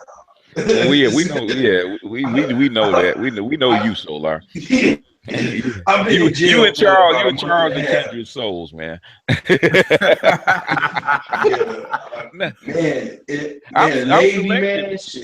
I'm selective. You know, I'm selective somewhat. If I'm fucking, I'm selective, bitch. If I'm not fucking, fuck you. If it's I'm non-selective. If it's just a random chick and I'm never gonna see her again, I'm not selective. Okay, you wanna. If she's I was in boot camp fucking. If she's everybody, that's incredible. That's incredible. I agree with you. That's some hard shit. If I would have got caught in boot camp having sex, I would have been in jail, kicked out, dishonorable discharge. I risk all that just to get some pussy. That's how much. Yeah, that's being young and stupid. I was young and stupid. I was in boot camp in a class, taking my foot in some chick ass because the teacher's instructing. And I'm laughing my ass off. I'm like, don't these dudes see me stick my foot in this chick ass? Like some crazy shit, some dumb shit. Yeah. It could be bombs going off outside. I'm still trying to get some pussy, man. God damn. Hell no. That's a bit much. I ain't that dumb. But I do understand the sentiment. I'm not that dumb. I'm like, nah, I'm gonna live. Fuck the pussy. Hell no. Hey, Solar I'll be over there like people be yelling, Jesus is coming. Solar I'll be like, so am I, nigga. Hold on. Hold on. You know how many Sundays I've been waiting? With his finger in the air. Yeah, wait. 1 minute. 1 minute. I'm almost done. and he had a chick with her finger in the air. He co-signed.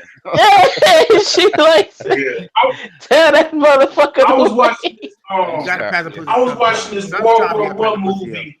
Sometimes you got to pass a pussy. I was watching this World War I movie, and this dude, he was like a resistance movement. He was in a resistance movement, and he was in some like camp or whatever, and he got in a like little bunk with a chick, and he basically put his hand over her mouth. He's just fucking her inside the little camp. Like, that's me all day. I've been behind enemy camp, man, like just trying to get some pussy. You know what I'm saying? Like, shit. And we have been putting my hand on her mouth so she don't holler, cause you know she getting ready to come. Shut the fuck up. Yeah, I done that. Yeah. I gotta find that damn movie, man. What movie? Is that the one with Brad Pitt with the tanks? No, it's that piano dude. World War II, but they didn't have tanks. Wasn't really used until World War. The Pianist, the movie, the Pianist, I believe. Okay. The Pianist. Okay. The pianist. Penis, yeah. I used to laugh at that one all the time. Pronounce it properly. Right. Yeah, man. Yeah, but I'm about to invest in Ripple, by the way, BGS. That Ripple shit's like 30 cents. About to put my money Hey, go for it, man. Just just be cautious when you do it. Because, just put it on. Honestly, if you got it to spare, I mean, that'd be for me even just a few dollars. I'd do like $100 on that.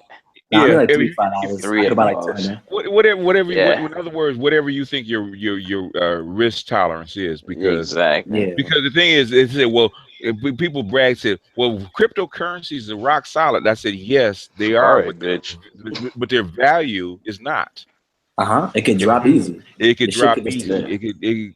basically, yeah, you won't be able to crack the code, but the thing is, you don't have to if the value of that cryptocurrency drops to zero. Yeah.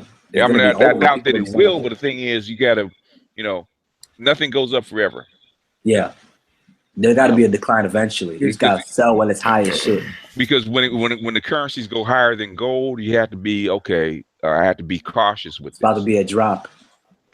Yeah, I think its current bottom at this, like me and my business partner were talking about it today or a moment ago, and its current bottom, its normal plateau is about 2,200, which is where it's at.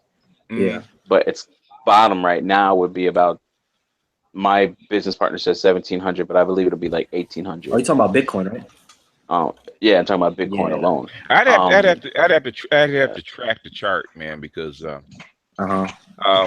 it like anything else, man.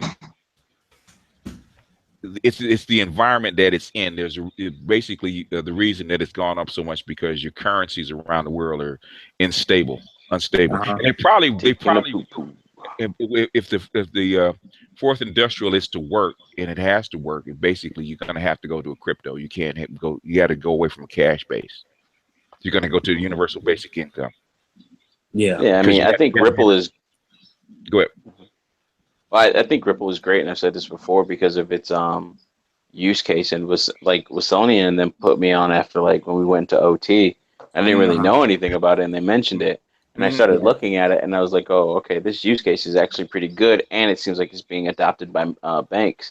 So all you need is like a major bank such as like Wells Fargo or something like that to sign on.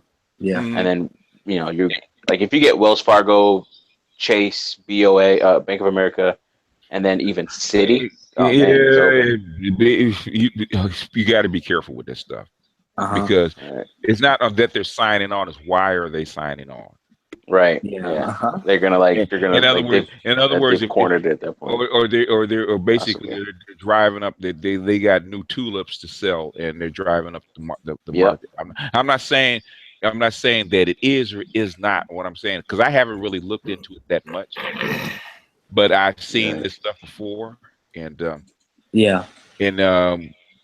basically you don't want to be, we don't know whether that stuff is based on a solid ground or a trap door. Because it's all digital. Because currency is currency. It doesn't matter whether most currency is electronic anyway. Yeah, and it doesn't matter whether it's yen, Deutschmarks, francs, British pounds, paper gold, whatever it is electronically traded, and its value is set by somebody.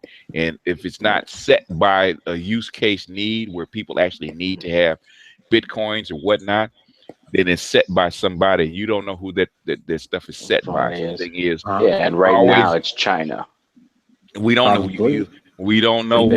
We don't know if it's China or why China is setting that particular market. Are they going to use it? People thought, okay, I'll give you an example. Okay. Do people remember when gold was like at $140 a barrel? I mean, not gold, but oil was at $140 a barrel. I do. Okay. People use oil every freaking day, right? It's traded every day, right? Everybody knows that everybody needs oil, right? Period, right? Right. So how does gold go? I mean, not gold, but oil go from $140 a barrel all the way down to 22? Speculators. Well, the thing is, the environment changes, conditions change, and also once the momentum starts going down, downwards, then the speculators start jumping out because it is a value that is set by people. Why did it go back down at that time? Like 2000? It's really simple. 8. Talking about oil. Yeah, it's really simple. Okay, China was increasing their industrialization. That's one, right? And number two, China was preparing for the 2008 Olympics. If you're building all these buildings and you see, all you have to do is see all the cranes and skyscrapers and all this shit's going up. They don't run on water, do they? Nope. They run on, guess what? They will run on diesel, and that's what was the key, because diesel is the least processed of all the great fuels. how come diesel was like $1 higher than everybody else? It means the demand, it was a real demand for diesel. And the real demand for diesel drove up the price for everything else, because you had airlines flying all over the place. You had this massive building going on in China, and it had massive building going on in Africa. So basically, diesel was in demand. And when after the 2008 Olympics, all of a sudden we started going blue.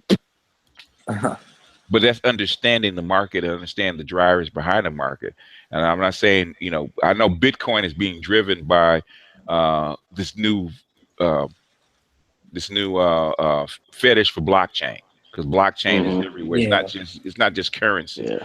Blockchain is doing contracts. That blockchain is doing contract sales, international trade, all kind of stuff. And it's not just about money. It's about contracts going from one place to another. In other words, they were talking about Nigerian oil going on a tanker going to, I think it was Malaysia, and before it got to port, it had been that tanker of oil had been bought and sold 5 times. But it was the blockchain. But the thing is, blockchain contracts were able them to streamline the process, so it took like 80% of the cost out of doing that particular trade. So it's a big thing, but the thing is, it's an in thing right now. We don't know how long it's going to be in. Okay, how far, whether the price is valued, whether it's overpriced or underpriced. So what I'm saying is, you have to look at it as trading and not investing. There's 2 different things. You have to look like I'm trading, and basically, I think on one of the videos I actually did for cryptocurrencies, they said, well, jump in and invest. I said, but also park your seat next to the exit. Yup. Because when the rush, because at a certain point there's going to be a rush to the exit. You want to make sure you're right next to the door. BGS. I exited probably a couple days too early. Can you elaborate on the difference between investing and trading? Okay, investing. Okay, let's put it this way. Investing is when you buy. Let's use houses for example. Okay, investing is when you're going to buy a house and buy a 30-year mortgage.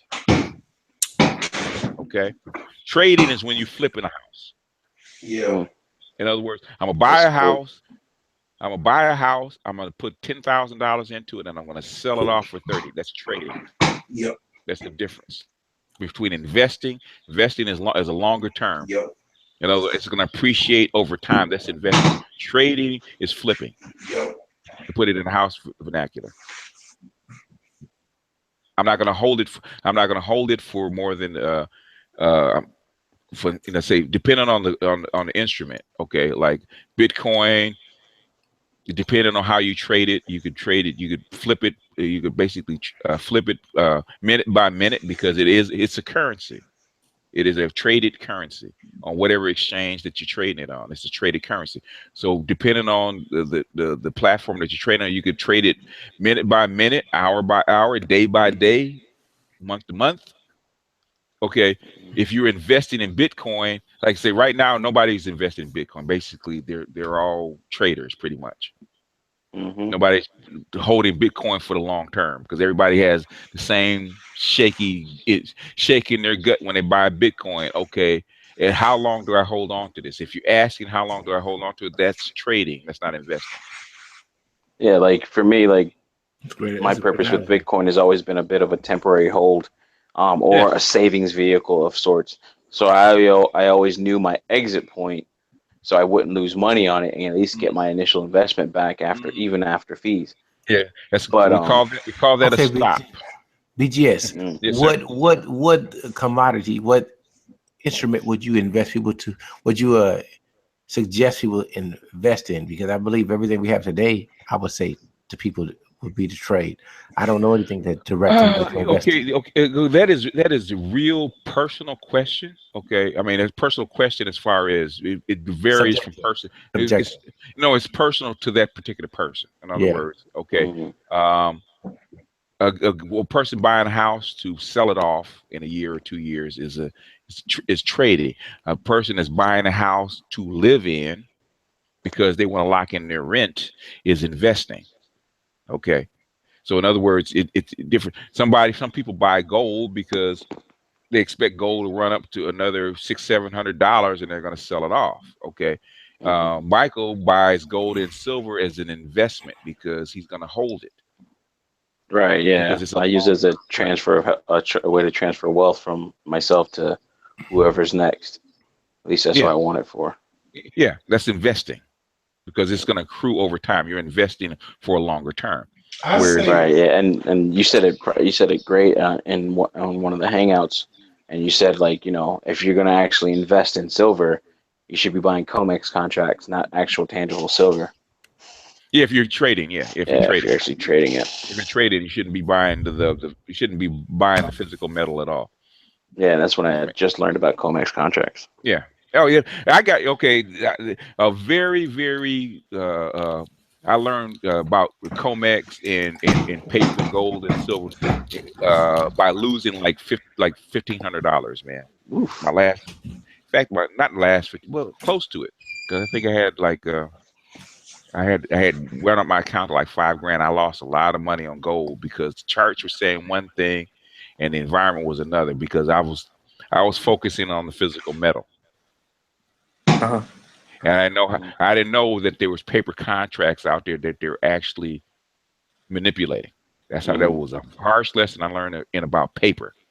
So I said, if you're trading, there's a difference. If you invest in, you buying the physical metal. That's a difference. If you're going to invest, don't fuck with the paper, buy the physical metal. If you're going to trade, trade the paper. Yeah, and I was schooling my business partner because I was showing him my spreadsheets and graphs and everything like that on my silver, and I was like, hey, listen, man, you're gonna buy this shit at a loss. And for me, buying silver at $19, which is like maybe about sometimes $2 over spot or whatever the price is. Yeah. Or I'll buy it at like 16, and then my dealer gives me probably about $1 to $1.30 to $1.50 over spot, and that's what I have to pay. But for me to make for me to anything $2 is like kind of at the high point. Under that is usually pretty good, and they're kind of nice. Yeah. But anything for me to make a profit or even break even, I have to sell the shit when it has to get to about $23, $25. Yeah. And that's for me to almost break even. So for me to actually make a profit, you have to sell it at 40. So I told him, I was like, hey, listen, if you're buying this shit, it ain't for you. That's how I see it. Physically, basically, it's an insurance. Basically, if you're investing, especially in precious metal, and you're holding, it's a hedge or it's an insurance policy in case the currency goes crazy. Gold is going to rise, and you're hedging your wealth against whatever is going to come. It's an insurance policy. If you're holding the physical metal, if you're trying to make a profit, it doesn't make sense to hold the metal. Go to the exchange, get you some contracts, and trade the contracts, and then sell it without taking. Because you can get it for little or nothing and still actually make a lot of money on the position without even going to payment. Yeah, because basically it's just risk money, and a lot of times if you're buying if you're actually buying the contract and not taking possession of the physical commodity, what you're doing is you're only investing a percentage. Basically, it's like 3-4% maybe. So basically, if you're going to trade, use leverage and all that kind of stuff for you. The thing is just managing your risk. Yeah, because like when somebody calls in the contract or calls that thing. Yeah, what they call it, or I don't know the proper term. Sorry. Oh, well, basically the contract will end. In other words, the contract will get called at a certain date. In other words, you got to take. Some people get caught like that. Especially you got to pay it. Especially the last time gold was at a high price. Somebody had to take possession of that oil at $140 a barrel, and I'm sure they were in pain, boy, because that price dropped back down to I think it dropped back from 140 down to like 115 in like the next couple of days. I know they said whoever ate that one, man, god damn, got caught with that that year. Sheesh, they took one. They got hit because there's no way I'd have bought it at 140. But Hey, BGS, I yes, know. sir. Oh, sorry. If you want to say what you gotta say. No. I'm listening to you. You ever thought about like I know guys probably would like this, but like your own little website, uh, like a blog or something like that, or just opening up like, hey, listen, like a board of some sort where you just post it and say, hey, listen, reading this article, or sharing your Evernote or anything like that. I do have one. I just It would just show your identity. I see. no, it doesn't. It doesn't have my identity. It's actually for I have a what is it called? It's actually through Evernote. It's called Pistachio. I have 5 Pistachio blogs. I just Oh, okay. I'm too lazy to put the content. I have tons of Evernote shit, man. I could actually do it if you guys are really interested in it, man. I never know if you guys are actually interested in this shit or not. I said it doesn't Well, make sense to go through it and posting my articles if people aren't interested in it. But yeah, I do have one. I just have to put enough content up for it to make it worth people actually going there and looking at it. But if you guys want it, man, I'll work on it. it would make sense though, because I would think so simply because of the I guess rating or the comments under some of these, like these demography videos and economic videos, stuff like that. It's very positive. I'm not really seeing, unless you're just erasing them, which is possible, but I'm not really seeing the negative BS content that you've talked about or seen. I've seen in the past. Not actually. You guys have been pretty. They've been pretty. There's been a couple guys here or there, man. There's one guy. He got abusive because he called me. What he called me? One guy asked me because there was a big thing about when I put up the demography video, and everybody said, "Where do black people fit in this? Where do black people fit in this?" I'm like, Jesus, do we have to? I said, why do we have to bring it up? Okay, how come you just can't take the information, bring in the information, hear what the guy has to say, and learn from it and keep going? Why come we have to bring race into it? Okay, and they kept asking me the question. I said, okay, actually, as far as a demographer is concerned, okay, you are part that is cultural. You are part of the United States already, so you're already counted as a unit. So they're not separating. In this particular instance, they're not separating black from white or non-white. I mean, if you want to break it down, when we were talking about Hispanic immigrants, I said, yeah, it's the only thing, the only person that, the only group that he actually singled out. Because they're outside of the culture, and that's a special case. In other words, when you bring in an immigrant, if you look at what's going on in Europe, right, with them bringing in those Muslim immigrants, right? Okay, there's Muslims that are already there. That's not the ones that they're talking about. The ones that haven't been assimilated. Yeah, the Syrians, they haven't been assimilated. When you bring in unassimilated immigrants, there's issues that come with that. But once they become assimilated, into the collective, then they're counted as citizens. They're not counted as immigrants anymore. So a demographer, as far as bringing in a different cultural concern, that's different. Okay, now inside the culture, there's a breakdown of groups and whatnot. They do have that. And people said, where are black people in this talk? I said they exist, but in this particular talk, he's not talking about them. They don't matter, okay? Yeah, they don't really matter at this view. And actually it's from a higher, different layer. Right. Yeah. So an African, even though an African is black, if you have a big rush of Nigerians, like say 1 million or 2 million Nigerians coming into the country, even though their color is black, when they come over as a group like that, they're bringing their culture with them. They are not American. So there's a whole culture shift that has to happen to actually assimilate them. So the color does not matter. Nigerians don't feel themselves as the same as black people until a police stick goes upside his. Oh, yeah, but it don't take that long.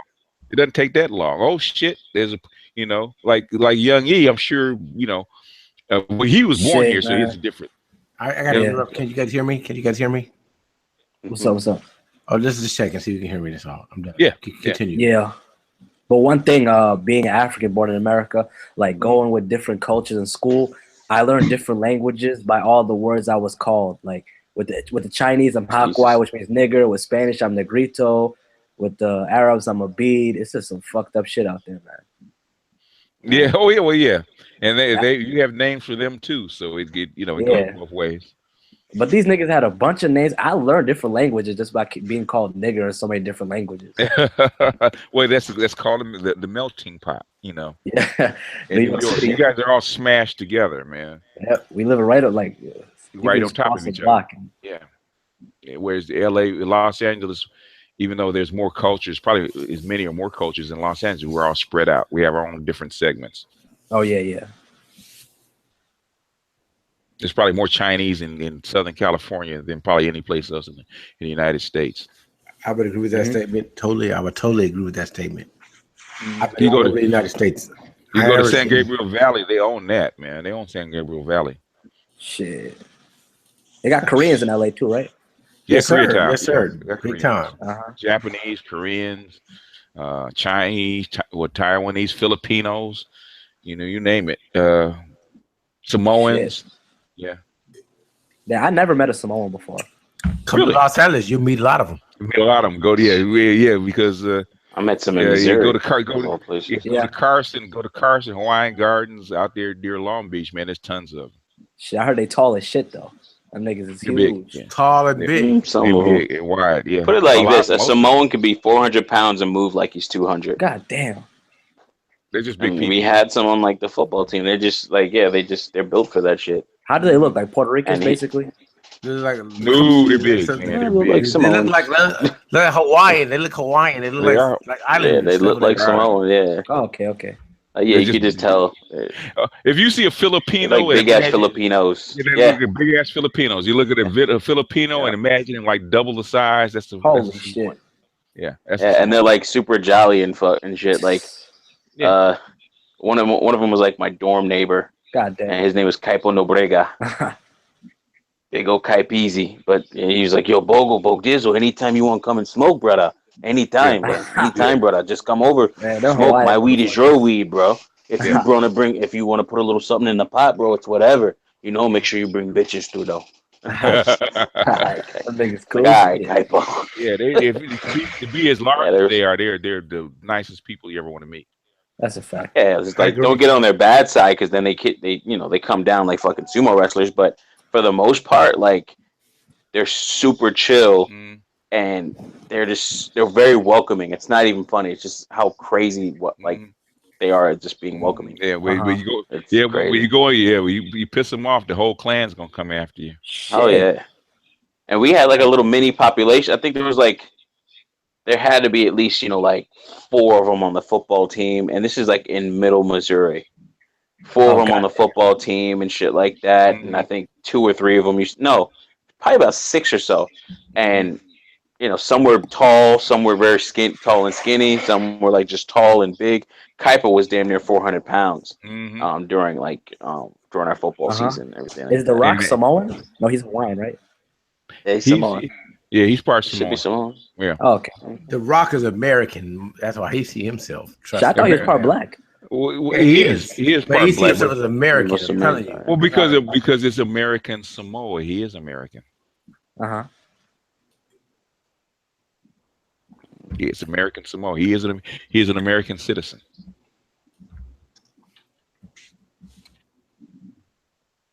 But yeah, that's a lot of times, man, people. It doesn't make me mad when people disagree with something. What it makes me mad is like you basically taking a video way out of context than it was presented. Okay, that's that one guy. I actually deleted his comment because he called me. I said, he said, "What's going to happen to black people?" I said, "Black people will not count, and eventually they're going to be absorbed into collective." And he said, "I'm tired of you old Negroes and it's kumbaya, blah blah blah. You just, I said, dude, I think I saw that shit too. I said, dude, dude, I said, you know what? I said, I understand your sentiment, but that kind of talk will get you bounced from this. That's a fact, man. There's a bunch of niggas like that on 125th Street. Some of them conscious niggas selling them DVDs, man. They get me mad as shit. I said, do you want to get? I said, do you want to be here, man? You want to be here and comment here? I said, because that kind of talk will get you booted right out, nigga. Booted from. Send his ass to internal suspension. Send him to IS, man. Yeah, take that shit to security to come pick him up. He said, do what you got to do, man. But I'm tired of you Negroes. I said, okay, you made your choice. Boop. I said, I'm not even going to debate you, man. Yeah, but that's the crazy thing. Nancy. So, and I learned that from these chats is like, you know, some people's worldview just will not accept it. Right. They just will not accept certain things. Yeah, even if they're rooted in truth, like that's the craziest thing to me. I get that, but I think I'm fairly consistent with my content. Mm-hmm. I think I'm fairly. I'm like, why? I said, dude, why do you even? I said, why do you even come here and look at my stuff? I don't get it. I said, why do you want to be here?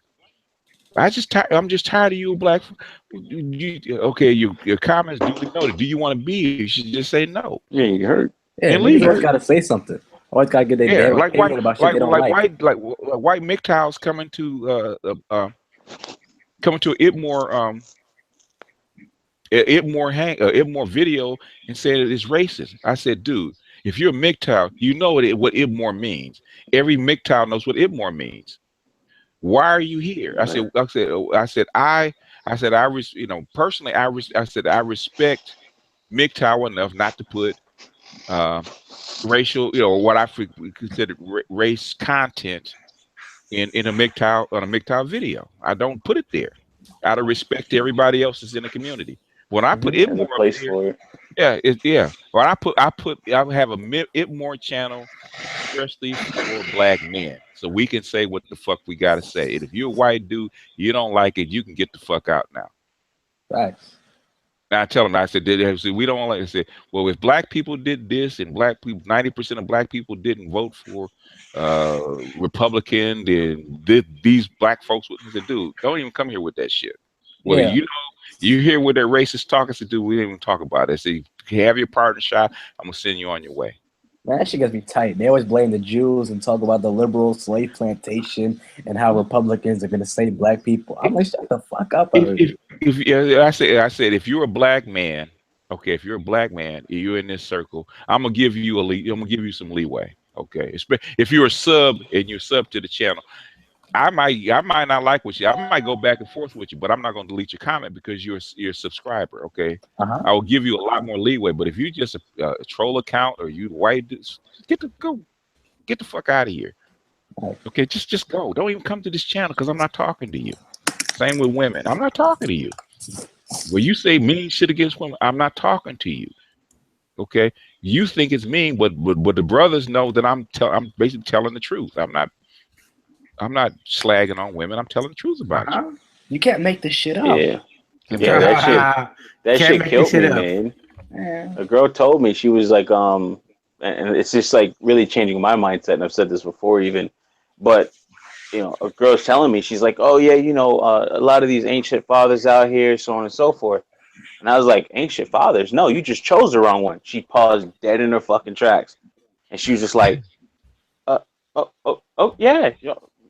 Yeah, okay. And then I told her, I was like, trying to like semi-appeasing her, but I was just like, yo, listen, my sister did too. She just picked a dude that wasn't shit, and that's where it turns. Pick a hair color. It is what it is. Bitches can't pick a hair color. How they go pick a nigga? Well, the thing is, I mean, every dude they can't even pick what weave they want. Every dude that stuck his dick in crazy, okay. Okay, and dude, I never seen one dude that stuck his dick in crazy blame the chick. Amen. That's the crazy shit to me. It's just like, how you gonna? It's just a lot of the holding them accountable and learning their nature, and literally, and when she said that, I just laughed, and I'm thinking to myself, I was just like, this is when will they learn? I'm just not putting up with that shit no more. Facts. I just step away from them bitches. The thing is, look at their mama. Look at their Well, you're not parents. looking. When you look at their parents, well, the thing is, with most dudes, okay, you listening to your dick, you're not willing to take that L. Yep. That's all it is.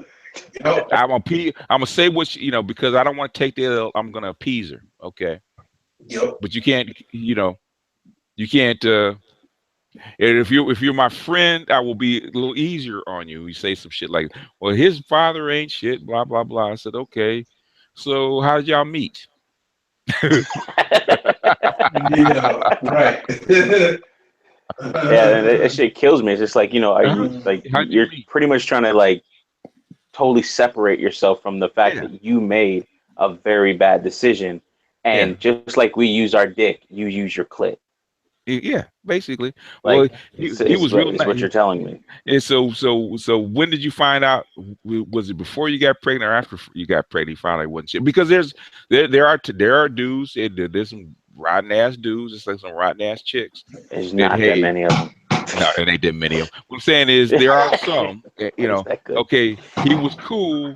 He was cool till I got pregnant. So why come you didn't wait till you got married to get pregnant? Ooh, why did you say that? Makes you sound. Yep. Yeah, All when you step questions. them through that, fucking logic, man. Like, and I tell my Yeah. sister, you know, a lot of like nowadays I start dropping some of these lines on them, and then she's like, Oh, I don't know why, you know, something like this, and I was like, well, you have to understand the inherent nature of a woman is to be selfish, and she's just like, oh. oops. Oh yeah.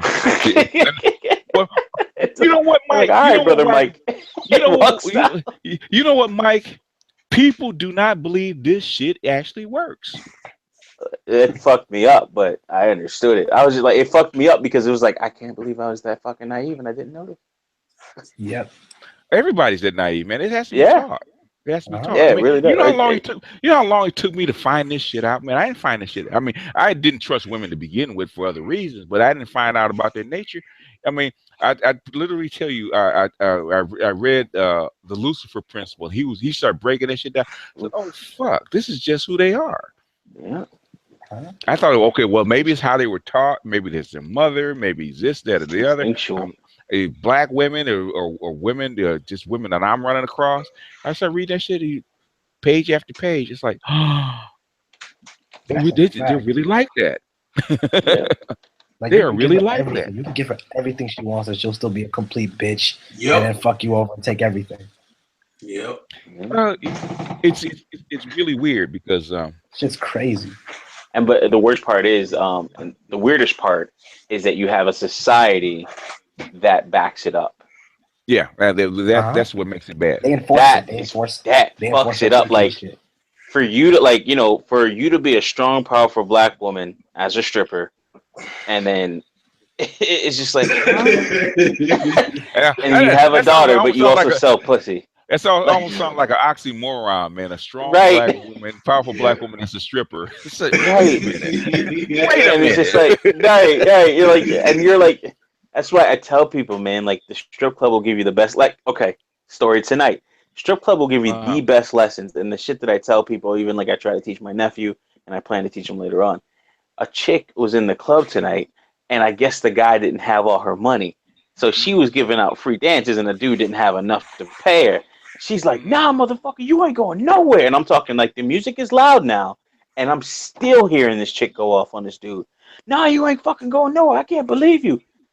And I tapped my business partner. I was like, "You see what happened when the money run out?" And I was like, "That's the same shit that happened in people's marriages." Yep. And the dude had to run out the back door before security, aka the government, came. Yep. To fuck his ass up. That's how I left my house when I lived with my wife. Shit, the back door, out the back all door. my shit, packed it on in. Oh my god! You know what? Okay, I'm gonna reveal a little bit more about me, man. How I do it. I've done it 3 times, man. That's why I said I will never live I will never live in a woman's place ever again because I've done it 3 times, man. And how I do it, because I've tried it. I've tried to, you know, how you do the breakup, man. You got to sit down and talk about it and blah blah. We should move on, blah blah blah, and think they're actually gonna let you leave, right? Because I learned, okay, no, there's gonna be a big fight. So I learned, you know, I said, okay. I said, okay, it's time to leave. Okay, like a month ahead of time. I said, oh shit. Okay, she's just hit a deal breaker. It's time to leave. What should I do? Let me go down and get me a storage unit. Okay, that's the first move. And then I know since we're breaking up, we basically taking a hiatus. She's probably gonna find her another dick somewhere around in here because she's gonna feel the need to get revenge, right? So she feel the need to get revenge, and it's gonna be this one day where she's just going to be. She's gonna take off, right? She's gonna set a pattern. She's gonna take off one day where she's gonna be gone for a long time. So I wait for that day. I said, okay, she's gonna be gone all day. I said, okay, time to go get me a moving van. Oh shit! God, that ain't a preemptive strike. Bloop, bloop, bloop, bloop, bloop, bloop, bloop. So that's how come I identify. Remember that at the end of Insecure. Yeah. Where she walks in and she walks in and she sees the key, she thinks he's in there, and she walks out and find all this shit is gone. Yeah. Yep. I said, oh shit. I said, I've done that. I said, been there, done that. I said, Lawrence is me. Yeah. But he was fucking a bank teller. But the thing is, you got to wait 6 months, man, before you even think about contacting her, man, because hopefully she can't find you. Yeah. That's one thing I learned. Okay, if you got to go a place where she can't find your ass, because she's gonna be looking high and low for your ass. Yep. Damn. She's gonna be looking high and low for your ass. I had a chick and I didn't contact her until like 2 weeks later, and I just walked her out the door that night, and like 2 weeks later I hit her because I had like a weird ass fucking dream. And like when I have a dream, like that's like from the old country, like my mom and shit. So I thought there was like not something wrong, but I was like, all right, let me try and reach out. Hey, had a dream about you. How's everything going? And she thought it was like my guilty conscience or some shit like that. And I'm thinking in my head, it was like, no, probably I was just horny and I thought about your pussy, but whatever. And she got all mad about the shit, and I was like, LOL, okay, seems like you're okay. But it's just it wasn't immediate. Like it wasn't. I didn't go after it immediately. I thought about it, but I was like, nah, man, fuck that stupid shit. That's funny. Women, black women especially, cannot handle abandonment. They can do it to you, but that's devastating for them, man. That's how come I can't wait till shit. So just leave in the morning, huh? Yeah, I'm about to go, fellas, man. I gotta get some pussy, man. Duty calls. All right, y'all have a good one. You motherfucker, you. He signed off quick too. Yeah, he's gone, man. He's gone, man. I don't blame him, man. Hey, it is what it is. Yeah. I thought he would have done that already, man. He must have got that. No wonder he's so quiet, man. He's probably setting shit up in the background. Texting and shit like that. Yeah. It's probably already there, man. It's probably just laying there. She probably just woke up. He's going for round 2. Yeah, I picked one up tonight too. We'll see what happens with that shit. Let's see what happens with that shit, man. You actually did a transaction, huh? No. What's it called? No. Didn't do a transaction. Just like a number. So I'm not really into the transactions anymore because you could fuck them in the VIP room and all that shit. Okay. And one girl was talking about that shit tonight, but when I'm here listening to Professor Black Truth talking about like the increased rate of fucking herpes, that shit turns me off so fucking much. It's not even funny. He's like, you know why so many women are getting C-sections? Because if they had a vaginal birth, the fucking herpes would blind the child or permanently disfigure them or even fucking kill them in certain or something like that. And I was just like, holy shit. And then flashbacks of all these fucking cesareans that these chicks have in the damn club. And I'm like, holy fuck. Yeah, they actually have a they actually have a ointment and shit like that, man, for their eyes and certain things they put in their eyes actually to prevent the child from being blinded. They just put it on because they don't know whether the chick has it or not. There's a certain swab they put on the baby's eyes coming out of their womb. Women don't think about that shit, man. They just They don't give a shit about their womb until it's too late. Yeah. And that's kind of crazy. And it's the same thing when it comes to like, the looks start to run out. And again, this is like all about female nature and looking into it. And it's just like you guys really don't feel that, it's not gonna, that you can't be. You're that child that thinks they're invincible. Yeah. Yeah. Women have okay. Men and women have exactly the same outlook. They just approach it from two different directions. Okay. Okay. Expound on that one, please. Yeah, well, you're gonna meet in the middle. Okay, like logic and feeling are supposed to come together, right? That's where the middle is, where logic and feeling come together. It's where they intersect. But men have a different mission and all that stuff, so they're gonna approach sex differently. In other words, yeah, basically at the end of the day, but we both want to get our rocks off. But the thing is, since we have different needs, because according to our bodies and of course our biology, we're going to approach it differently, right? Women want sex, but they also want intimacy along with that sex. Men want sex and intimacy secondly. Women want sex, want intimacy first and sex secondly. So basically, they want the same things, it just they approach it differently from different starting points. So in other words, I want to go ahead. No. Go ahead. Finish that, please. I'm sorry. That is the mystic marriage. That's what they call the mystic marriage, for a woman to develop over time, develop her logic in her brain, and over time, a man to develop the emotional intelligence in his, because most men are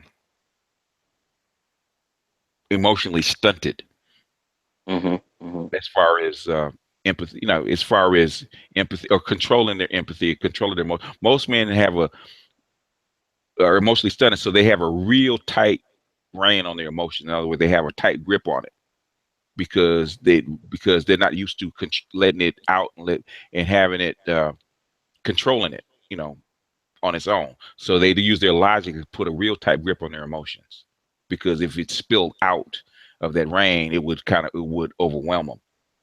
Right, and cause other adverse effects on themselves and their environment. And an environment, okay, like a dude like a dude who's in love with a woman and has got a wife and kid and stuff like that, and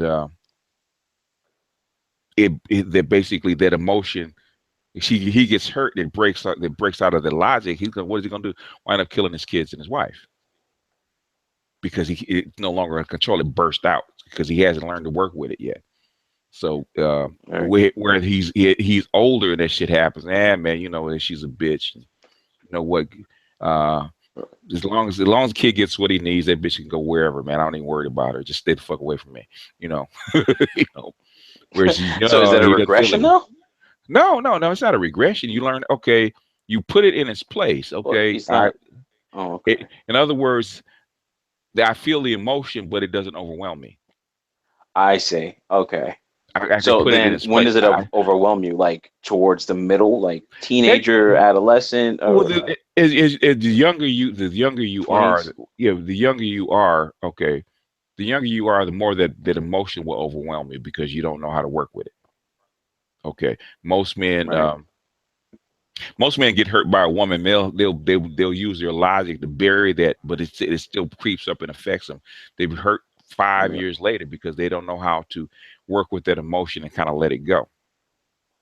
Right. Or even face it in a sense. Or even face it. They'll bury it. Okay, they'll keep a tight grip and they'll bury it. Whereas women emote and they get it all out and they cry, lean on their friends. So they still might be bitter, but the thing is, they'll get over it because they're used to dealing with it all the time. Because that's their normal state, being emotional. Right. So they become starting to grow those emotional calluses. Yeah. Or or emotional muscles. Is okay. This is how I'm used to working with this emotion and this hurt, this feeling. I'm gonna talk about it for this long, or I'll channel it in this particular direction and I'll move on. Whereas men, you know, if it's big enough, it can crush him, or he'll crush him for a long time, and he's trying to suppress it. It's hurting like hell, but he's walking with his pain. So it's right. Yeah, I have a it's friend really, that's kind of going through that, and I want to yeah. help him. That's why come I direct him to videos like yours. Yeah, dealing with difficult emotions, that is gold for most men. Most men don't even peep it. That is gold for most men. How do you get over difficult emotions? And it works you through the whole sequence. And if you keep working with it, you will get. In other words, instead of taking 5 years to get over a breakup, man, it'll take you a couple of weeks. 4 minutes. Yeah, right, Huh? right. And that's one thing that I've done personally. Going back to something you were saying earlier. Mm-hmm. It's just like, you know, I nowadays sex is there, so that's easy. Mm-hmm. Now, is it that I find myself looking for intimacy more than I do just sex because you past 30, you're getting closer to that 35. yeah, what are we looking at? Not jet fuel, it's not rocket fuel anymore. It's like what, 93 octane or something like that now. Yeah. You got a lower grade of fuel pumping through your veins. Yeah. So in other words, it's two things. Okay, it's one that is starting to diminish a little bit, and two, just like anything, when you get dosed with a drug, you build a tolerance Right. to it. You basically your logic, you're building a tolerance to it. Number one, and number two, it's diminishing. So now, you're willing to take an L. You're willing to say no. Whereas 10 years ago, well, like I don't know how old you are now, but I'm saying is 5, 6 years ago, it was a hell of a lot harder to take that L. To say no. Because your dick was saying, I gotta have it, I gotta have it. Now you're not gonna sleep tonight if you don't get this pussy, you know? Right, yeah. The whole sexual imperative or instinctual nature of it's not as pressing. Yeah. It's not as strong, right. Not as strong. So basically, now I'm looking for, okay, I can get put now. I know what I can put pussy in its place. Okay, pussy is just part of it. What else am I looking for? What else does she have to offer me? Yeah, pussy's a commodity to be traded and negotiated. Yeah, negotiated. Basically, what and the other half of that is intimacy. Yeah, and I hate women with that shit nowadays too, where they be like, "Listen, like this costs," and I was like, "Well, listen." Last time I checked, if anything had a price tag on it, that means the price can be negotiated, even down to 0. Mm-hmm. So are you sure that it costs? And they'll be like, I've had women be like, okay. Like, it's like, you sure you want to say that it costs? Yeah. And I even hit a homegirl with that used car salesman shit. And she was like, yes. Oh, God. Okay. I fucked that girl up. I know she had to be a friend for you to use that, man. Yeah, I know. Yeah, you get. I do it to other women too, to like kind of like let them know that, hey, listen, you're saying some real fucked up shit, and you just like nobody's really checked you on it. Okay. But when she said it, she's like, and she was a friend, but she's trying to like really kind of get with me a little bit, and I'm like, nah, you just got out of a marriage, and all you're really doing is going through the whole I need somebody to lay up with, and I'm not with that, and plus you're not attractive to me in that manner. No. So she's talking about like, oh, it's low mileage, Mike, so on and so forth, and I'm like, man, you sound like a used car salesman, and just kept on walking while I was doing something. I was putting this ladder up on my truck to go to a job site. She said that. She was like, you know what, Mike? Fuck you, right? Yeah, exactly. Let me fucking her ass up. Yeah, I use that analogy on one friend of mine. She said, she thought about it. She said, you can say, it is what it is, Oh my God. Sometimes sometimes I want to take it further. Like, I think about the joke beforehand and be like, oh, okay, you sound like a used car salesman. Is that a Honda? Is it a Kia? Do you got new tires on it? What's going on? Mm-hmm. How many miles is on that pussy? Right. Is it all highway miles? What? Better yet, how many previous owners? Exactly. Have you ever been a rental car? Have you ever been in an accident? You got a kid, you've been in an accident, okay? I put it on the video, but some dude cracked up, man. You've been in car accidents and they're living with you.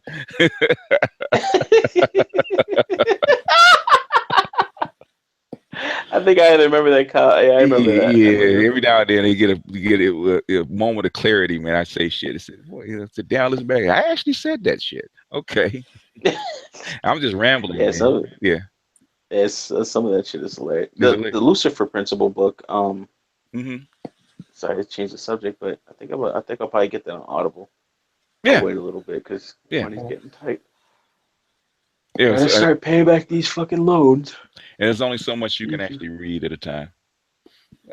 Yeah. I'm still on the Upside book, so I gotta start that back up too. Yeah, that's I'm sure it's fascinating. I did order the book. I said, let me order this book, the Audible book, and I said, I said I gotta. There's so much stuff in front of me, man. I actually have to read. I gotta actually started reading Marriages for White People. So I said, oh, let me look at it. I said, oh, big type, that's good. So I can get through this book. Because William Julius Wilson, man, it's like, that shit is dense, man. Truly Disadvantaged, that shit is dense. I said, man, I got through like 100 pages of that shit. I said, this shit is dense. Okay. It's like it's really a textbook more than anything else. Some things are just textbooks. So Truly Disadvantaged? Yeah, well, William Julius Wilson, 1987. If you're not into not demographics, he talks a little bit about that, but welfare, urban culture, and that kind of stuff, man. Yeah.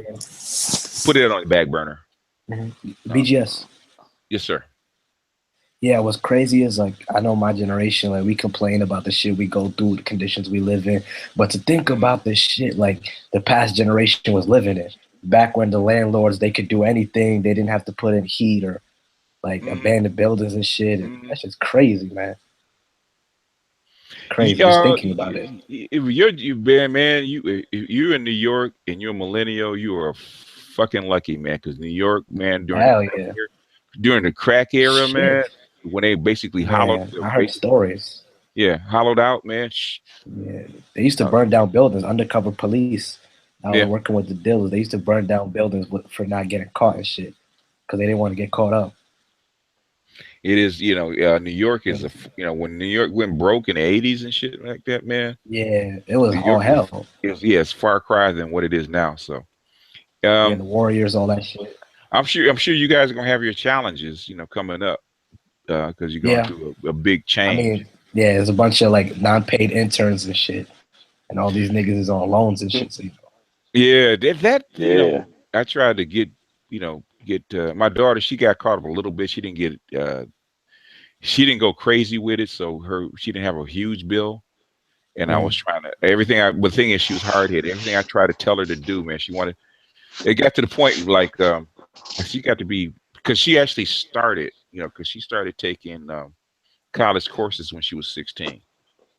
And she got the AP classes and shit. Well, basically, really, what it is she was basically into boys, and she was screwing up in high school. So basically, she had to go to make up those classes, like 2 classes during summer school at community college. So she basically started accumulating college credits. By the time she got out, she had like 20 units of college credits by the time she got out of high school. Damn, she could have graduated so early, did she? She did not. Okay. One because she kept asking me about stuff. I said if you live with me, I'll make sure that you get it. You would go to college. You would go to college debt free. You go to college. I'll pay for it. You will come out of college debt free, and I will even buy you a new car at the end of it. But if you live with your mother, there's nothing I can do for you. Shit. And why is that? Just payments or something like child support or child support? Like why'd you? Okay. Child support. Damn. But that wasn't the reason. No, I didn't care about that. The thing is that your mother, we have a different idea about She's education, and your mother's not going to see to it she's a that little bit more liberal on this. oh, Okay. a lot more liberal. Like you don't really give a fuck. Okay, so Oh, I said, shit. but if you're not in my house, I can't guarantee that you're going to do anything. But if you want to live with your mother, and her mother put a big old guilt trip on her, so she Damn. stayed with her mother. I said, hey, it is what it is. You made your choice. I can't convince you otherwise. And she got to be about 21. And I was giving her money because she was going to community college and stuff like that. She got to be about 21. And 5 years down the road, I'm on her about her grades and being consistent about taking more than 2 classes and diving in and actually getting this stuff done. 5 years later, she's like, well, I'm well ready for you to pay the college. I said, not for me. Not for Holy me. shit. I said, yeah. As you can Yeah. ignore me until it's time for a bill. You ignore me for 5 years, and now you're gonna come up with me that you ready for me to pay for college? Not for me. You better figure it out. You're 21 years That's old. how You're being grown. a father really like. That's like really how a father, like, nobody cares until the bill pops up, and then it's like, oh, dad, Yeah. Yeah. That's Same how thing it is with raising a daughter, sadly. Same thing with my second daughter. The child support. She turned 18, cut the child support off, and her mother got upset. So instead of her mother confronting me herself, she sent my daughter over to cuss me out because Shit. child support got cut off. I said, That's fucking crazy. okay. The child said, support oh, got never cut wanna off. have You a mean like daughter. it expired, right? Like child support only usually 18 to 21 years, or is it sometimes 18 in California, 18, right? Yeah. or at I think least it's 18 most until places. they'll extend it if she's still in high school. In fact, she tried to have her set back. Are you God serious? I'm serious. Shit. I said, No offense. I Did said, you fuck with a Scraggle Daggle? That's Carrie would say. you would think not, because she comes from 2 working parents. She comes from solidly middle Wow, class family. that's kind of crazy. She was spoiled, Oh wow. Damn. But, women are women, but it is what it is. And Damn, son. That must have been a lot of money, all that child support. yeah, well, yeah, it's a good chunk, because it's Shit, I would have if you want skipped to town. be a child support plus trying to be a decent father, so Damn. it Yeah, because Man, it costs. most takes niggas wouldn't even that care child about the support don't kid. cover it. No, Yeah. She got to spend the Well, time, she which never you can. she never took me to court. She threatened. I use way before Christopher Smith said it. A father child support, choose one. I said, okay. She said, well, I can get this and I can get that. And I said, I can go down to court and get this. I said, baby, you sure can. And you know what? And I will tell you, you need to go to the court and get everything you think you're entitled to. But on your way down there, do one thing. Take a lighter, take my number, burn it up. Oh God. Yeah, you don't pimp for that. Nah, man. That's well. That's not just a pimp. That's real as fuck. That's just, yeah, that was just like, But that's something out of a movie. I said, she said, why? I said, because you become a creditor to me. Right. And not a A friend, bill You're a collector. liability. not a baby's mother or anything like that. You become a creditor. Okay. I owe you money every month, and I'll look at you that way. I don't see, my creditor does not care whether I call them or not or talk to them or not. Yeah, As long right. as I pay on time. So you go down there, that means you are not my friend. Okay, you're not my friend. You're my lover. I don't want to know you anymore. So all I want to know is paperwork, and we'll negotiate in court. We'll negotiate what I pay, and that'll be it. Yep. So so I'm no longer the father of those children. You can go, you get, the father will be the check that I send you. That'll be it. Yeah, let that check put them Hopefully, in a at check night. can teach you so much. Yeah, the check is gonna tuck them in at night and read them stories. Yeah, teach them life lessons. Mm-hmm. What do you feel about those child support law changes in Illinois that Minister Jap? Have you watched any of those videos or heard anything about it? MGTOW was having an effect. MGTOW, I always say, they said, well, back a long time ago, 3 years ago, they said MGTOW wasn't going to grow, wasn't going to go anywhere because you're not getting political. I said, MGTOW doesn't have to be political. Political is just a fine art of persuasion. If people are already fed up, you don't have to vote for shit. All you got to do is vote with your feet. I am not getting married. I'm not having kids, and fuck marriage. And that's going to have an effect. And I put up a chart. I think it was how I said, why MGTOW was dangerous? And they said, well, it was a false title. No, MGTOW was dangerous to the status quo because I say to traditional families. Because once guys like Mike is in his 30s, okay, 4 years. I think you're in the early 30s, right? Are you in your 30s, Mike? Yeah, I'm gonna be 32 in November. Okay, so Mike is in his early 30s. 3-4 more years, Mike testosterone will start to go down to where the leverage that women had on him will be pretty much, for the most part, done. That's number one. Number two, if Mike gets to be 35, he never been married, never having kids, the odds that he will get married and have children go way, way, way, way down. I said Damn near zero right now. Well, yeah, probably so. And number four, and the biggest reason I actually put a chart out. A man in this particular society, as it's formed now, a man's earning potential is greatest between the ages of 35 and 55. 50, yep. Oh, 55. Oh, yeah, wow. 35 and 50. Actually, it's it could be like 35 to 62, depending on what he's in. And exactly. Yeah. But 35. Yeah, those are the norms, I believe. Yeah, but 35 to 55 are his highest earning potential in his whole life, from start to finish. His highest earning potential is between that time. So if that dude is not married, if that dude doesn't have kids, and he reaches the majority of guys reach the age of 35 and over in a big group, a big number, that's a whole lot of wealth that doesn't go to family and females. I hear women talk about that. When I talk to them, it's like, what? You're 30? You're 31 and you have no kids? Are you serious? And then when women say it, I said, what? You're that old and you don't have no kids? You must be crazy as fuck. And they'd be like, no, I ain't crazy. I just don't put up with this. And that means, okay. But I'm supposed to.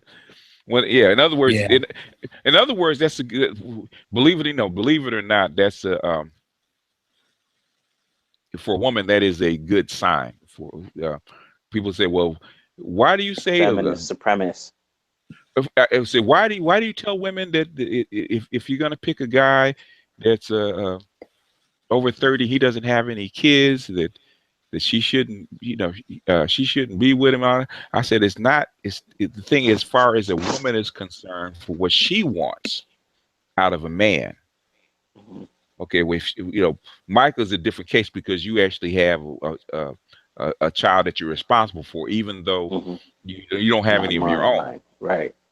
Yeah. So in other words, you already learned those lessons, how to basically, when you have to care for a child, they can't give you anything back. It's not a transactional situation. You actually have to put yourself in a position where, okay, you're going to have to take an L. You're going to have to take a hit. You got to put yourself secondary because the needs of that child do come first if you're going to raise that child properly. So you already have accepted that and already had to learn how to do that. Whereas a single man with no children and don't have any responsibilities, they never learned that.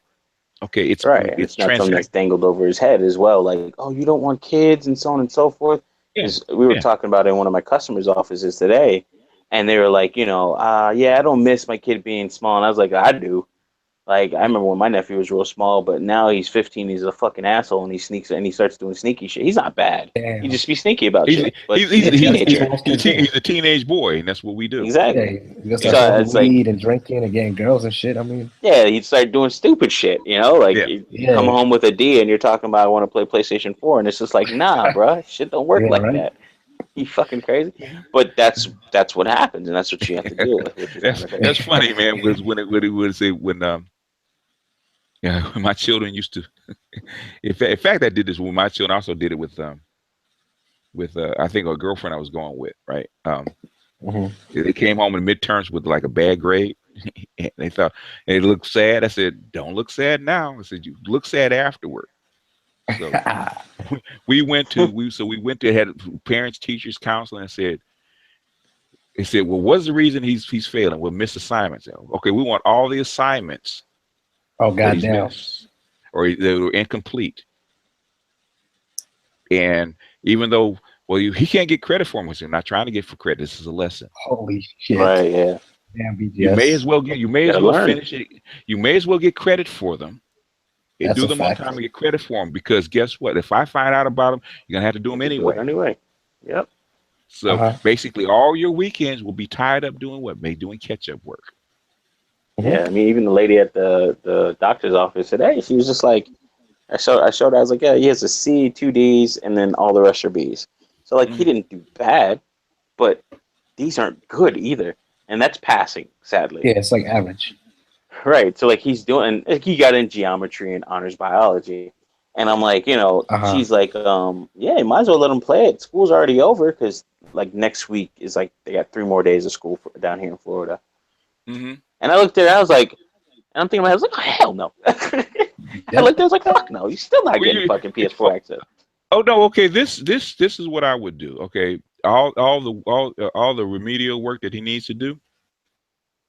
Okay, this is transactional. You want PS4? Get PS4. Yeah, but this is what you're going to have to do to earn it. Yeah. And you have to do it to my satisfaction, not the teachers. Yeah. Still want to learn.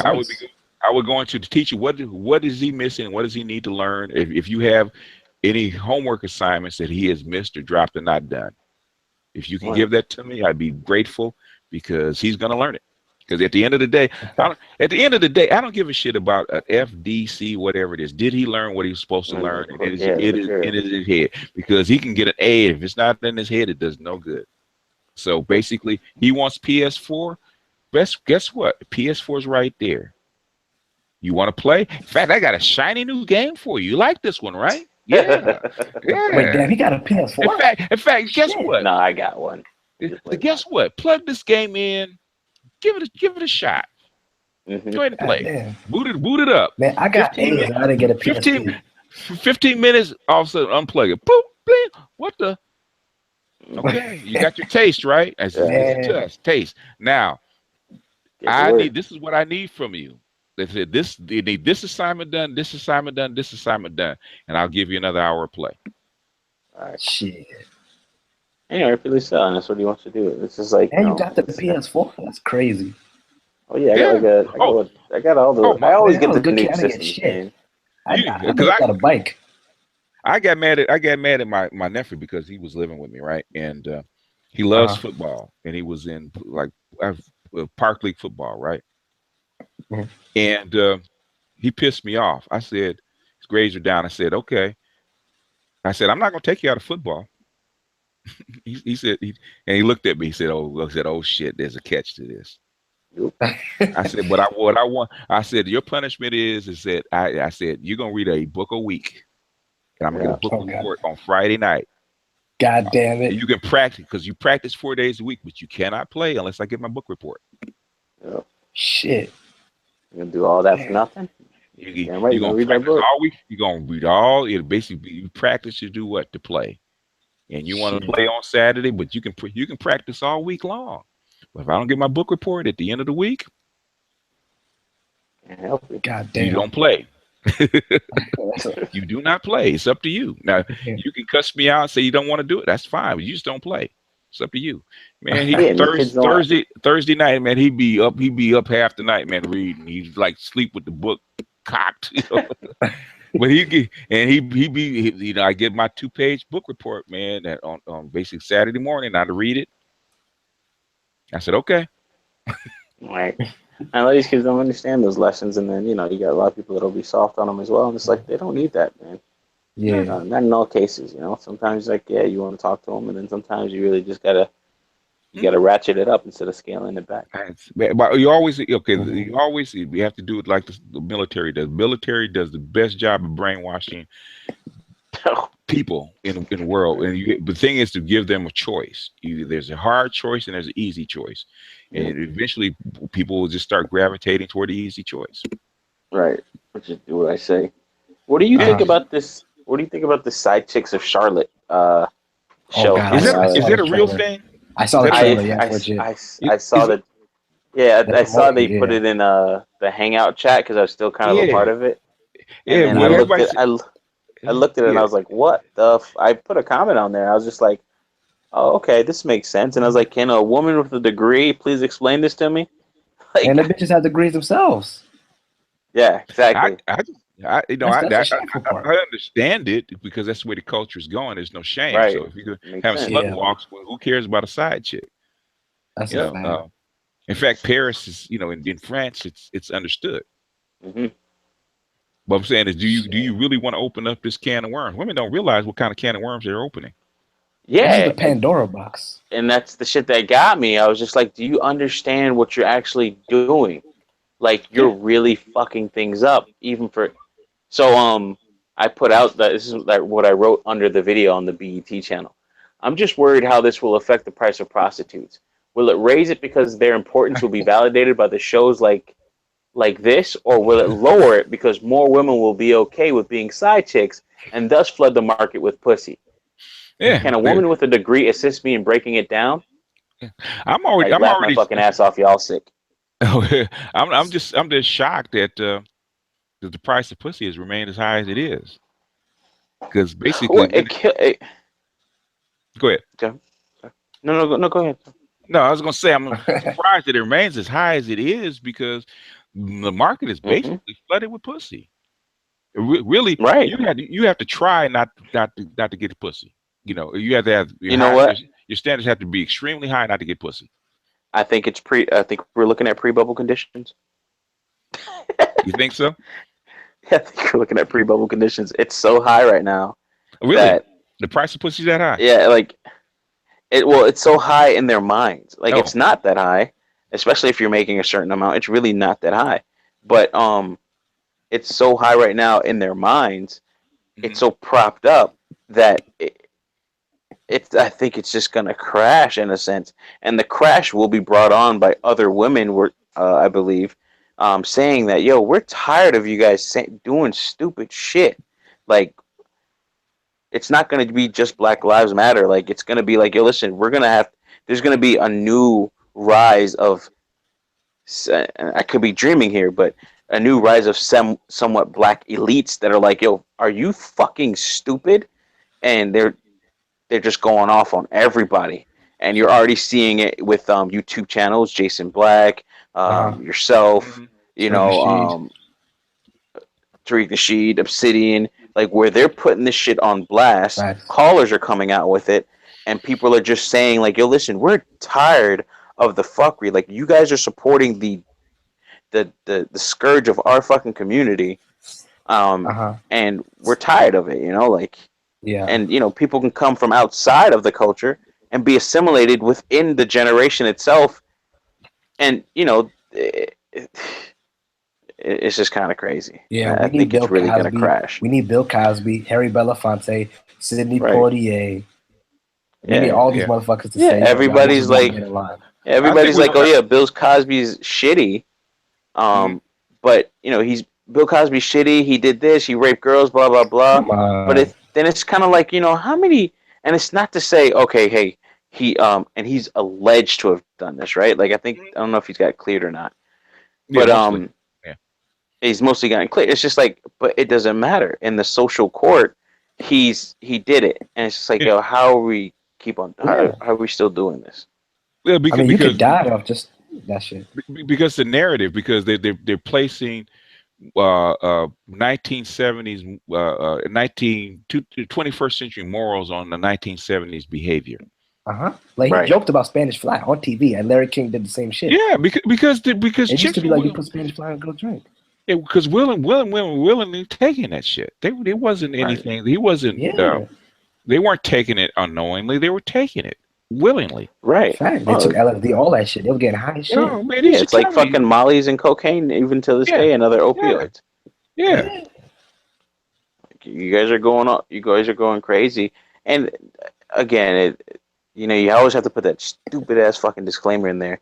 And it's not to say that not everybody's doing it, or their concern or their protest is not justified. It's just sometimes look at who you're directing it at, and then you're not even directing it. I don't use any damn disclaimers. I had one chick that came in and says, "Well, how come it's not all?" I said, I had one chick, I got pissed off. I said, if you're not intelligent enough to realize that I'm not talking about everybody, then you don't even need to be on this channel and be in this discussion. I'm tired of stooping down to use disclaimers like you guys are fucking 5 years old.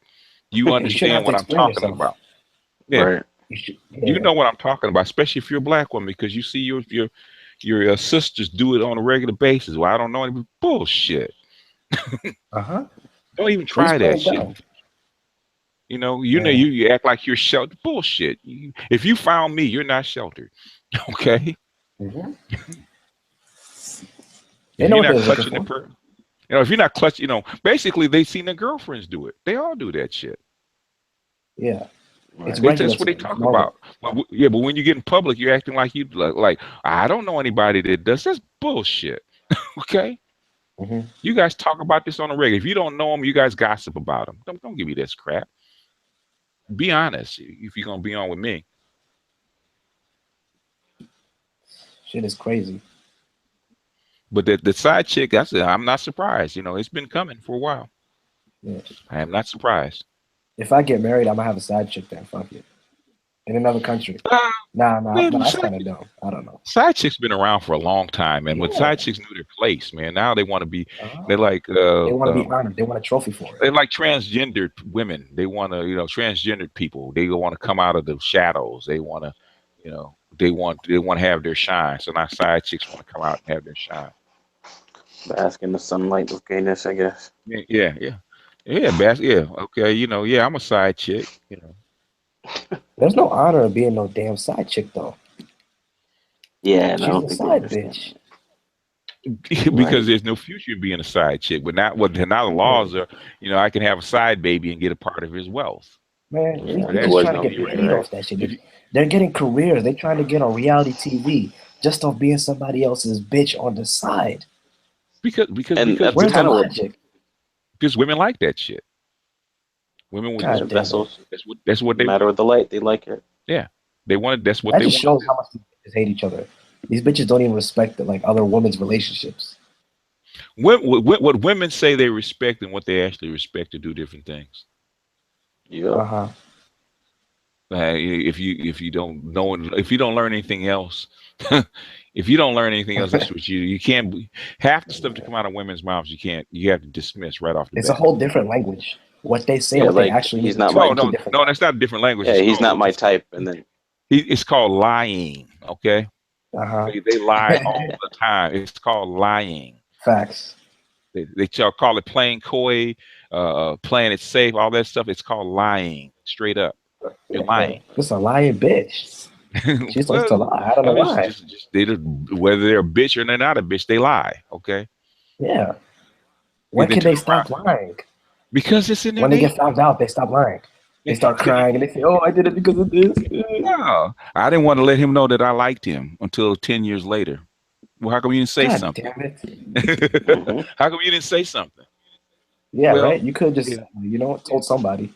Yeah, I'm not here to. Well, you didn't know that I liked you. It's not my job for me to know that you like me. It's your job to tell me. Yeah. And it's well, you didn't try hard enough to get this pussy. You said no. It's simple as that. Yeah. All right, folks. We'll give about 15 more minutes, and we're out. Anybody in the chat, if you want to jump in for the last 15 minutes, because God damn, it's 7:30 in New York. Oh, Mike's at work, so he's probably that's how come he's still up. You at work, Mike? No. Tonight, tonight's my night off. I got to go to work tonight. That's what I was telling my business partner, man. I was like, yo, he's been switching it up. He was doing it on Fridays, then he switched to Saturdays, which were great. And then now he's back to Fridays. Now I'm missing this shit. But yeah, let me go, man. Later, I'm gonna go to the city later with my crew. Later on, just a chill day. Go talk to some girls. You got to do something. Take care of that, man. Go ahead and pop the cork. I ain't gonna lie though, man. Don't rush it, bro. Make sure you get yourself a little clean one, man. I feel you though. You gotta take care of that. Yeah, you gotta take care of that, man. Let's just get it out of the way. Point where it went from being like there was a point when like when you're younger and it's like, oh, the girl's like, oh, that shit's cute, but now it's like kind of like, ew, motherfucker, that's weird as shit. Like, There's a very haven't good gotten no song. pussy? And look this up, man. There's a very good song. This is old as shit. Smokey Robinson, Virgin Man. All right. Look that up on look it up on YouTube. And he talking about "Can You Love a Virgin Man?" That's way back in Jesus. When did he put that out? Is it late 70s or something like that?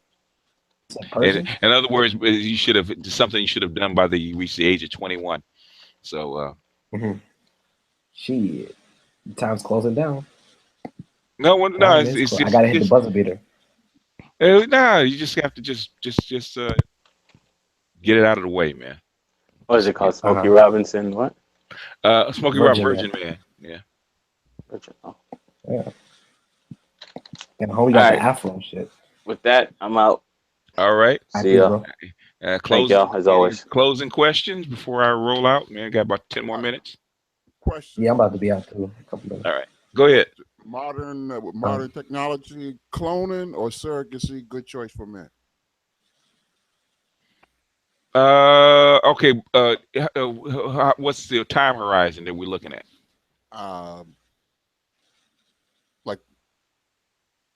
Well, cloning we can't actually do humans, but I figure. Yeah, they can. Well, that's what I mean. Yeah, it's just they haven't told you yet. Do you think men would rather have that? Do you think that will come about, or? So what do you? In other words, what are you trying to get offspring? Or are you trying to? Yeah, for men. Are you trying to get a child, or what are you trying to do? A child. I'm talking about. Eventually, what's going to happen is you just buy an egg, they'll fertilize it, they'll put it in an artificial womb, and basically, boom, you get a kid. But a man's going to want his, a copy of himself, essentially. That's what you're saying. You can't. The problem with cloning is cloning as we see it is that is with the telomeres. Okay, if they can find what is it? What do they call it? A copy of your original stem cell instead of an adult stem cell, where the telomeres. Okay, because the telomeres determine your basically your age of your cells, right? That's what they go by. It's like their little clock. And cloning is when you say if you're 40. If you're 40 years old or whatever age you are, and you clone yourself, the growth will be rapid, but eventually it takes a lot less time for basically you're cloning cells that are like 30 years old. In other words, you're 30 years and it's not infant cells because the telomeres are too long. So cloning, cloning to get a child, a biologist told me, a cell biologist told me, he said that was the reason that cloning wasn't suggested. It's best to actually buy an egg, use your sperm cells, and start fresh. But if you want a copy of yourself, you will get a copy of yourself, and basically it won't be like a child. It will age just like you age. Have all the inherent whatever it is that you have. So that's at least so far, because they haven't solved that problem yet. Yeah, that's what happened to the sheep. Okay. Yeah. Okay. Well, even though they can clone you, they can clone you as a human being, but the thing is okay, you will get a copy of yourself. Okay. And it might, I don't know whether it'll grow up to adulthood or not, but the thing is, it's going to age. You're going to have a child that's basically a 30-year-old child without the growth.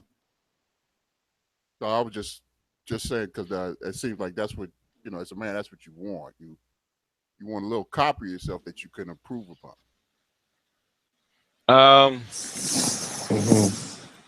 Yeah, I'm sure it'll happen at some.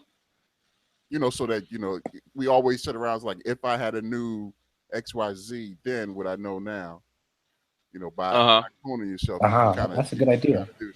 kind of do Well, that. the thing is, will your clone your clone is going to be a separate soul with a separate Yes, identity, yeah, or separate. Just like a baby, except it comes from strictly your DNA. That's what I'm talking about. like I said, that's the issue with cloning, and because I asked him, he said it's best to start fresh with a donated egg and sperm cell. Uh-huh. So It has to be a mix. what about surrogacy? Well, like you said, It's surrogacy because nobody's, they actually have an artificial womb. They actually do have it because they've actually uh, talked about. They had one that was a vat. The Japanese had one that's a vat. They've actually got it down to where it's actually a bag. It looks like a bag where they can actually, grow the fetus in that particular bag and actually hook it up. But so that I would say the next 10 years, I don't know. I said, what's your horizon? Uh, in the next 10 years, you probably see it because it's already there, and yeah, it might not happen in the United States because I don't know if the United States is going to allow it, but it will. It's already here. It's just going to get better. They've already got the technology there. So basically, you would take a donated egg. In fact, you can actually have it made from um, you can actually have it made from like skin, like other cells. If they can find your basically what they found out, if they can find stem cells that haven't aged too much, they can take your stem cells, take your sperm, and basically fertilize that, and it will grow into a copy of you, or something close to it. no, I asked that because if there's no romantic love and women don't love the way we want, Hmm. the same as men rather. Hmm. If you marry, I mean, if you have a kid and if you get with a woman and it's just strictly we're gonna have this kid and we have sex from time to time, it's nothing deeper than that. Then Hmm. basically that's surrogacy and a nanny. Hmm. So that's why I asked that. I want to know Yeah, yeah, if men can live with that or not. you can actually probably do it now. It's just 50 grand. You go to India and pay a chick 50 grand. Um, get a donated egg with your sperm and have it implanted into a chick in India. It's about 50 grand. Come back in in 40 weeks and you got your kid. You carry it home. No, but I'm gonna need somebody to raise that joker when he's little. Well, that's a different issue. You asked me that. But no, that's what I mean. That's you get married to somebody like, okay, it's not, we're not gonna play the lovey dovey thing, and so you talk about side chicks, so don't get mad if I got somebody else, and like you said, we keep it discreet, don't embarrass each other. You can find chicks out there like that now, man. They call chick that are into polyamory, No. where they're doing that. They're basically they're doing the alpha fucks beta bucks, where they want to have a kid and Oh, that's what husband women or are doing. somebody at home, but they're actually fucking other dudes on the outside. Oh, that's what women are doing. Okay. Yeah, yeah. Basically, that's basically all you want from her, right? Is you want to be a mother to your kid. She's got her kid with the dude that she want to have the father of her child, and the rest is just she's going out fucking other dudes. Okay, she don't care what you do. I was saying that from the man's perspective. Yeah. Oh, well, I'm saying even that would be a woman that would be suited towards you No. because she's there basically there to be a mother to your child, Oh, okay. I see what and you're you saying. support it. Basically, she's internally it's a family. Externally, you can fuck whoever you want to fuck. Outside the family, chicks are Oh, already doing that shit. and could you? I wouldn't want you to, have an argument with the guy, or But do you think you could do a show like you did earlier with SWP? I don't think SWP would come on with me. And now that you mentioned that he wouldn't. I mean, if you just kept it between you two, you know, like I said earlier in this, but you could do that though, right? What? I mean, you would be open to that, right? Yeah. I don't think he would come on to me. He'd come on with me. So. Yeah. He hates old people. Huh? He hates old black men. Well, who cares? And you gotta listen to the elders sometimes. You gotta listen to the OGs. I like the guy. Yeah, he says a lot of real shit. Well, basically he's angry with his father. But yeah. Because the first thing I would say, well, old niggas ain't done that. I said, well, how old are you, dude? Oh, that's that something. nigga's like 30 now, right? Yeah, he's if you go back a ways with him, you see the change in him. He was, you know, he's considered old in my generation. All his building and what they didn't do, you know, hey, you 30 something now, what you done built. That's a fact. I would say, they said the baby boomer generation. I think that's the generation he's talking about. Yeah, that's what he hates. And I say, motherfucker, they were 14, 15, and 16 sitting at lunch counters taking on cops. Hell yeah. They were doing, they said they were 14, 15, and 16 doing voter registration in the South and doing riots in Detroit. And doing freedom rides and stuff like that. Mm-hmm. Okay, 14, 15, and 16. Martin Luther King, was 26, 25 years old when he led the Montgomery bus strike. God damn. You are in your 30s. What have you done? What has your generation done? You guys are in your 30s heading towards your 40s. What have you done? Now you can tell me what you've done that even rivals what the baby boomer generation does. They were out there protesting, and they were actually protesting protesting against the war, Vietnam. You've had this Afghanistan war, Middle East war for the last 15 years, and you haven't protested not once. You don't even basically barely get past slogans on YouTube or Twitter. Yep. Take it to the internet. What have you done? What literally what have you done? Baby boomers are the one that invented the internet, personal computer, smartphone, all that shit. What have you done? Bill Gates, when he started at Microsoft, Bill Gates was 19 years old. Steve Jobs was 20 when he started Apple. Okay. BET was started by BET and Oprah. They were all, Oprah and all them. They were young when they started their careers. Okay, they were young. Even the Wayans. Yeah. So if you're 30 years old and you're talking about your generation, you don't like old niggas. What have you done? Niggas just be hating for no reason nowadays. What if you can have, in other words, if old people, old brothers have made mistakes. Okay, you don't like integration. Okay, maybe they made a mistake, maybe they didn't. But the thing is, they didn't make mistakes by sitting on their hands. They actually did something. They got tired of being lynched. They got tired of being drug out of their houses. They got tired of being beaten by police, and they went and did something about it. They basically turned over a whole society to do it. What have you done? So I'm not tooting the horn of the baby boomers, but the thing is, if there's a scoreboard, they keep score. Look at the scoreboard, see what you've done compared to the baby boomers. If you've done half of what they've done, we can have a conversation. But you can't, and not even got on the field and talk about what niggas didn't do. You're gonna be 60 years old. I hate old niggas, because basically they're gonna say, how can you talk about them and you haven't done shit? You got cats 40 years old talking about what the baby boomers didn't do. What? You're 40. Okay, it's not like you right there.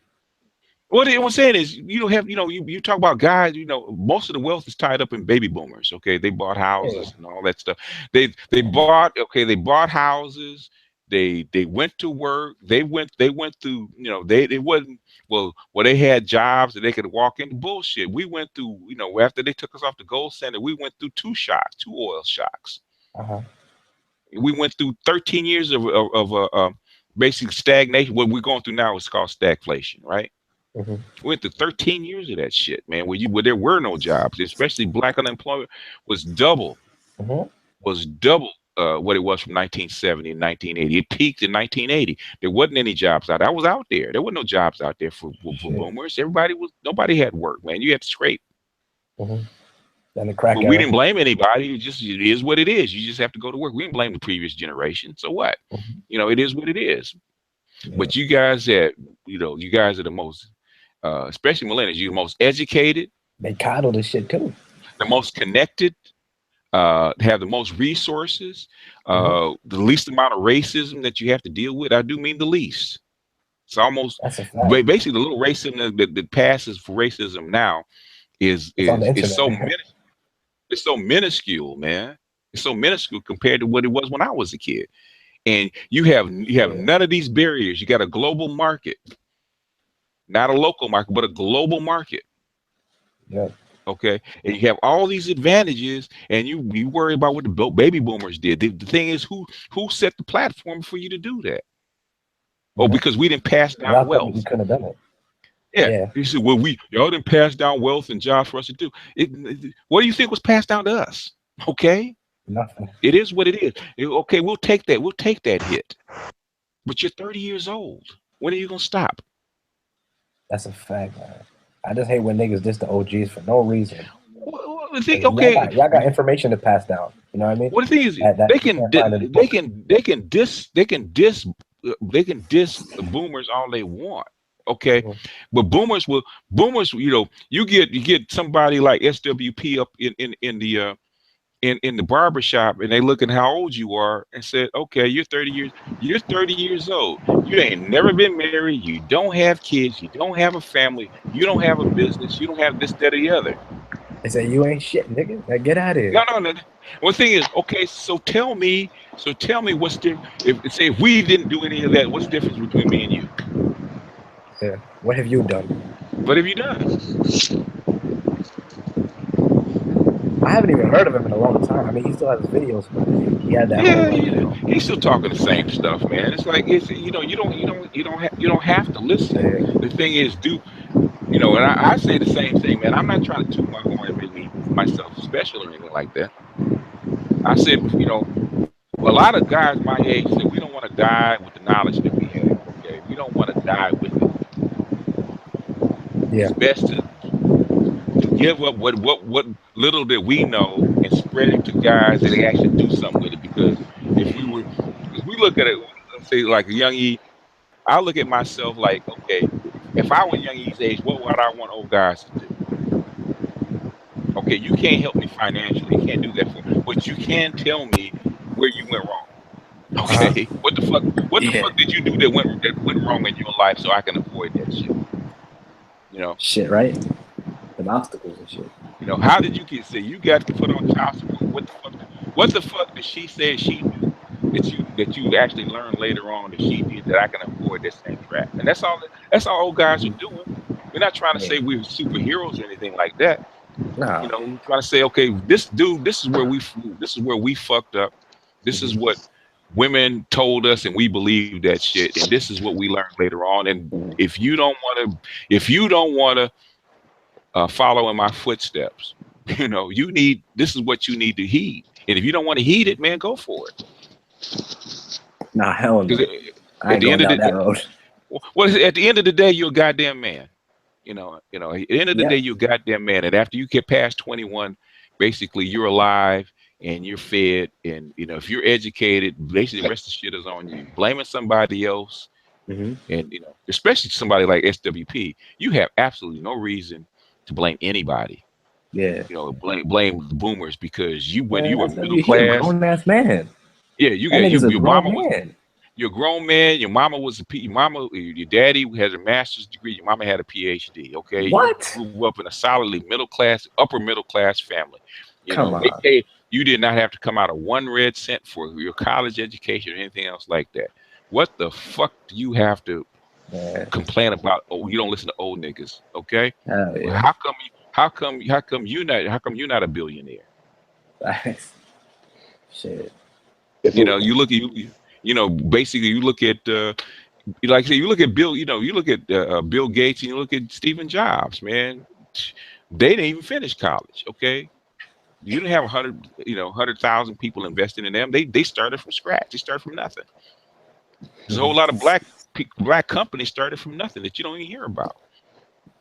Yeah, Steve Jobs was a genius in a way because he basically made almost the same product that Microsoft made, but he turned it to a luxury product and put it into a luxury market with low cost. So that's how he was able to make that fortune, like based off of good marketing. Yeah, he made a brand. There was a thing. Wozniak came up with the Apple II. And Wozniak was actually the engineering genius that actually came up with it, that actually made Apple go, because Wozniak figured out how to do stuff with off the shelf technology. He's the one that wired the board. He figured out how you could directly wire a TV screen to an Apple II to make it talk where you can actually get typed out, and that's what made the Apple II go. And then people started putting in software and stuff like that, and that's actually started the revolution. And it was like it steamrolled from there. But what the Steve Jobs' biggest key is that Steve Jobs made Apple a religion. Yeah, people line up for that product. Like the first day it comes out, they're lining up like they're going to school. You're like, man, look at this line. Like they're going to church. Like they're going to church. It's a religion.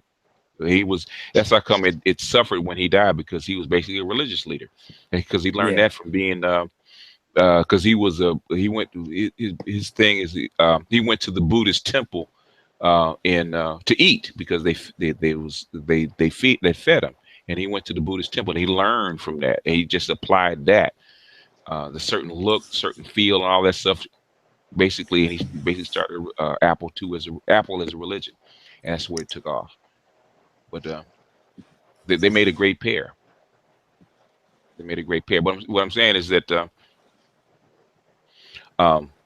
blame, if the boomers are in their 30s and they haven't done anything or achieved anything, you can't look back and say the reason I haven't achieved anything is because nobody gave me anything. That's what they're saying.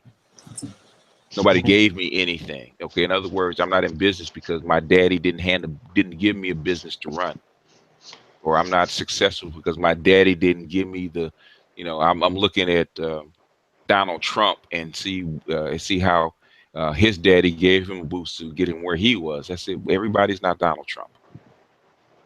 No, it's hard, but it's actually it is harder for people of color. But if you're white, and you have a good business plan, the banks won't have no problem giving you money. But it's harder for black people to get that startup capital, but it can be done. What I'm saying is it's always been that way. When was it not that way? And I always say racism now. All black people. Yeah, racism now is more it's more overt. Like back in the day, it used to be in your face. Now it's more hidden.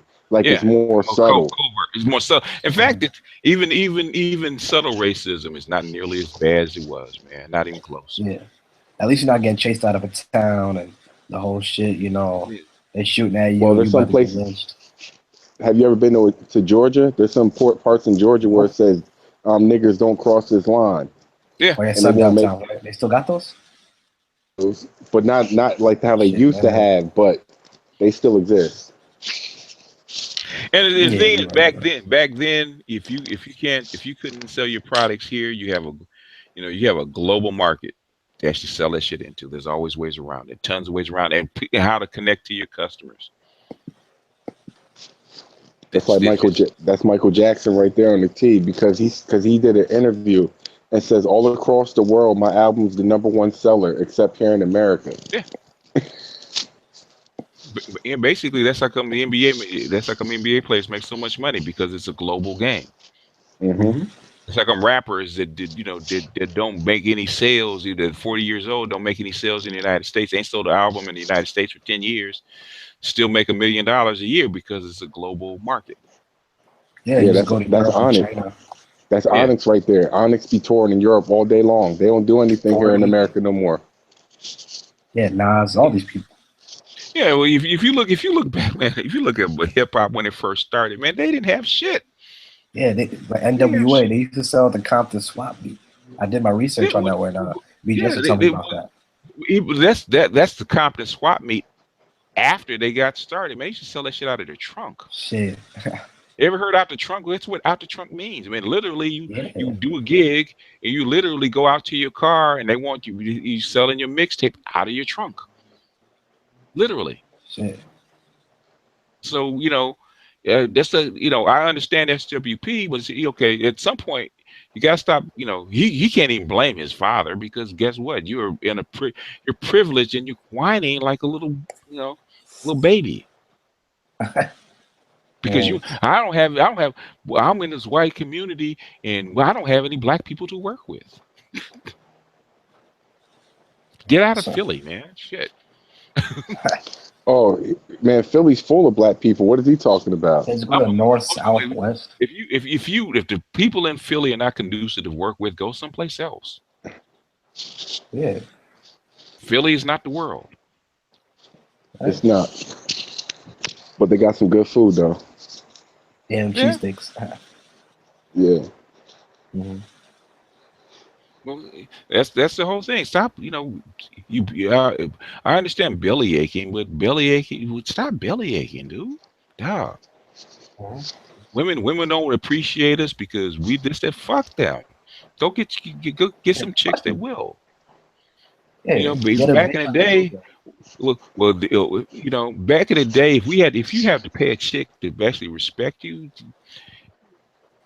she not gonna do what we said because we can't give her countertops and she ain't driving the beat. Fuck her.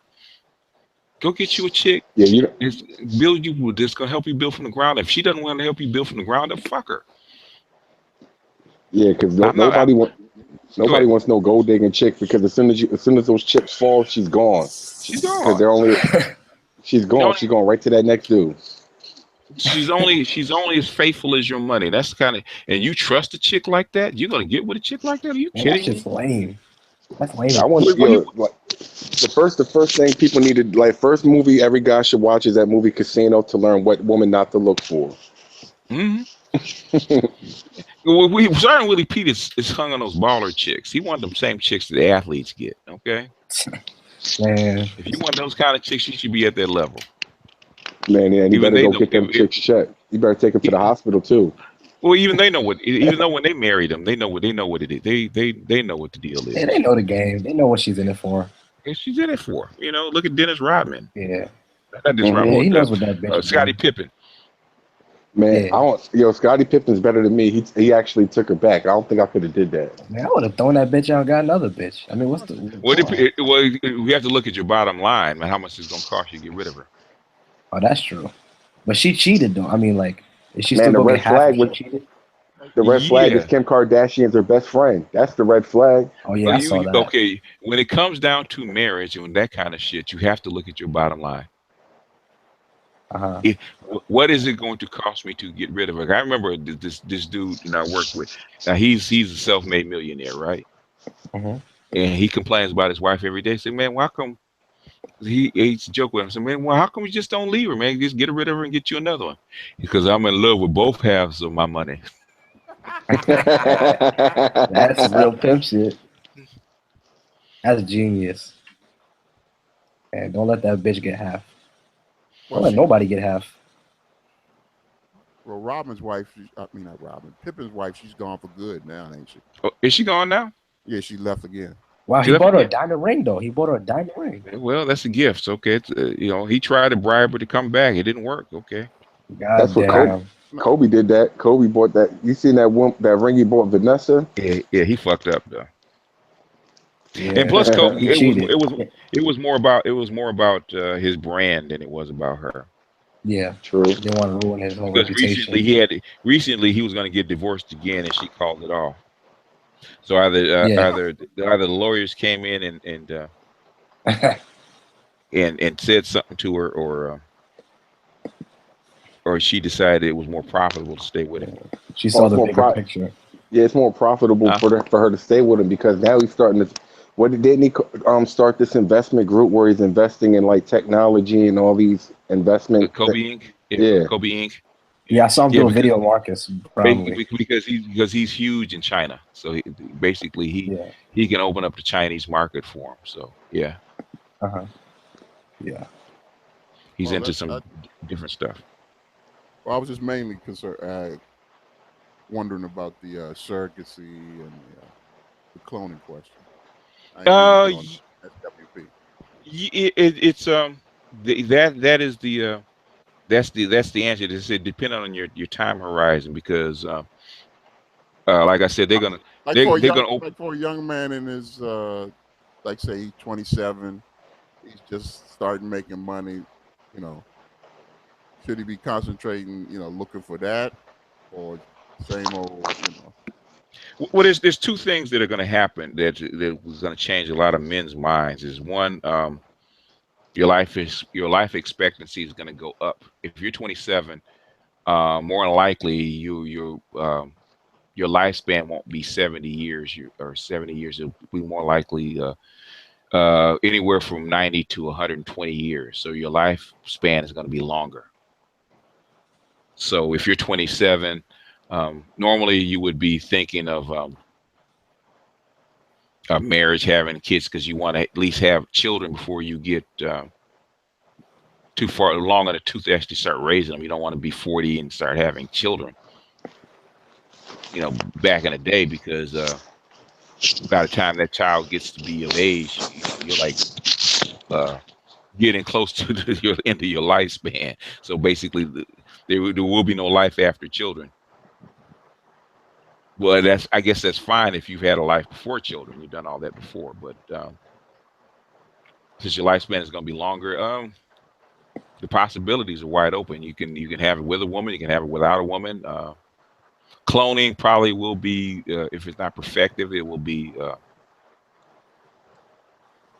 It probably will be later on. By the time you finish, because basically automation and all that stuff and innovation is going to go like light speed. Like I said, that artificial womb, a lot of people said it wasn't here, and all of a sudden, boom, okay, there it is. In fact, it's simpler than we thought. It's a bag. It basically looks like a plastic bag made out of certain material. It's hooked the whatever it is up to the nutrients, and boom, it'll grow just like any other fetus. So the artificial womb is here. So basically, then eventually they won't even need an egg, because they can make a sperm. They figured as long as they fertilize it with sperm, anything can be an egg. Any human cell can be an egg. That's what they found out. So basically, as far as women are concerned, as far as reproduction, I'd say 10, maybe 15 years. As far as reproduction, women will be useless. Won't need them. You won't need them. You can opt for them, but if you have a certain amount of coin, you won't need them. They'll grow one for you. So basically, you're saying it's going to be to the point men are going to be able to create the woman they want. Create the woman that they want. What do you mean by that? Cloning, you could be able to take. Won't you be able to mix certain like DNA? Like say if you want a black woman with a certain feature, you'd be able to put that in the cloning process, or yeah, you could do that, but the thing is, she's going to still be a human being. Okay, and a human being, cloning a human being, they don't come with the memories and the adulthood and all that stuff. It's not a copy. Okay, it's not a perfect copy. They don't come out being an adult woman. Okay, it'll come out as a little girl, and what you're going to do, grow her up as a clone? No, I don't mean like that, but I'm like say if you're trying to get a certain athlete, like say if you want a certain height of basketball player, you'd be able to mix like Michael Jordan's genes with like Brittany Griner or something. No, that's and then create. eugenics. Yeah, they'll be able to do that. They probably can do that. It's not to that point now, but yeah, they'll be able to do that. But then Yeah, again, if everybody's doing it, then what's the value in it? yeah, that's eugenics. Everybody's gonna be 6 foot, and I want a 6'5" looking like this and hair this long, all that. That's no, that's not what I'm talking. Because it would be crazy if you take Michael Jordan's jeans and mix it with like a Kansas Parker or a Lisa Leslie. Yeah, There's people like that.